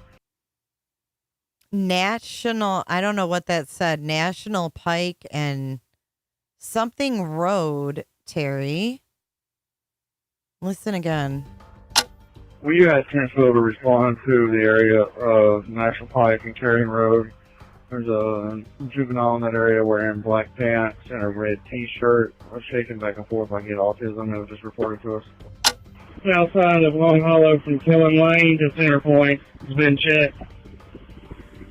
Can you check the field houses that are up on top of the hill by the practice field back behind TW Hunter? I don't see that anybody has tracked through there on foot. 10-4. The barn and my starting location's clear. Residents in barn at 3221 Long Hollow Pike is clear. And from my starting location to Shackle Island, I've left the entire creek bed and then up to is clear. Myself and 182 have been behind TW Hunter, all the way behind beach, football field and baseball field, up in the fields, checking tree lines all the way to the cemetery, behind Beach Grove Presbyterian. We're still here so far, cleared. Myself and 182, we've not made ourselves around to the front of the schools, inside the schools yet. We're still in the back. Very well, we get on Long Hollow Pike. 3 is. Go ahead, 3. The bus and the shed have been checked at 3220. 10-4. Thank you. Union partner stop at Willow Bend and go house to house, Willow Bend, check all those, please. See where people have driven through. If it doesn't look like anybody went house to house.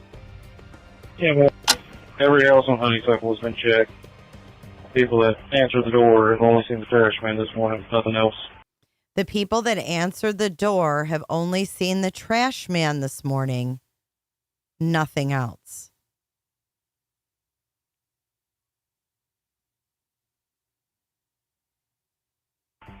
The White House and Red Barn adjacent to DW owner. And that's why CP is telling Gray Hughes that that was the trash truck on Honeysuckle.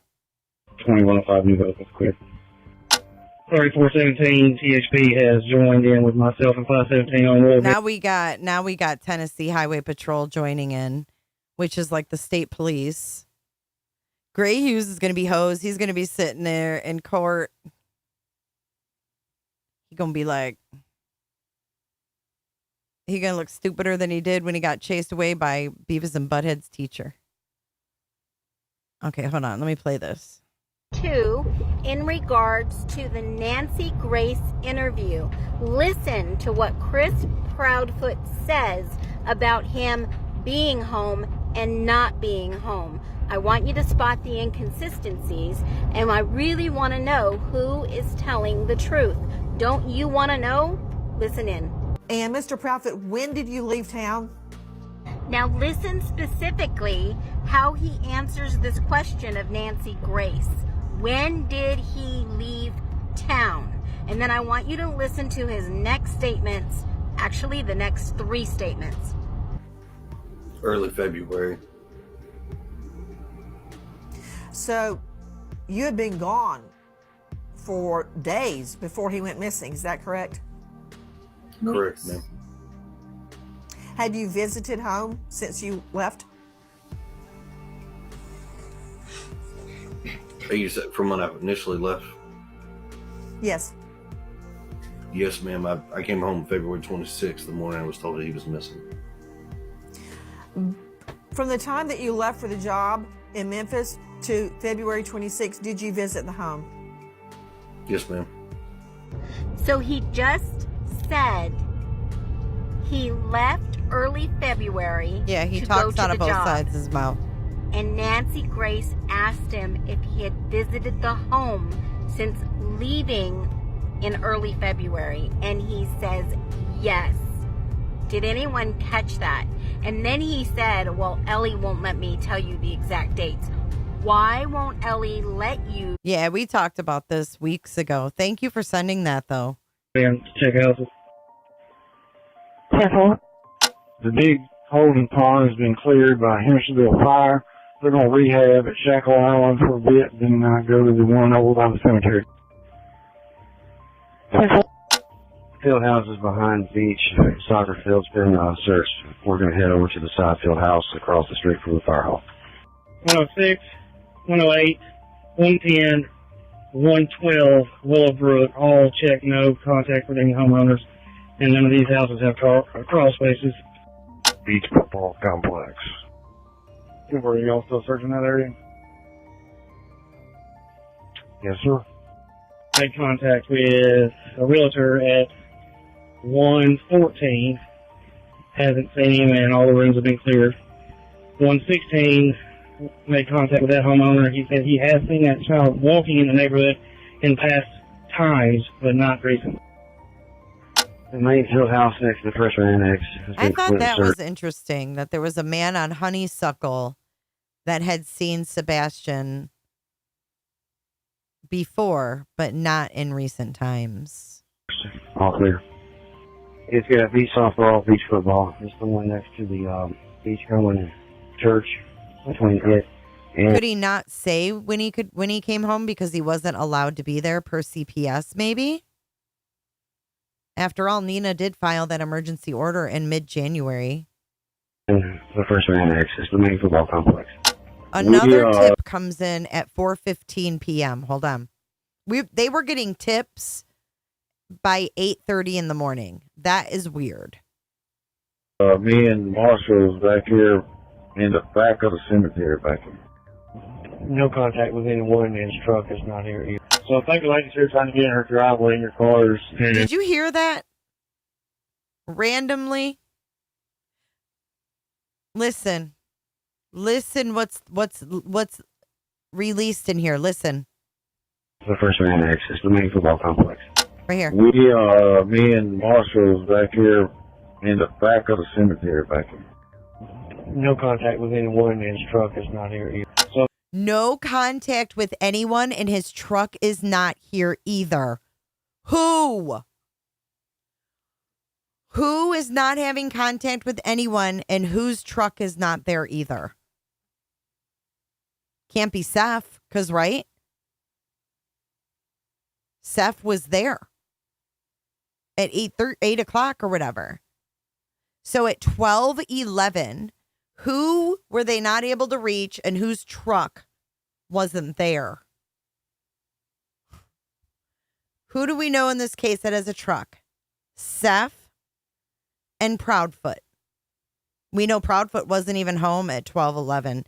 He was pulling a fucking Chris Watts. Listen again. I think the lady's here trying to get in her driveway and your car's beach softball, beach football. It's the one next to the beach going church between it and the first annex. It's the main football complex. Me and Marshall's back here in the back right of after the cemetery back here. No contact with anyone, and his truck is not here either. So, like, that's just thrown in there. No contact with anyone, and his truck is not here either.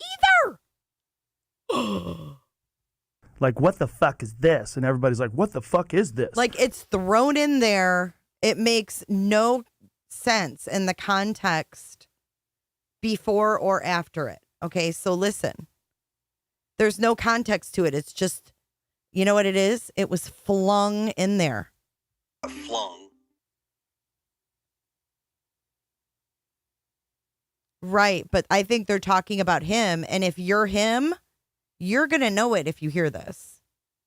Like, you're not, you're going to pick up on that, because if you're him and you're listening to the little dispatcher like he was, Chris. You're what the French call les incompetents. I mean, I'm sure there was stuff Flung. flung. Listen again. There's no context to it. It's just thrown in there. Flung. Neighborhood in past times, but not recently. The main field house next to the first annex has been In completely past searched. times. It's got beach softball, beach football. It's the one next to the beach going church between it and the first annex. It's the main football complex. Me and Marshall's back here in the back of the cemetery back Right here. No contact with anyone, and his truck is not here either. So I think the lady's here trying to get in her driveway and your car's headed. Is the key there by chance? It is, but it's locked. Okay. Yeah, she's trying to get in the driveway. Can I help you? We haven't had a process. Call came in at 6:33 this morning. Great, thank you. You may do this, man. We just put another canine on the ground at the house. See if we picks up anything. We are breaking off. 12:41. They put another canine on the ground. Just for her fuel. Refuel. The creek worsens to New Shack Long Hollow and the bridge there have all been checked. Marty, what's your location? I'm looking by 109 in Thornton's right now. I just got a phone call. Kid matching the descriptions, hiding under the bridge. Lower station camp behind the market. I'll be en route. I'm close. If we get somebody else on the other side of their nursery to come down, she stated that he could be on that side. 446. What was the last thing that? Just under the bridge. She stated that when she went down to turn around, he was gone. 446. Did you talk to the client? She's still on the bridge. Who was the lady on the bridge? exactly looking. Who were these people? White female, black leggings, I believe, blonde hair. White female, black leggings, and blonde hair. On the bridge saying that she saw someone under the bridge. This dispatch is weird because is this a concerted effort of many people?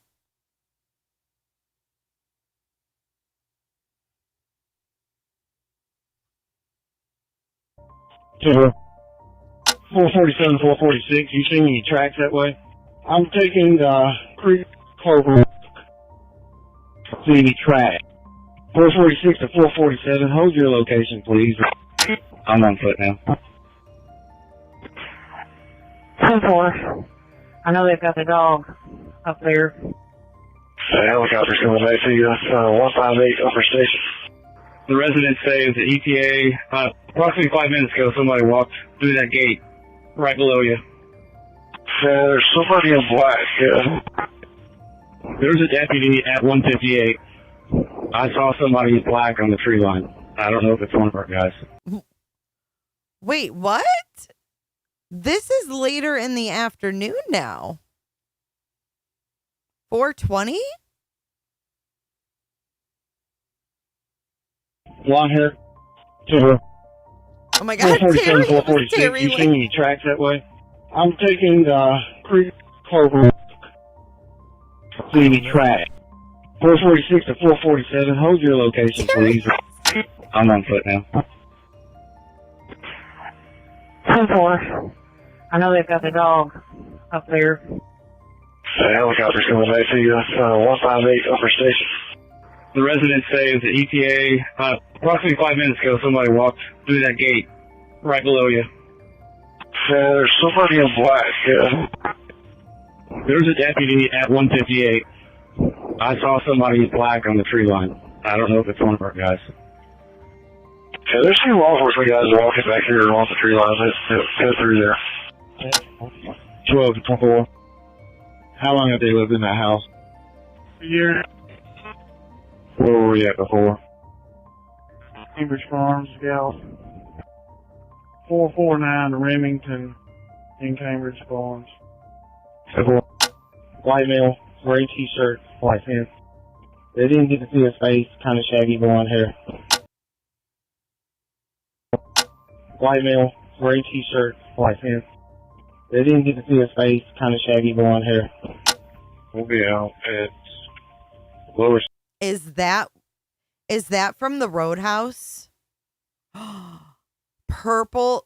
I bet you this is them radioing from the Roadhouse later on at 4 in the afternoon. Listen. Cambridge Farms.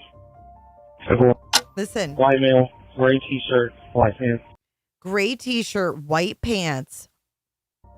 They didn't get to see his face. They didn't get to see his face.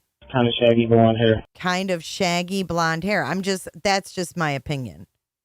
This is the same audio, guys. Sometimes when you just listen again and again and again, when I tell you to listen again, and you did. We'll be out at... What's lower station, Terry Lynn? Yeah, I don't know. They're talking about Cambridge Farms in Gallatin, where they used to live, and then all of a sudden... Cambridge Farms, Gal. 449 Remington in Cambridge Farms. White male, gray t-shirt, white male. Pants. They didn't get to see his face, kind of shaggy blonde hair. We'll be out at lower station, Scarlet and Big Station with a white male juvenile with four-wheeler in the creek. Who checked out with a juvenile on Station Gal? This is not going to be our missing juvenile. Who checked out?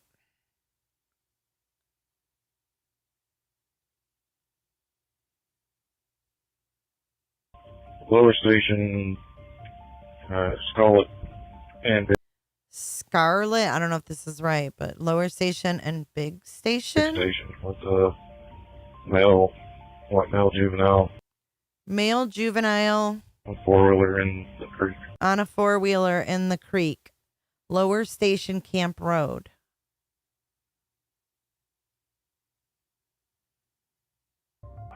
Who checked out with the juvenile on station? Who checked out the juvenile on station ground? Yeah. This is not going to be our missing juvenile. He's with his father in the creek. I made contact with the male, the caller, and him. He's with his father in the creek? Trail called about. It's not our subject. And that's it. It ends. Weird, huh? There's some oddities in here. No, but there's another pond. He's standing back there by himself. Past the construction zone in the same area back there. Yeah, the north end of it, yeah. Now the machine goes straight back. There's a person in the woods by that pond. There's the house on the other side of the tree line. Going back toward beach or going on the back side. Yeah, on the back side, and he's not moving. He's just standing there by himself in the woods. It's Hendersonville 517. I'm on the northeast corner in the cemetery across the tree line. Am I close? That was a tip. No, the backside. Mickey, if you can, do you have anybody there with you? Stand by. Let me see if I can find it on my map. I got my drone grounded for the moment, and I'll see if I can do it. Target's over it. One of the two. I'm in my truck. Two, there's four of us on foot coming across the yard. Start directions. 19's on the screen. Straight in. Keep it on. Go left. He's come back, you passed it. There's no right here. Won't be there's one walk with you going. It's all garbled. Into the woods, You should be about 15 foot from it. What's the child's first name? Should be all over it, whatever it is right there. The two people walking the woods. It's a mannequin. Sorry, guys. Look just like a person from the air. Hendersonville 66. What's the name of the child that we're looking for? First name is Pat. I'm sorry, can you repeat that? First name is Pat. It is garbled. The last clothing description was black sweatpants with a white stripe, black long sleeve t-shirt with a print. Nikki, how many drones do y'all have up? One at the moment. I've got mine grounded so I can get Sartopo up. I'll be back in the air momentarily. 29 Central on scene. Put two out here with me. And for, has anybody been there? So they wanted 2 drones out there. He said, how many do you have in the air? He said 1. He said, get another one up there. Since the initial. There's a whole bunch of people here now. 4 in the house. There's a whole bunch of people at the house. Sounds like the Ramsey's house all over again. Can you help me listen to the radio on the north end until we wrap this up, please? Yes, sir. Brandon, you've got Hendersonville Mounted Patrol coming up there, and Joe's sending some more cars if y'all want. If we can start from the beginning, from the original house, and set up a new plan up there. 10-4, that's what we're doing now. Why would they need a new plan this early into the search? Did they know they were getting false tips? If it's an ongoing investigation, they won't release the body cams. You can try, though. But they might tell you that it's part of an investigation. Oh, I'm sorry for yawning. Sure, thank you. $1 US. A neighbor advised that he's found the child under his son's car, which is across the street, 2 doors up. And that's exactly where we thought that camera came from, too, Potato. Across the street and 2 doors up. So be sure and search under cars and under things. Who do you want to go with this other canine search and rescue? Terry Lynn, I keep getting messages that that you're Michaela's neighbor. Do you want to debunk this or do you not give a shit?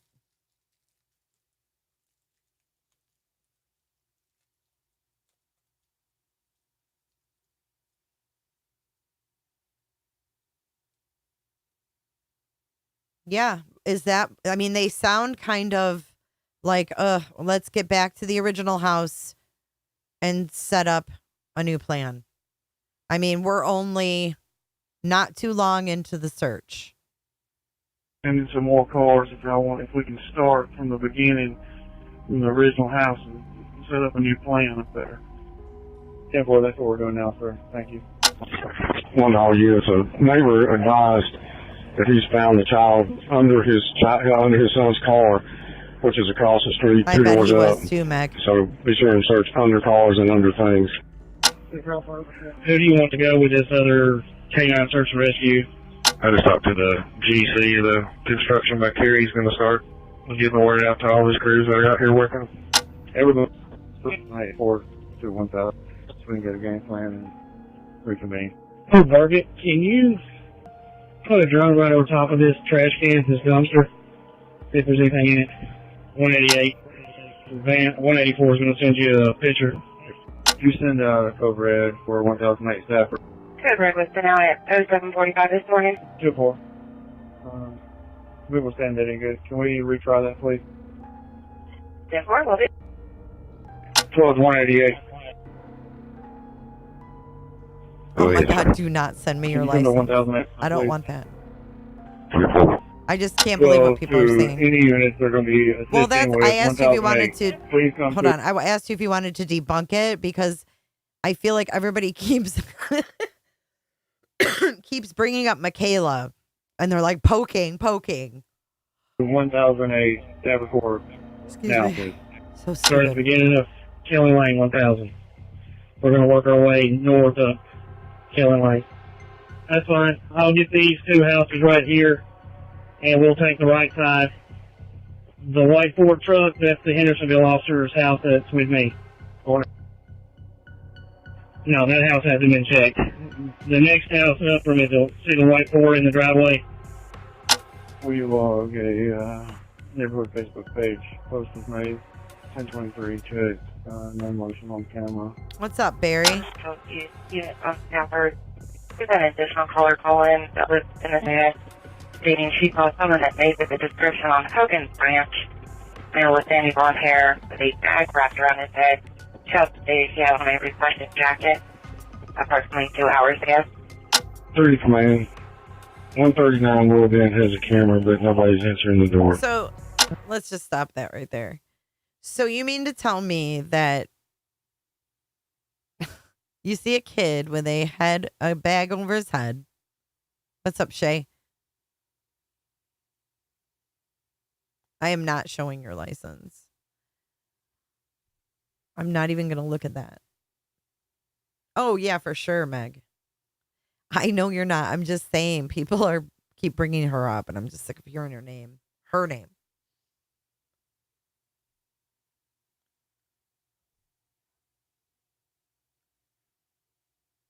I think they figured out that they were getting bogus tips. It did, Siobhan. It did, Siobhan. That's really nice of you to say, Jenna Condit. If I was in LE, a lot would get done. Yeah, a bag over his head.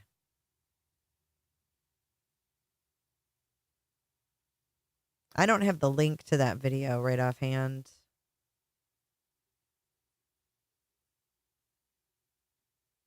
Good. Have a good evening, Helen. I don't know. It's like I don't know why they're trying to involve anybody else other than the obvious, right? The ones who actually had motive to make this child disappear.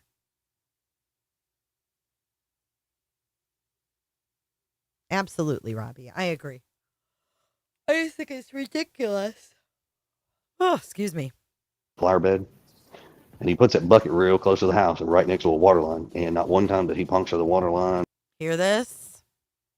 What is he talking about? Is he really talking about Sebastian? Or is he talking about himself? Was Chris digging somewhere and was proud of himself that he didn't do any damage or hit a water line? Listen to this. That is Sebastian on a mini excavator, and I'm telling him how to do it, and he actually did very good. He pulled up we were ripping up some old shrubs and trees and stuff out of a flower bed, and he puts that bucket real close to the house and right next to a water line, and not one time did he puncture the water line or cause any damage, and he was good at it. He was comfortable. But no, Sebastian's not the type that would run over and jump on a piece of equipment. He knows better. He knows to respect that. Did he?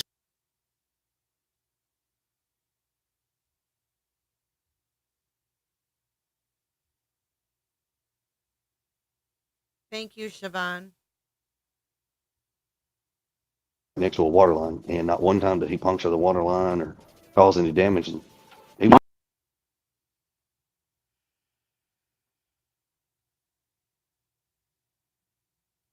When would Sebastian be digging near a water line? Because didn't Seth say that they were just digging up some shrubs? I think actually he said flowers. Seth said they were digging up flowers. It's just like summer wells. She said, we came home, we planted flowers on the side of the house. Michelle, I have that recorded. I have not had time to really listen to it yet, but I plan on it. We'll be probably live tomorrow.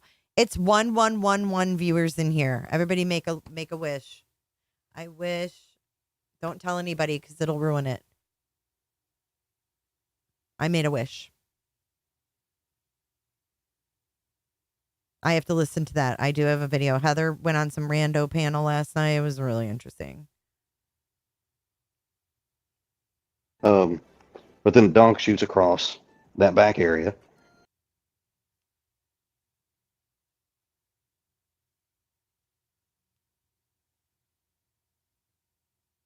Runs all the way across, turns right, and heads straight down to the retention pond. This would be Max's route, correct? Wait, Yes. what happened? Okay. A lot of what I have noticed. Anything like that, and I. Here we go. That is Sebastian on a mini excavator, and I'm telling him how to do it, and he actually did very good. He pulled up we were ripping up some old shrubs and trees and stuff out of a flower bed, and he puts that bucket real close to the Flowers and trees and stuff out of the flower bed.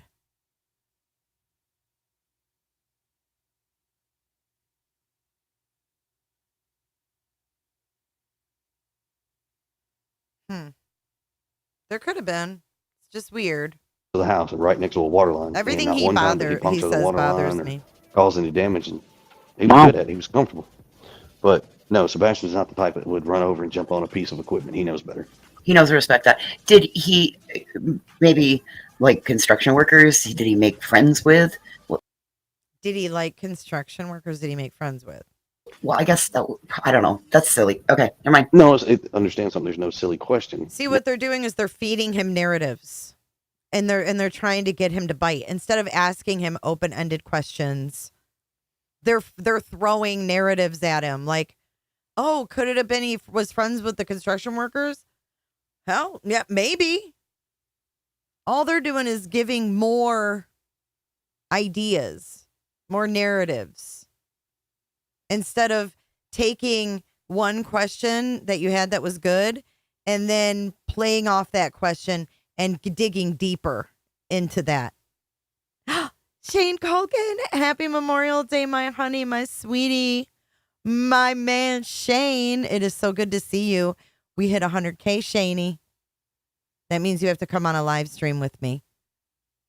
You have to come on a live stream with me. You guys put green hearts for Sebastian. And if you want Shane Culkin up on panel with me one day real soon. Cheapers. Come on, Shane. Otherwise get treated like skunk. I'm so glad you're here, Shane. I hope you're doing well. Oh, I miss you so much too. I miss you so much too. No, Sebastian was never, to my knowledge, ever over there by himself alone in that area. And then it also just gives them more to talk about. Like, he's like, oh, they're talking about him liking construction workers, so maybe we can play on that. He says, deal. Yay. Deal? Deal. Look at all those green hearts. It's a shit show, Shane. Shit show, Shane. It's like Summer Wells. Can I just say, backtrack a little bit about what you were talking about? I hope it doesn't feel like we're grilling you. Listen, it's worse than Summer Wells, if I do say so myself. Oh, man, Caroline. Oh, Caroline. That is a crazy, scary thought. Cheapers.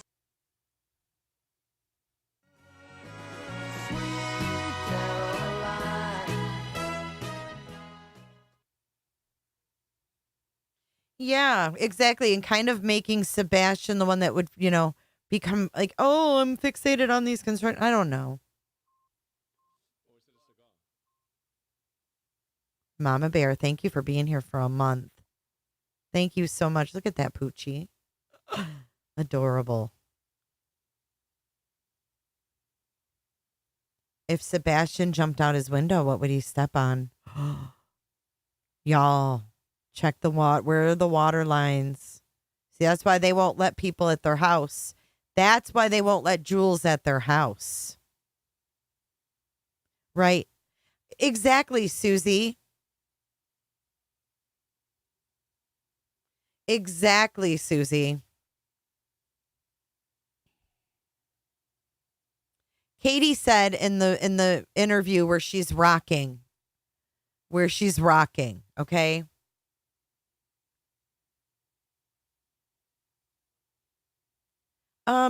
If you say his name, he'll look. If he's not being verbal at the time. But this man's making us believe he could just get on a mini excavator and he didn't do no damage.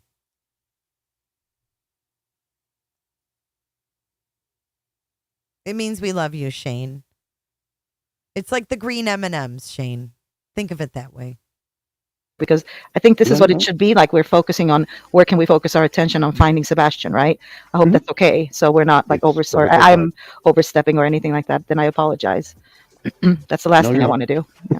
If you were, I would have taken you down already. I think you've been pretty nice, pretty respectful, pretty nice. Especially for being your first time up here. So here's the funny thing. So the questions you're asking, I have been asked these questions before by other YouTube creators on their shows live, and answered them. There's no difference. There's no different answers. Just the same across the board. Well, the truth is the truth is the truth, and it never changes, right? Yeah. That's right. Yeah, he's had a consistent story. My question is, why did Chris Proudfoot tell Nancy Grace that he had a 2014 GMC? Or whatever it is. 2014. What does he have? A Sierra? What the I don't know. Some kind of little man big truck. Why did he say it was a 2014 when it's clearly newer?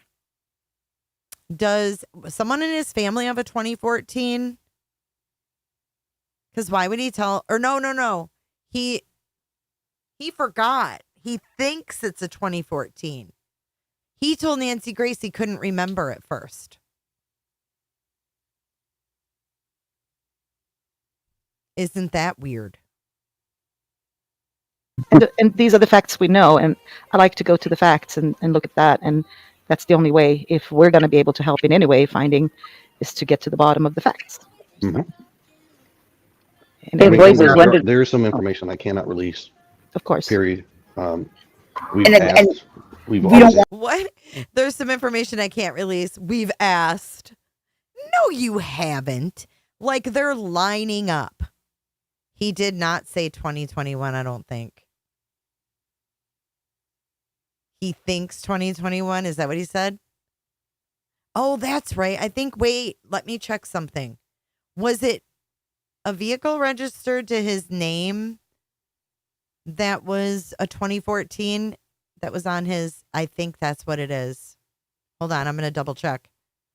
He did have a 2014. Maybe that's what I'm thinking of. Let me double check here.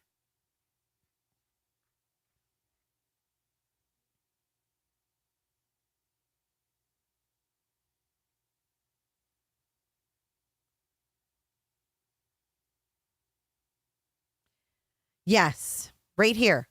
2014 Chevrolet Silverado 1500. Christopher Proudfoot. Yeah. There's a Dodge Ram in his family. There's a Ford F-150. And that's it for trucks that I can see there. But yeah, he did have a 2014. That's where I was thinking. So maybe he traded that in and got the 2021. But he was like, I honestly can't remember. People do just that. respect that. We don't want you to do that. That is the one thing that we've had some great questions. Chat's been amazing again, because not once have you had to say to us, I'm sorry, I can't answer that question. Even Katie knew. That's the best part about this, right? So far we haven't hit anything like that. And I appreciate it so much. Well, and I will say there might be some questions like if people have asked about my house. I don't care if law enforcement says I can't divulge it. I'm still not going to tell people just because, one, it's my house. It's a safety concern. You have to live there. Yeah, no. I don't blame Nobody you. should be going to I wouldn't let anybody in my house or in my yard or around my yard. No, fuck that. Especially after we've seen everything that's been done to these families. See, I don't understand this mentality. And we still have another hour and a half to go. And we're not going to get through it all today. I don't understand this mentality, guys. Why would anyone, why would you be worried that something's going to be planted on you unless you were in like a custody battle or there was something bad going on? Why would you ever think when your kid's missing, if you truly thought that maybe he walked away, maybe he even ran away and doesn't want to come back? Why would you refuse to have the dogs come in when you know that this girl has like the best intentions, the best credentials? She's not there on behalf of anyone. Even the police say, hey, police, keep coming back. Maybe this time you'll get something. Let's try all these dogs. If one dog works, it's worth it. I don't know. It's just not the behavior of someone who has any hope.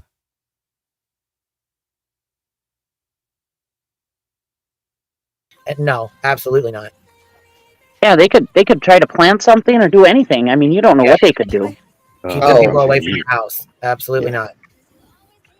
And that's one of the things that I know some people have ridiculed us over, like, oh, you won't let people. No, I'm not. I'm sorry, I wouldn't. No, I wouldn't. Mm-mm. Unless you show up here with law enforcement in hand, and it has to be one, somebody we know that's involved. He says that unless they show up with law enforcement in hand. So hopefully when they have a warrant, I hope to God that Julia gets to be there when they serve the warrant and search the house for drugs, firearms, cadaver. Yeah. Involved in this case. Right. If you're not, I'm going to ask you to leave. Well, and they did this to the Wells too. You know, the Wells were very open and, oh yeah, anybody can come. They were letting YouTubers up there and everything. Nope. And then all of a sudden they were like, okay, this is enough. This is getting crazy. This is enough. And they stopped letting people up there. And then all of a sudden, oh my God, they're guilty. They're not letting anybody up there, blah, blah, blah, blah, blah. And it's like, well, I don't blame them one bit. I mean, your life has been totally turned upside down. Every piece of your life and Katie's and all the information. And I mean, just everything. They've delved into everything in your life. And I don't blame you one bit. It's like, God, give these people some privacy. Fuck. Sorry. Well, a lot of what I have noticed when it comes to creators and questions that they want to know, and they're like, well, they're guilty because they can't answer, or they dodge this. I mean, there are creators out there saying that, and unfortunately, maybe those creators should step back and think of it from the law enforcement perspective of them telling us not to answer this question. Not to answer what They just feel like questions? we don't have these answers. We need these answers to make it. Like, no, you don't. You don't need anything. You Well, that's why they had to cut Seth off, right? I mean, because he kept telling things he shouldn't have been saying. Yeah. He kept, you know, so even if it was a slip up, even if he didn't mean to, I mean, he was still slipping up and saying things he I'm shouldn't going have to been tell you saying. right now, and no, I'm not being bashing when I say this, but Seth has not said anything as a slip up. Right. Anything So he has said, he has meant to say on purpose. What? Sure. It's just openly I out believe that. information. Did you But hear I well, mean, that? there you go, at and the that's same another reason time, why. You know, I mean, do I it agree got, with what he's he's doing? not the only one that No. have, you know. Well, I don't agree with what he's doing, but at the same time, he's a grieving father who wants an answer. He is.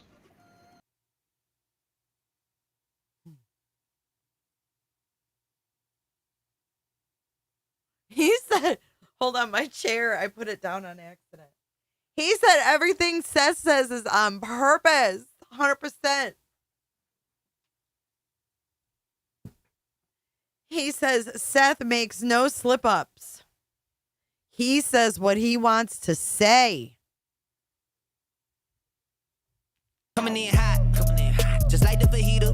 To make it like, no, you don't. You don't need anything. You Well, want. that's why they had to cut Seth off, right? I mean, because he kept telling things he shouldn't have been saying. Yeah. He kept, you know, so even if it was a slip up, even if he didn't mean to, I mean, he was still slipping up and saying things he I'm shouldn't going have to been tell you right saying. now, and no, I'm not being bashing when I say this, but Seth has not said anything as a slip up. Right. Anything So he has said, he has meant to say on purpose. Sure. It's just openly I out believe that. information. But I well, mean, and there you go, at and the that's same another reason time, why. You know, I mean, do I it agree got, with what he's he's doing? not the only one that No. have, you know. Well, I don't agree with what he's doing, but at the same time, he's a grieving father who wants an answer. He just wants an answer. He's a grieving father. He's a grieving father. I know, you guys, I'm getting on your nerves. I got to get on Amazon tonight and see what I can find. Y'all would laugh if you see. I am so ghetto over here, y'all. I think I act like I got it together. Here's the real deal. Look, I got some shit weighing it down over here. Can you see that? It is some ghetto ass shit. Anyways, I'm doing my best.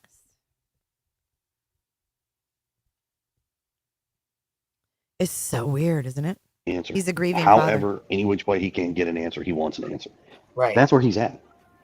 And I don't blame him for that. You know what I mean? And I'm not saying he shouldn't be like that, but I do feel that could be a dangerous and a very vulnerable place to be for folks to take advantage. Right, I agree. So he's saying Tony's taking I agree with that advantage. fully because he will go to no lengths and no links. It could put him in a compromising It's position. supposed to be lengths. But us uneducated idiots say around here, around these pots, we say lengths. That could be a dangerous and a very vulnerable place to be for folks to take advantage. Right, I agree. I agree with that fully because he will go to no lengths and it could put him in a compromising position. Very much And so. anybody that promises him that they're going to help him find him, he's believing him. Well, everybody out there can make that promise, and they can help find Sebastian in ways that they say they can, but as long as they're doing it legitimately and legal, that is the key thing. Don't be out here doing something illegal. Don't be doing something crazy that that can potentially jeopardize the situation or anything. Don't do that. I mean, that's just wrong. I mean, you could obscure the investigation, and God knows 3 of us do not want that to happen. Right. Right. I think there's a little more than 3 that don't want that to happen. Mm-hmm. Well, I'm sure there are, but I mean, I'm not going to speak for those more that promise, and they can help find Sebastian in ways that they say they can, but as long as they're doing it legitimately and legal, that is the key thing. Don't be out here doing something illegal. Don't be doing something crazy that that can potentially jeopardize the situation or anything. Don't do that. I mean, that's just wrong. I mean, you could obscure the investigation. Obscure it. God knows 3 of us do not want that to happen. Right. Oh, we know that those 3, and see how he lumped the 3 of them together that time? The 3 of us don't want this investigation obscured. The 3 of them, did you hear that? They don't want the investigation obscured. I don't know. Is he alluding to Tony doing illegal things or like the felons that were going to come search? Isn't it funny he used the word obscure? Do you guys know what obscure means? Not discovered or known about. He throws out so many Freudians, if you will. I ain't the smartest egg in the basket, but this dude, Again, like seriously, this is Chris Proudfoot's. You're what the French call les incompétents. we played this morning where they talked about how they were going back from the beginning and they were putting some fresh eyes and re-looking at everything all over again. Yes, Chief Craddock was speaking, and then they used the TBI spokeslady. The TBI spokeslady. Oh, that blonde. You think she cute, Chris? Again, we played this morning where they talked about how they were going back from the beginning and they were putting some fresh eyes and re-looking at everything all over again. Wait, where'd that other part go? Oh, obscure. Here we go. Don't be out here doing something illegal. Don't be doing something crazy that, that could potentially jeopardize the situation or anything. Don't do that. I mean, that's just wrong. I mean, you could obscure the investigation, and God knows 3 of us do not want that to happen. Right. Right. I think there's a little more than 3 that don't want that to happen. What does that mean? Mm-hmm. Oh, I'm sure there are. But I mean, I'm not going to speak for those more than those 3 for sure. I mean, I'm not He's speaking so for Seth, but I'm definitely predictable. speaking for me and my wife when. I was thinking law enforcement. I don't think law enforcement wants their investigation compromised. Oh God, no! I know they don't. Hell no, they don't. I mean, they had that press thing they did. When was that? March. Oh, is that the one that we played again? We played this morning where they talked about how they were going back from the beginning and they were putting some fresh eyes and re-looking at everything all over again. I'm not throwing shade at this girl, but look at this comment. Chris, it takes a good man to understand what Seth's going through. I respect you. Don't talk bad about him. Dude, he just said, and I know, Steven, he just said that nothing Seth said was slipped. It was all done on purpose. But people still believe that Chris is talking nice about Seth. The 3 of us. 3's fucking company with these people. Yes, Chief Craddock was speaking, and then they used Chief the Craddock. TBI spokeslady. Yes, sir. Yes. He is Melissa. Yep, and that was a very small press conference they called local news that went up there. I know exactly where it was done and everything like that. Katie and I weren't there. Seth wasn't there. They did that completely away from everything near us and all that stuff. But Oh, sounds to me like they didn't know that press conference was going to happen. You picking up what I'm laying down? I don't think they knew. That was going to be a question I had that I wanted to ask the other night was, do you feel like they're doing everything and are you confident or comfortable with what Ellie is doing? oh, very much. Very much. I mean, they didn't even have to give me the polygraph. I asked for the polygraph. They gave me the polygraph. They didn't even have to give me the polygraph. I asked for the polygraph. What are you talking about? You don't even make sense. I mean, they've been extremely helpful in every aspect of this. And like I said before, did it kind of start out when we were in the best of terms? No, because there's some things that I didn't like that happened, and I stated my piece, and things after that, things have been great. Oh, so he stated his piece to law enforcement. And he expects us to believe that since he said his piece, everything's just been hunky-dory. Welcome, Beth Howard. He expects us to believe that law enforcement backed down when Chris Proudfoot spoke. It would not surprise me if they made a fake LinkedIn to make their family members look like they work for law enforcement, so that would be the rumor. Oh my God. Like, oh my God. His family's in law enforcement. They're covering it up. Oh my God. I don't understand where this comes in that people don't think they are, but they are. Right. I always thought FBI was always involved with a missing child. Not always. Oh, how do you know, Chris? Are No, you the expert? Not always. Bing bong. There's certain aspects, there's certain things that will bring the FBI to. They'll always render assistance. Understand that. They will always give their assistance if asked for. Sure. But most of the time, if it's a state case, the state runs the case. Interesting. Or is I mean, that we what live in you were Summit hoping County. for? Summit County spearheading the case. TBI is assisting in the case. FBI is assisting. Secret Service is assisted. There are so many other law enforcement agencies across the state and other states that have rendered assistance to this case. So, I mean, I don't see how they're not doing what they can do. Right. I was surprised. Was it Summer Wells or was it another missing child? When I heard Secret Service was involved, and I was like, really? I didn't know Secret Service did that, but apparently they do. That was interesting for me to find out. Well, I mean, think of it like this. Sounds So like agencies Shell. have their specialties, and some people have a little bit better equipment in doing certain things than others. Yeah. I mean, that makes I mean, sense. Yeah. If you could reach out and get assistance from another group that has some much more technically advanced systems than maybe what your local law enforcement has, then you definitely want to use it. Then, you reach out and you get the assistance. And that's what they did.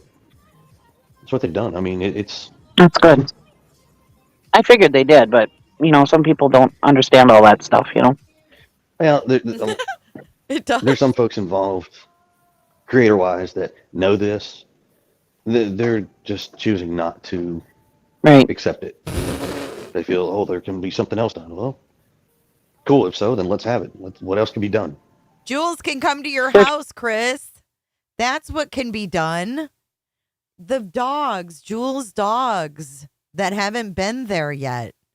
You could let them come in. And then if they fail and they don't find shit, everyone will leave you the fuck alone. How about that?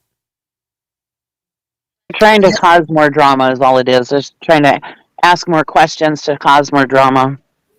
You've been really open and receptive to ideas. I'm anything. What can we do to bring our son home? That is the question. Because we bought snacks because don't get me wrong. he's 15. Somebody wants to bring a dog in my house, like I said, you ain't coming in my house unless you have law enforcement involved in this case with you hand in hand. See? If somebody has an idea, give it to me.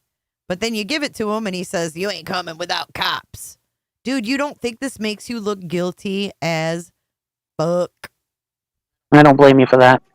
What? Why would you not? I'm sorry that I don't accept certain people's help I can't. on certain aspects. No, I don't need Tony Mathis as a spokesperson for me and my wife. We don't.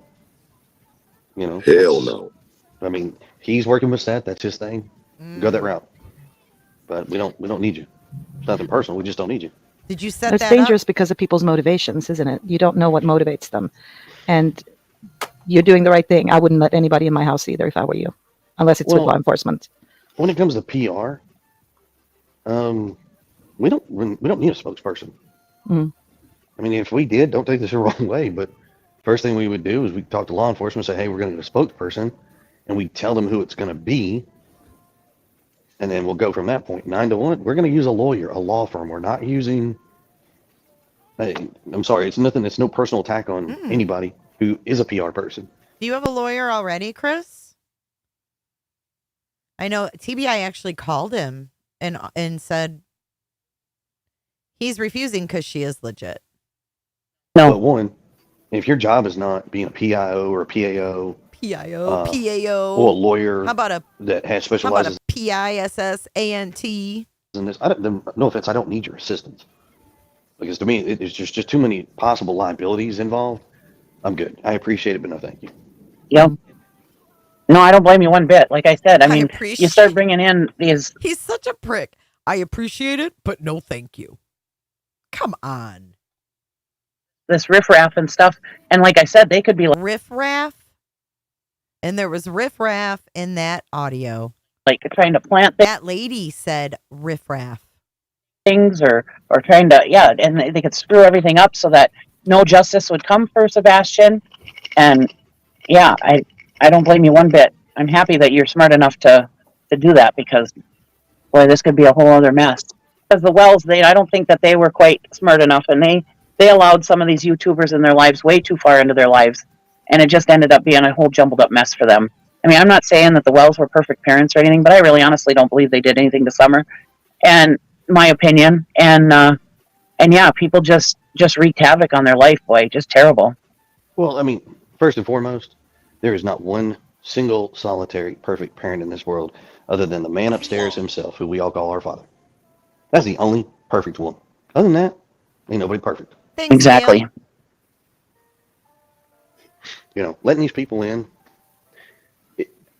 God forbid this ever happens to somebody that you personally know very close to you, or it happens to you, or anybody else for this matter. Law enforcement told us, I don't recommend talking to social media, period. Yep. Period.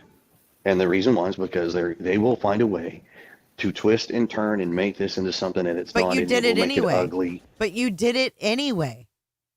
You're saying law enforcement told you not to, but you did it anyway. I wonder if a grand jury is convening. Yep. From the get-go. Now, we understood this, so we listened to them. Tried, you know, if everybody goes back and looks, when we started first reaching out, it was toward the last part of the 8 days of the investigation. When we knew that they were going to start drawing down. Oh, when they were going to start drawing down. You needed to amp up your next move because law enforcement was drawing down. Right, but we didn't do it without talking to law enforcement first. We haven't gone out there to talk on a news outlet or social media without talking to law enforcement first. What can we say? What can we not say? Oh, so you're contacting TBI and Eric Craddock every time you pick up the frickin' phone and click the StreamYards link. You're getting permission from law enforcement to do that. Is there anybody you recommend that we don't utilize, we do utilize, et cetera, et cetera? And that's the way it is. That's the way it's been ever since, and it's the way it's going to stay. So that way. law enforcement told you to utilize all of these smaller channel, like law enforcement said, go on all the small channels on YouTube and put as many stories out as you can. Are there any that he recommend? What is he talking about? I think they've had a lawyer since. I think you're right, Marilyn. Every interview I'm talking on, or I've given, and just talking in general, nothing that we have said is anything that we were not given permission to talk about. So that's why there's no issues with it. I'm not going to sit here and dig into something and make it up something that it's truly not. Right. It's like so awkward silence. Are you guys receiving any sort of assistance as far as like from law enforcement advocacy groups trying to help you as far? Okay, so remember we went over this in my handbook video. If you haven't seen the handbook video, there is like a guide by the Department of Justice for parents when they have a missing child. And that, you know, it gives you the rundown of what you can ask law enforcement for, what your rights are as the parent of a missing child. And one of those things that I went over were regular meetings with law enforcement. And now all of a sudden we have Tik Tok Tony saying that Seth is meeting regularly and has an open line of communication with law enforcement. Now we have this lady asking him if there's any advocacy groups through law enforcement helping them. And you're going to hear they were offered those services. Listen. As far as, you know, what to do, and were you given any assistance in that way at all as a family? They get you in contact with a person who can assist you in getting certain things, but they don't provide you anything. And they can't, because one, it becomes conflict. Okay. How is it a conflict of interest, you idiot? If you're not a suspect, why would it be a conflict of interest? Aren't you on the side of law enforcement that wants to find your kid? This guy is such a liar. Fucking fuzzy slippers and lip gloss. Because you're a liar. Are you guys receiving any sort of assistance as far as like from law enforcement advocacy groups trying to help you as far as, you know, what to do? And were you given any assistance in that way at all as a family? They get you in contact with a person who can assist you in getting certain things, but they don't provide you anything. And they can't, because one, it becomes a conflict of interest type situation. Mm-hmm. So like a spokesperson, they're not going to provide you a spokesperson. You want one, you go get one. Mm-hmm. If you want to talk to a therapist or a group or something like that, they can put you in touch of an area to start, but they're not going to provide you a therapist. See what I mean? See how he's being such a downer? He's got a negative to say about every positive. Okay, yeah, they do have this resource, but it's not going to do this. They do have this, but, you know, it's just a start. It's not going to fucking get you anywhere. This guy poo-poos everything. Even mice. Like, they point you in the direction of resources, right? Correct. They can give you resources, but it's up to you to do what you need to do. It's up to you to do it. And no disrespect to anybody, but I don't necessarily want somebody telling me, well, you got to use this and this and this. That's no. Mm-hmm. I've never been okay with that, and I'm not going to be able to get that now. So, you know, if there's a doctor out there I need to see, then I will go see a doctor. Mm-hmm. Oh, look. This is the trail. I wish Julia was here. This is the trail that Gray Hughes mapped out with him. See those red lines? He's saying that's where the dog went. And this motherfucker wasn't even supposed to be home. He wasn't even supposed to be home. But he's showing Gray Hughes, this is the trail that the dog went. That's the video you're seeing. Gray Hughes live stream that we're watching. So I put his link in the chat for anybody that wants to go back and watch it yourselves with his commentary and stuff on it. Because it's muted right now. So if there's anybody that wants to watch it, the link is in the chat. Sorry, guys. No. And I recommend watching it. I watched it and it was very interesting. He's such a smart man. I mean, he just knows his stuff, especially with he really is. And with Chris here to help kind of break it down, I think it's, you know what I'm saying? It's kind of interesting. Right. Well, I've left it open for a lot of people to, if you got a question to ask, be respectful. I mean, we're still getting nasty messages from people out there. And it's sad. It really is sad that it is at that point. But like I said, it's their opinion, and that's fine.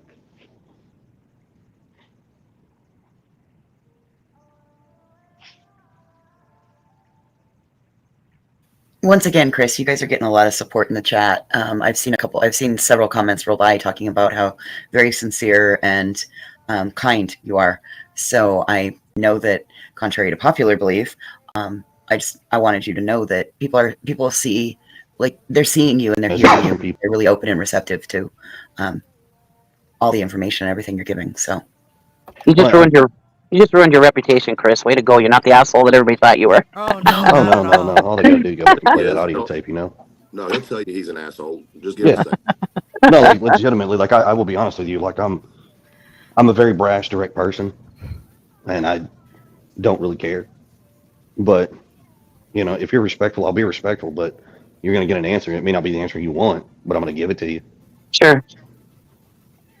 I think a lot of creators don't understand, or at least their followers don't understand, is if you're going to talk to somebody, then going after them in an aggressive manner or accusatory manner or whatever you want to say, that's going to get you absolutely nowhere. So but see what Gray Hughes did. Gray Hughes listened to Chris Proudfoot and took him at his word.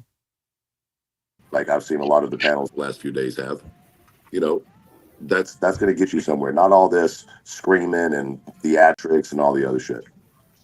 Well, my biggest thing is,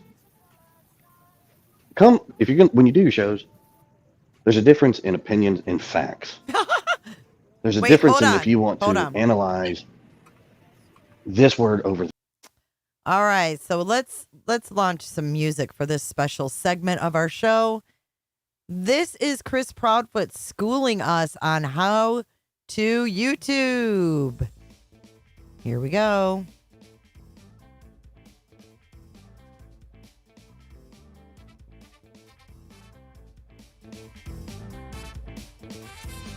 That word. Are you truly kidding me that you want to play semantics over this or that? Like, look at the meat and the potatoes of the conversations. They don't change. Yeah, you really don't mince words, and there's really, in the way you speak very directly, and there's no way to misinterpret what you say. Well, a lot of that comes because Katie gave an interview. She said some words. Then in another interview, she gave almost the exact thing, but she may have changed. Or in one interview, she didn't talk about the thud she heard. And the next interview, she hears a thud. Okay, who cares about the thud, Chris? What about Miss Katie saying that Sebastian was Googling? Can we talk about that?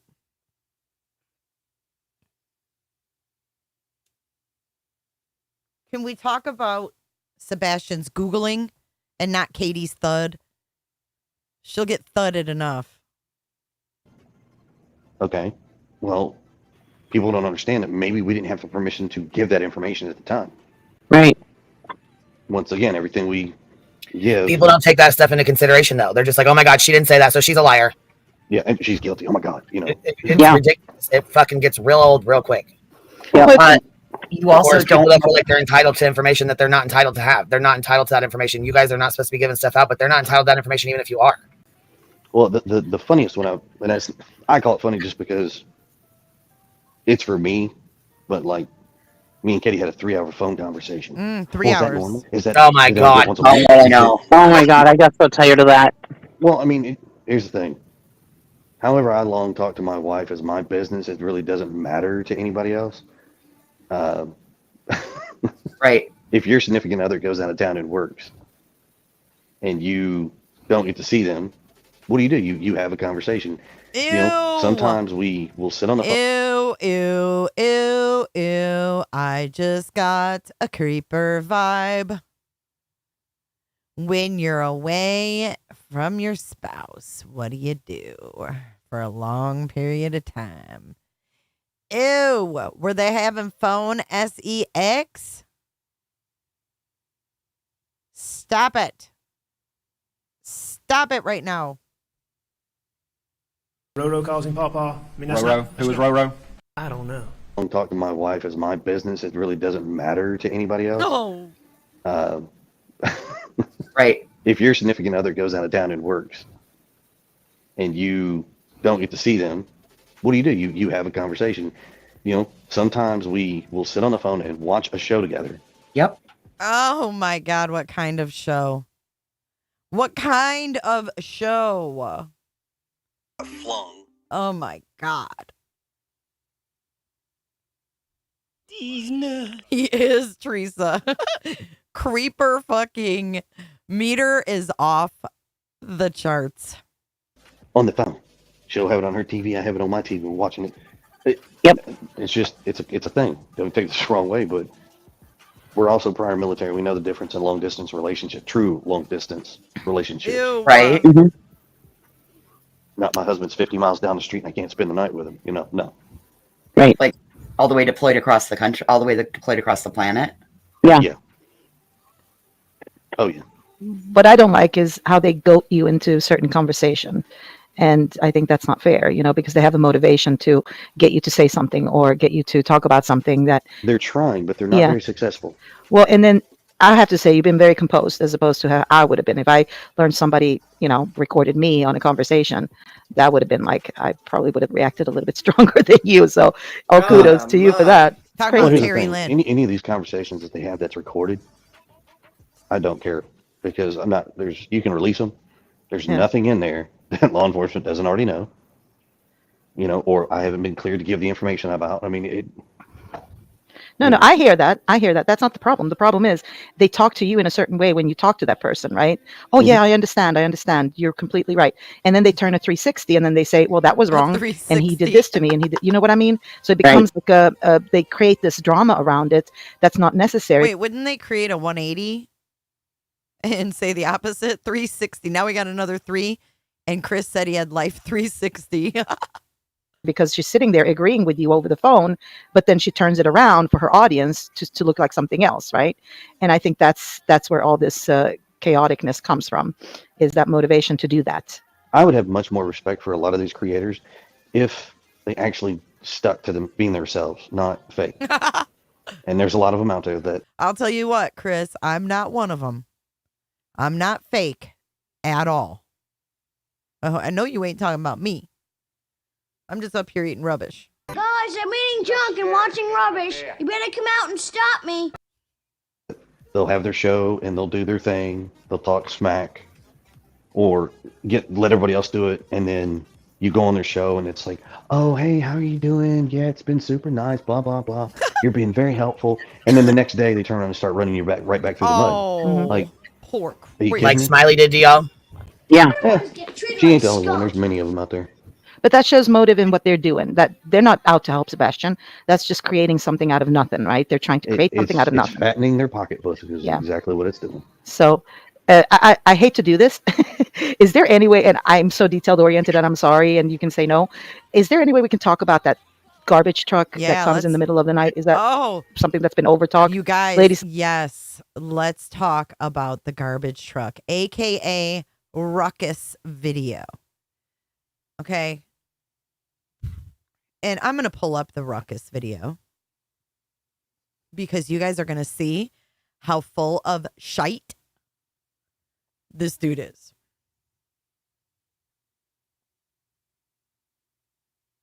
Let me grab the Rukus.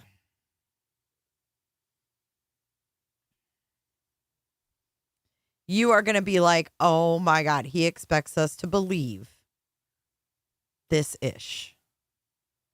This is coming from, all right, so I am going to actually play that. Let me play the audio here. Let me know if it's too much. What do you want to know? Greg Hughes talks about it. Whatever he's comfortable with, you know what I'm saying? It's completely up to him. Whatever he's comfortable answering, you know what I'm saying? I mean, I just don't want to do drama. I like it's facts. not drama. I mean, trust me, I'll let you know if we can go down the road or not. I mean, no, I want to know, like, because how weird we are going down the road. I'm just fascinated by what we have and what we don't have, right? And so when you go down and you look at that footage, it looks like it cuts through the neighborhood, but because it's not like an aerial, it's from somebody's point of view that we see that camera footage, correct? Are you talking about the one footage that everybody says was flashlight? Yes, with the lights. Yes, this right here. You mean right here? These correct. Lights here. Correct. Yes, that's been debunked. Gray Hughes did this. This is his video, but he debunked it with Chris. Him and Chris both did. Okay, so basically that's just the garbage truck because it's in the middle of the night. Do they really come that early in the morning at your house? I mean, it's like ridiculous if that's the truth. So no, it's not ridiculous. You got to understand something. We're not in the city. Right, they're outside of town. So I live outside of city limit. Wait, we're not in town, so our shit comes at 3 a.m. No, these people have $600,000, $700,000, $800,000 houses. They don't want to hear no damn garbage truck at 3 a.m, whether you're in the city limits or not. Yeah, you're not in Davidson County, right? Yeah. No, I'm in Sumner County. Yeah. Please don't jeopardize Sumner and Davidson is the same county. God, please don't. Oh, come on now, don't do. No, I live in Davidson. Come on, I know the difference. I know the difference. My father lives in Davidson County, so yeah, I've lived there. Wow. I went to Hunter's Lane.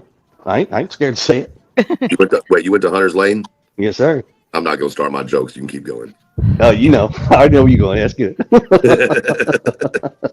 But no, I mean, so outside the city limits, we don't have city garbage trucks. You have to have a privatized trash company come by and pick up your trash. Yeah. The trash company we use has a good proportion of the county that they do the trash. And they have to start at very, very dark 30 in the morning to get to all of the routes they have to get to in a certain amount of time. Yeah. So this is legit dark 30? Hey, fellas, what time do you start work? Dark 30. So, I mean, it's common to see them out that early. Okay. So this is 100% garbage, nothing else at all. What? That's a garbage truck? Yes, yes. It is absolutely a garbage truck. Okay. I just want to know. That's Yeah, all. yeah. I'll tell Because you. it looks a little bit like, it looks a little bit like people, I thought was somebody walking their dog. That made more sense to me. In the middle of the night, somebody worked early and go out walk their dog. But of course, I believe you. So here's the one element about that video that most people haven't thought about, that me and Gray looked this over, and I told him, so where that camera footage was taken from, okay? He's implicating Gray. Just wait. I'm telling you, Gray has the evidence and Chris's alibi. Like, not his alibi, but Gray's going to be in this with his damn track of where Chris went, is what I'm saying. If you look where you see that flashing light at the top, okay, that's on another road. Okay, he expects us to believe that the ruckus, where it looks like he's beating the hell out of someone, or somebody looks like they're getting the hell beat out of them, I should say. Let me correct that. It looks like somebody is beating the hell out of somebody, and somebody's getting the snot beat out of them. He says that is a garbage truck up on another road, which would be Honeysuckle, which is way the fuck uphill from their road. Nah, and nah. On the very top of a hill. That's not even in our subdivision. Now everybody's like, well, you can't. No, there's no way. Actually, if you think about when this was taken, there was no leaves on the trees. He's so mad. So nothing had blossomed. He's so mad. Yeah. So you can see clear up on that ridge line, that road. I mean, you can see the houses. And he picked up the trash. He went through it, turned around, and went right back through it. Is it cut down, this version, or is there like a better version of this that you've seen, or is it the same? All right, so the video that you guys see is actually a video clip that Nick Burris took, okay, of a video. It's the upper right-hand corner of the actual video. It's not even the whole video. Like, you're not seeing everything that's in the picture. Right, we have, though. I showed y'all, right? Here, let me show you the other one. Because we have the whole one, Chris. Don't act like you're the only one that knows what's up. We've had the full video. It was freaking sent to me. And we zoomed in. Well, actually, this Kaylee zoomed in. But Nick Barris zoomed in as well. He cropped it, actually. Where the heck is it? Right here.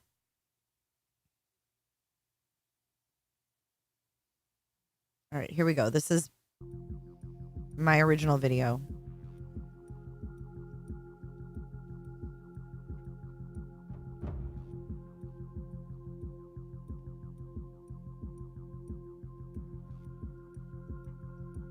Yeah, focus on the dark, not the light.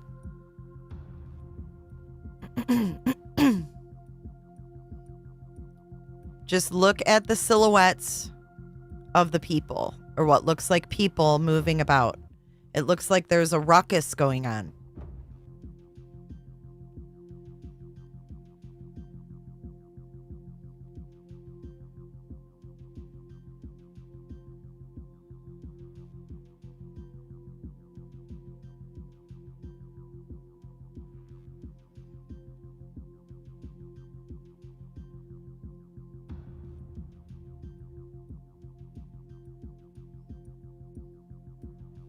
Yeah, look at the black, the silhouettes. Don't look at the light. Like that green, that's where the light is its brightest.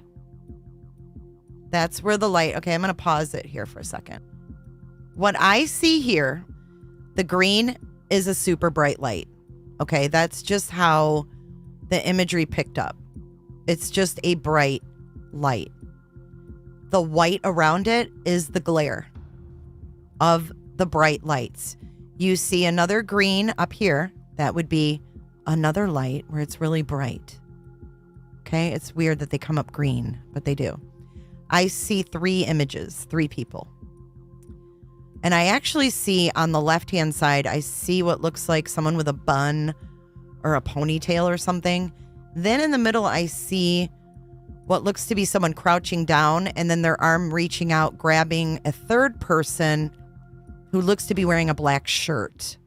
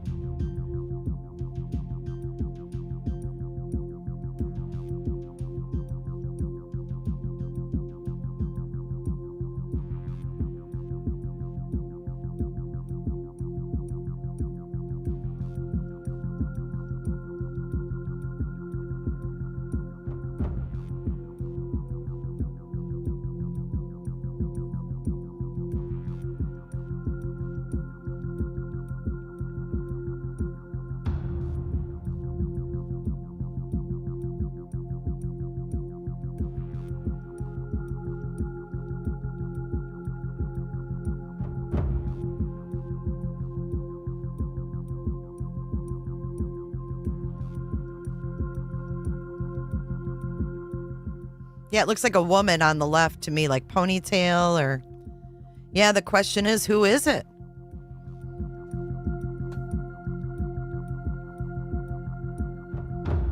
It does look like someone's arm is going up and down like in a hitting motion, doesn't it? And I want to show you where I think this is coming from. This is just my theory, of course.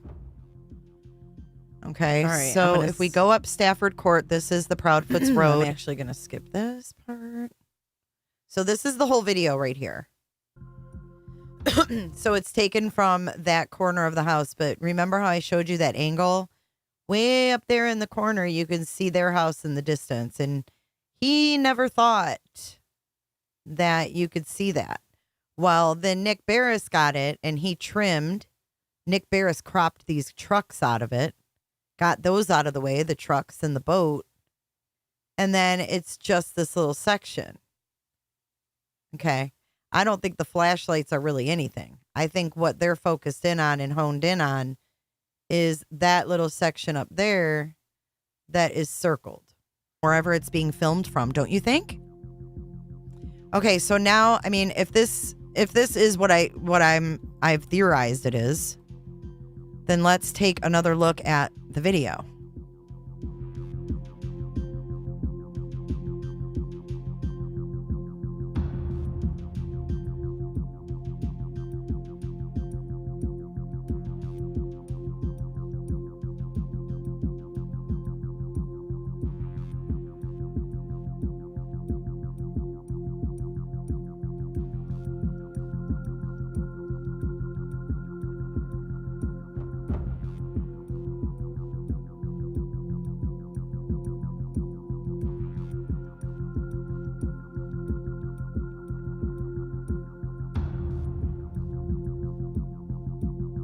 Okay, so I'm going to show you on Google Maps because guess what?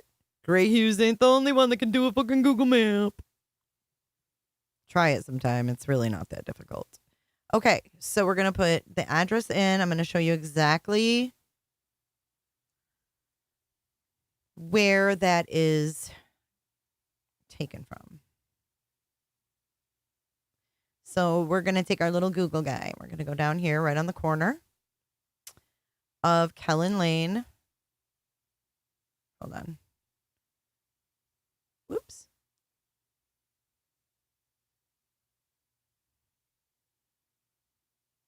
I got a little ahead of myself with the little Google guy, okay?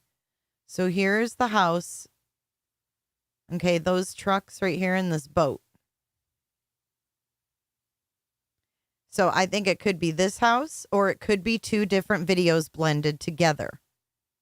Like they could be showing this house in this part of the video. But see, still, if you're at this house and there's no leaves on the trees and you look diagonally across just past the gazebo, what do you see right there?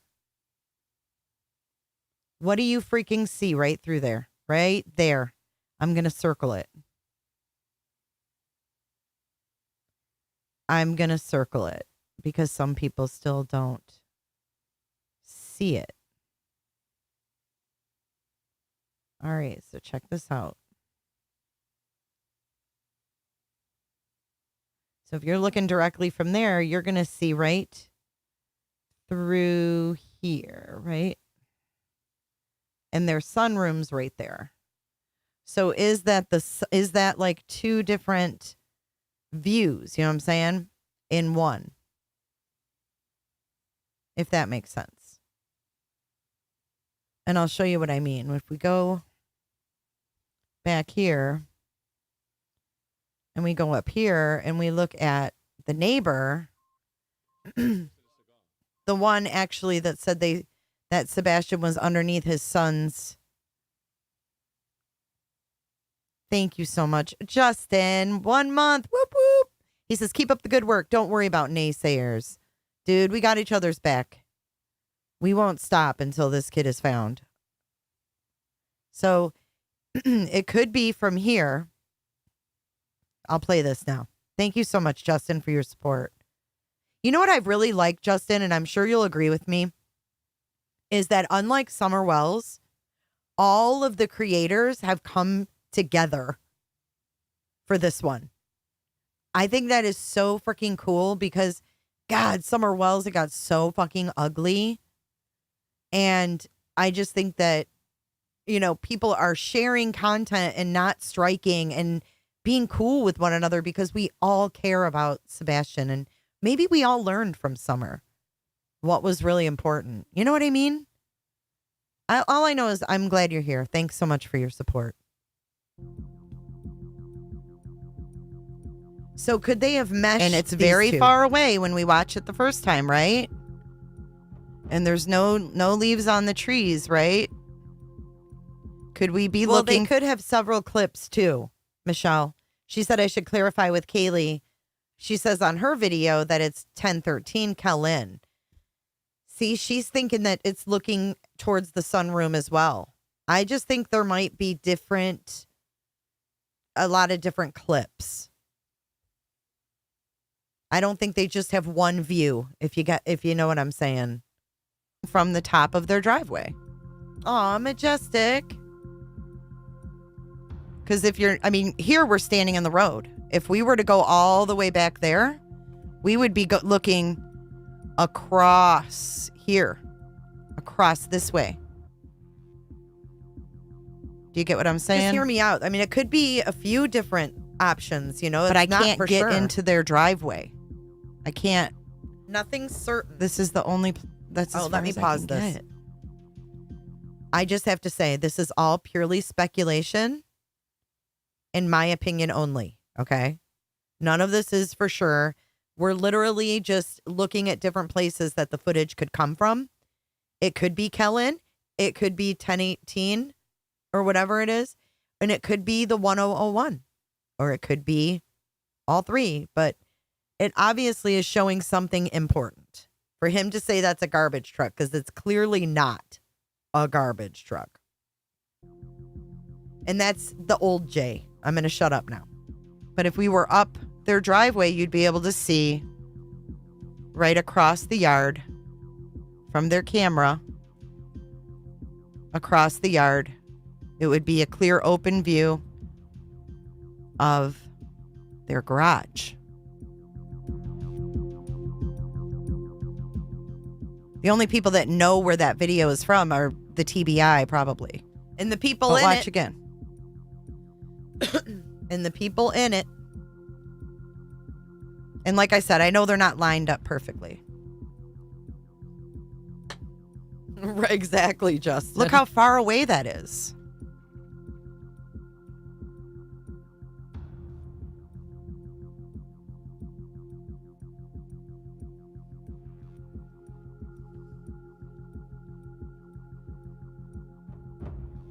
I wish we could get direct line from that cam. Yeah.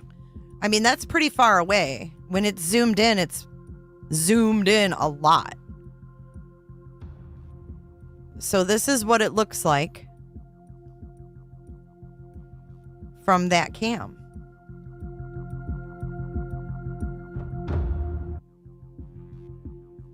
That's how small it is. That's what I was saying.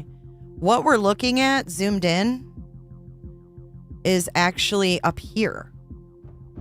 And I would say that's pretty far away from wherever it's being filmed from, don't you think? Not a damn garbage truck. That's Okay, for so sure. now, I mean, if this is I've theorized it is, then let's take another look at the video. 3 weeks ago, y'all. We did this 3 weeks ago.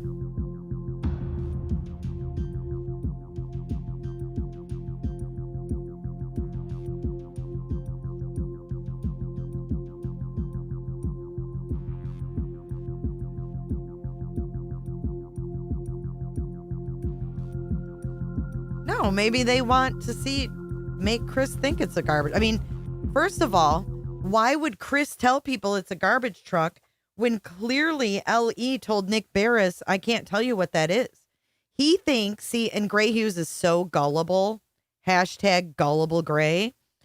Gullible Gray was like, oh my God, this dude's giving me the inside scoop.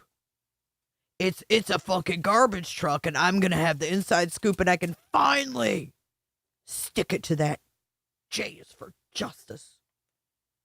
Well, guess what? You've been punked, Gray.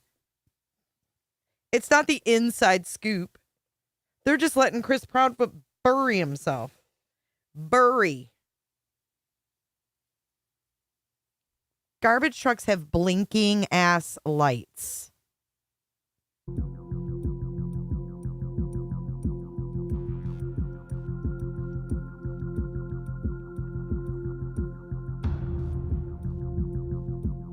Do you get much higher up than the FBI? Go watch Chris McDonough from last night, guys. I don't know. I think Candace Wells took a couple polygraphs too. It doesn't mean shit.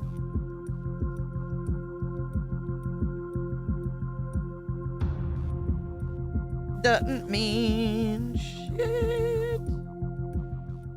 So right here is where I was really disturbed. Okay. So Four-leaf this is what I clovers see. ain't gonna help you, Chris Proudfoot. I see subject 1 right here. I'm outlining the subject. I see subject 2 right here. I see an arm right here. Right. Why wouldn't And they then just say it was? a subject 3. Sometimes common sense just has to kick in, Justin. That's so And true. this is just my opinion. Maybe I'm making something out of nothing. Thanks, Karen. But that's what I see.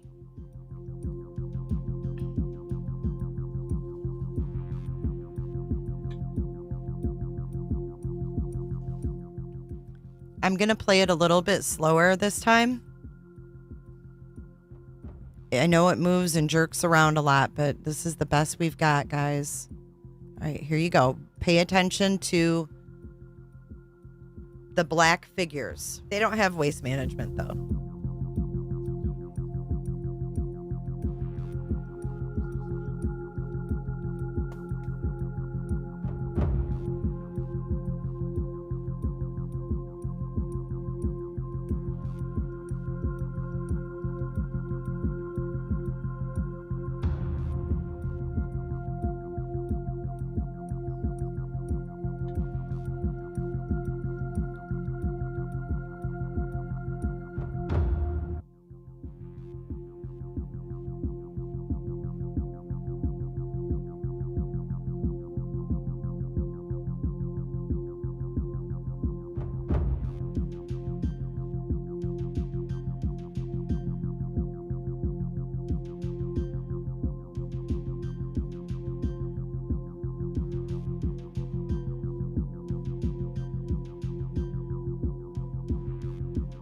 Yeah, that's him, Island.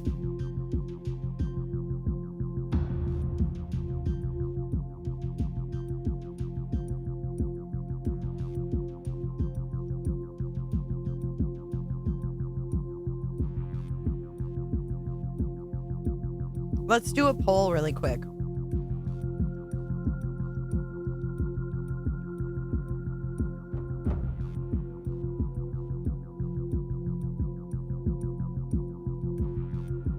These streams are getting out of hand. Long out of hand.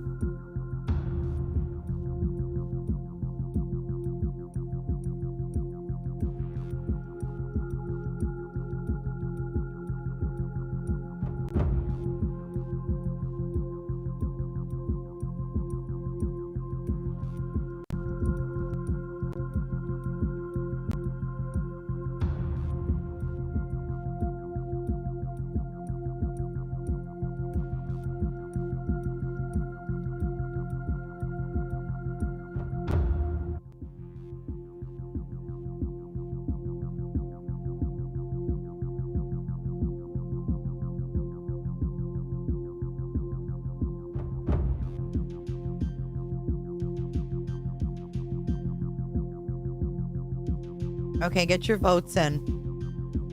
What is in this video? A garbage truck, a ruckus, tree leaves, or I'm not sure.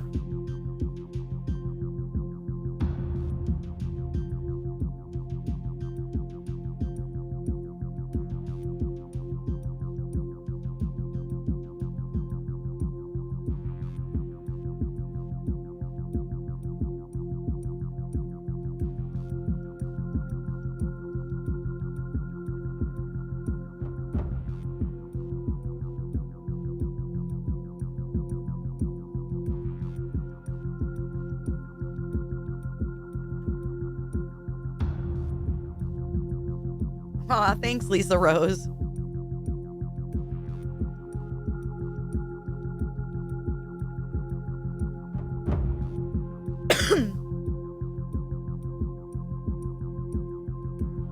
Yeah, if your son, exactly. That's such a good point, Tracy, with an I. If they were truly not involved and there's video footage that shows people moving, you'd be all over that, not dismissing it the first day as garbage trucks at 3 a.m. Tik Tok Tony is on. Oh, for crying out cats. It's TikTok time. We are going to wrap this up anyways. Here's the link to the Rukus video if y'all want to check it out. We're going to have to reconvene tomorrow at 3 p.m. Eastern Standard Time. We'll finish this Queen Bee interview because there's still quite a bit left.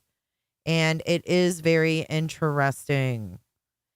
So get your votes in and vote away. We're going to, let me come back and on this camera here. I got to go eat dinner anyways. I didn't expect to be here this long. You guys are amazing. I love, love, love reading all of your comments. You guys are so smart. You are the smartest cookies on YouTube right here, right now. Let's go ahead and run our credits. Thank you for your support. I'll set up a live stream for tomorrow at 3. We'll finish this. And let's run our credits and dance it out. Enjoy the rest of your Memorial Day. And thank you again for your service. If you are a member of the U.S. military or a prior member, thank you so much. We appreciate you here.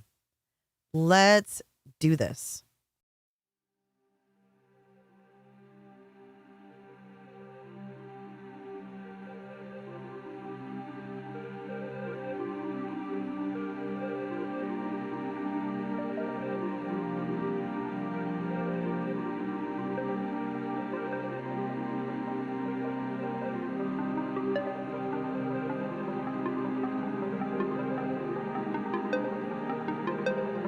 So much for watching. If you enjoyed this live stream or video, make sure to give it a thumbs up and hit that subscribe button so you don't miss out on my latest content.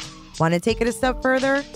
Bring it all in. And join our community clickers by becoming a Patreon or a YouTube member.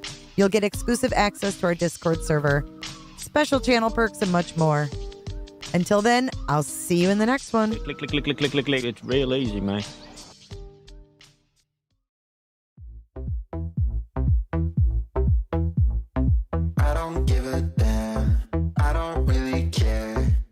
You and your problems, I don't give a damn. You talk way too much, I have heard enough about you and your problems. I don't give a damn. I don't give a damn, damn, damn. I don't give a damn, damn, damn. I don't give a damn, damn, damn.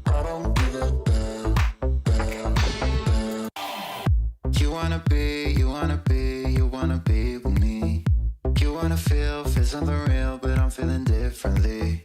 You're making plans to get to France, but don't wanna face the fact that I ain't got time, I ain't got time, I ain't got time for that. Staying up late, sleeping all day, dreaming about Cadillacs. Buying new shoes, hanging by the pool, sipping on Coke and Jack. Calling my phone when you feel alone, but I'll never call you back. 'Cause I ain't got time, I ain't got time, I ain't got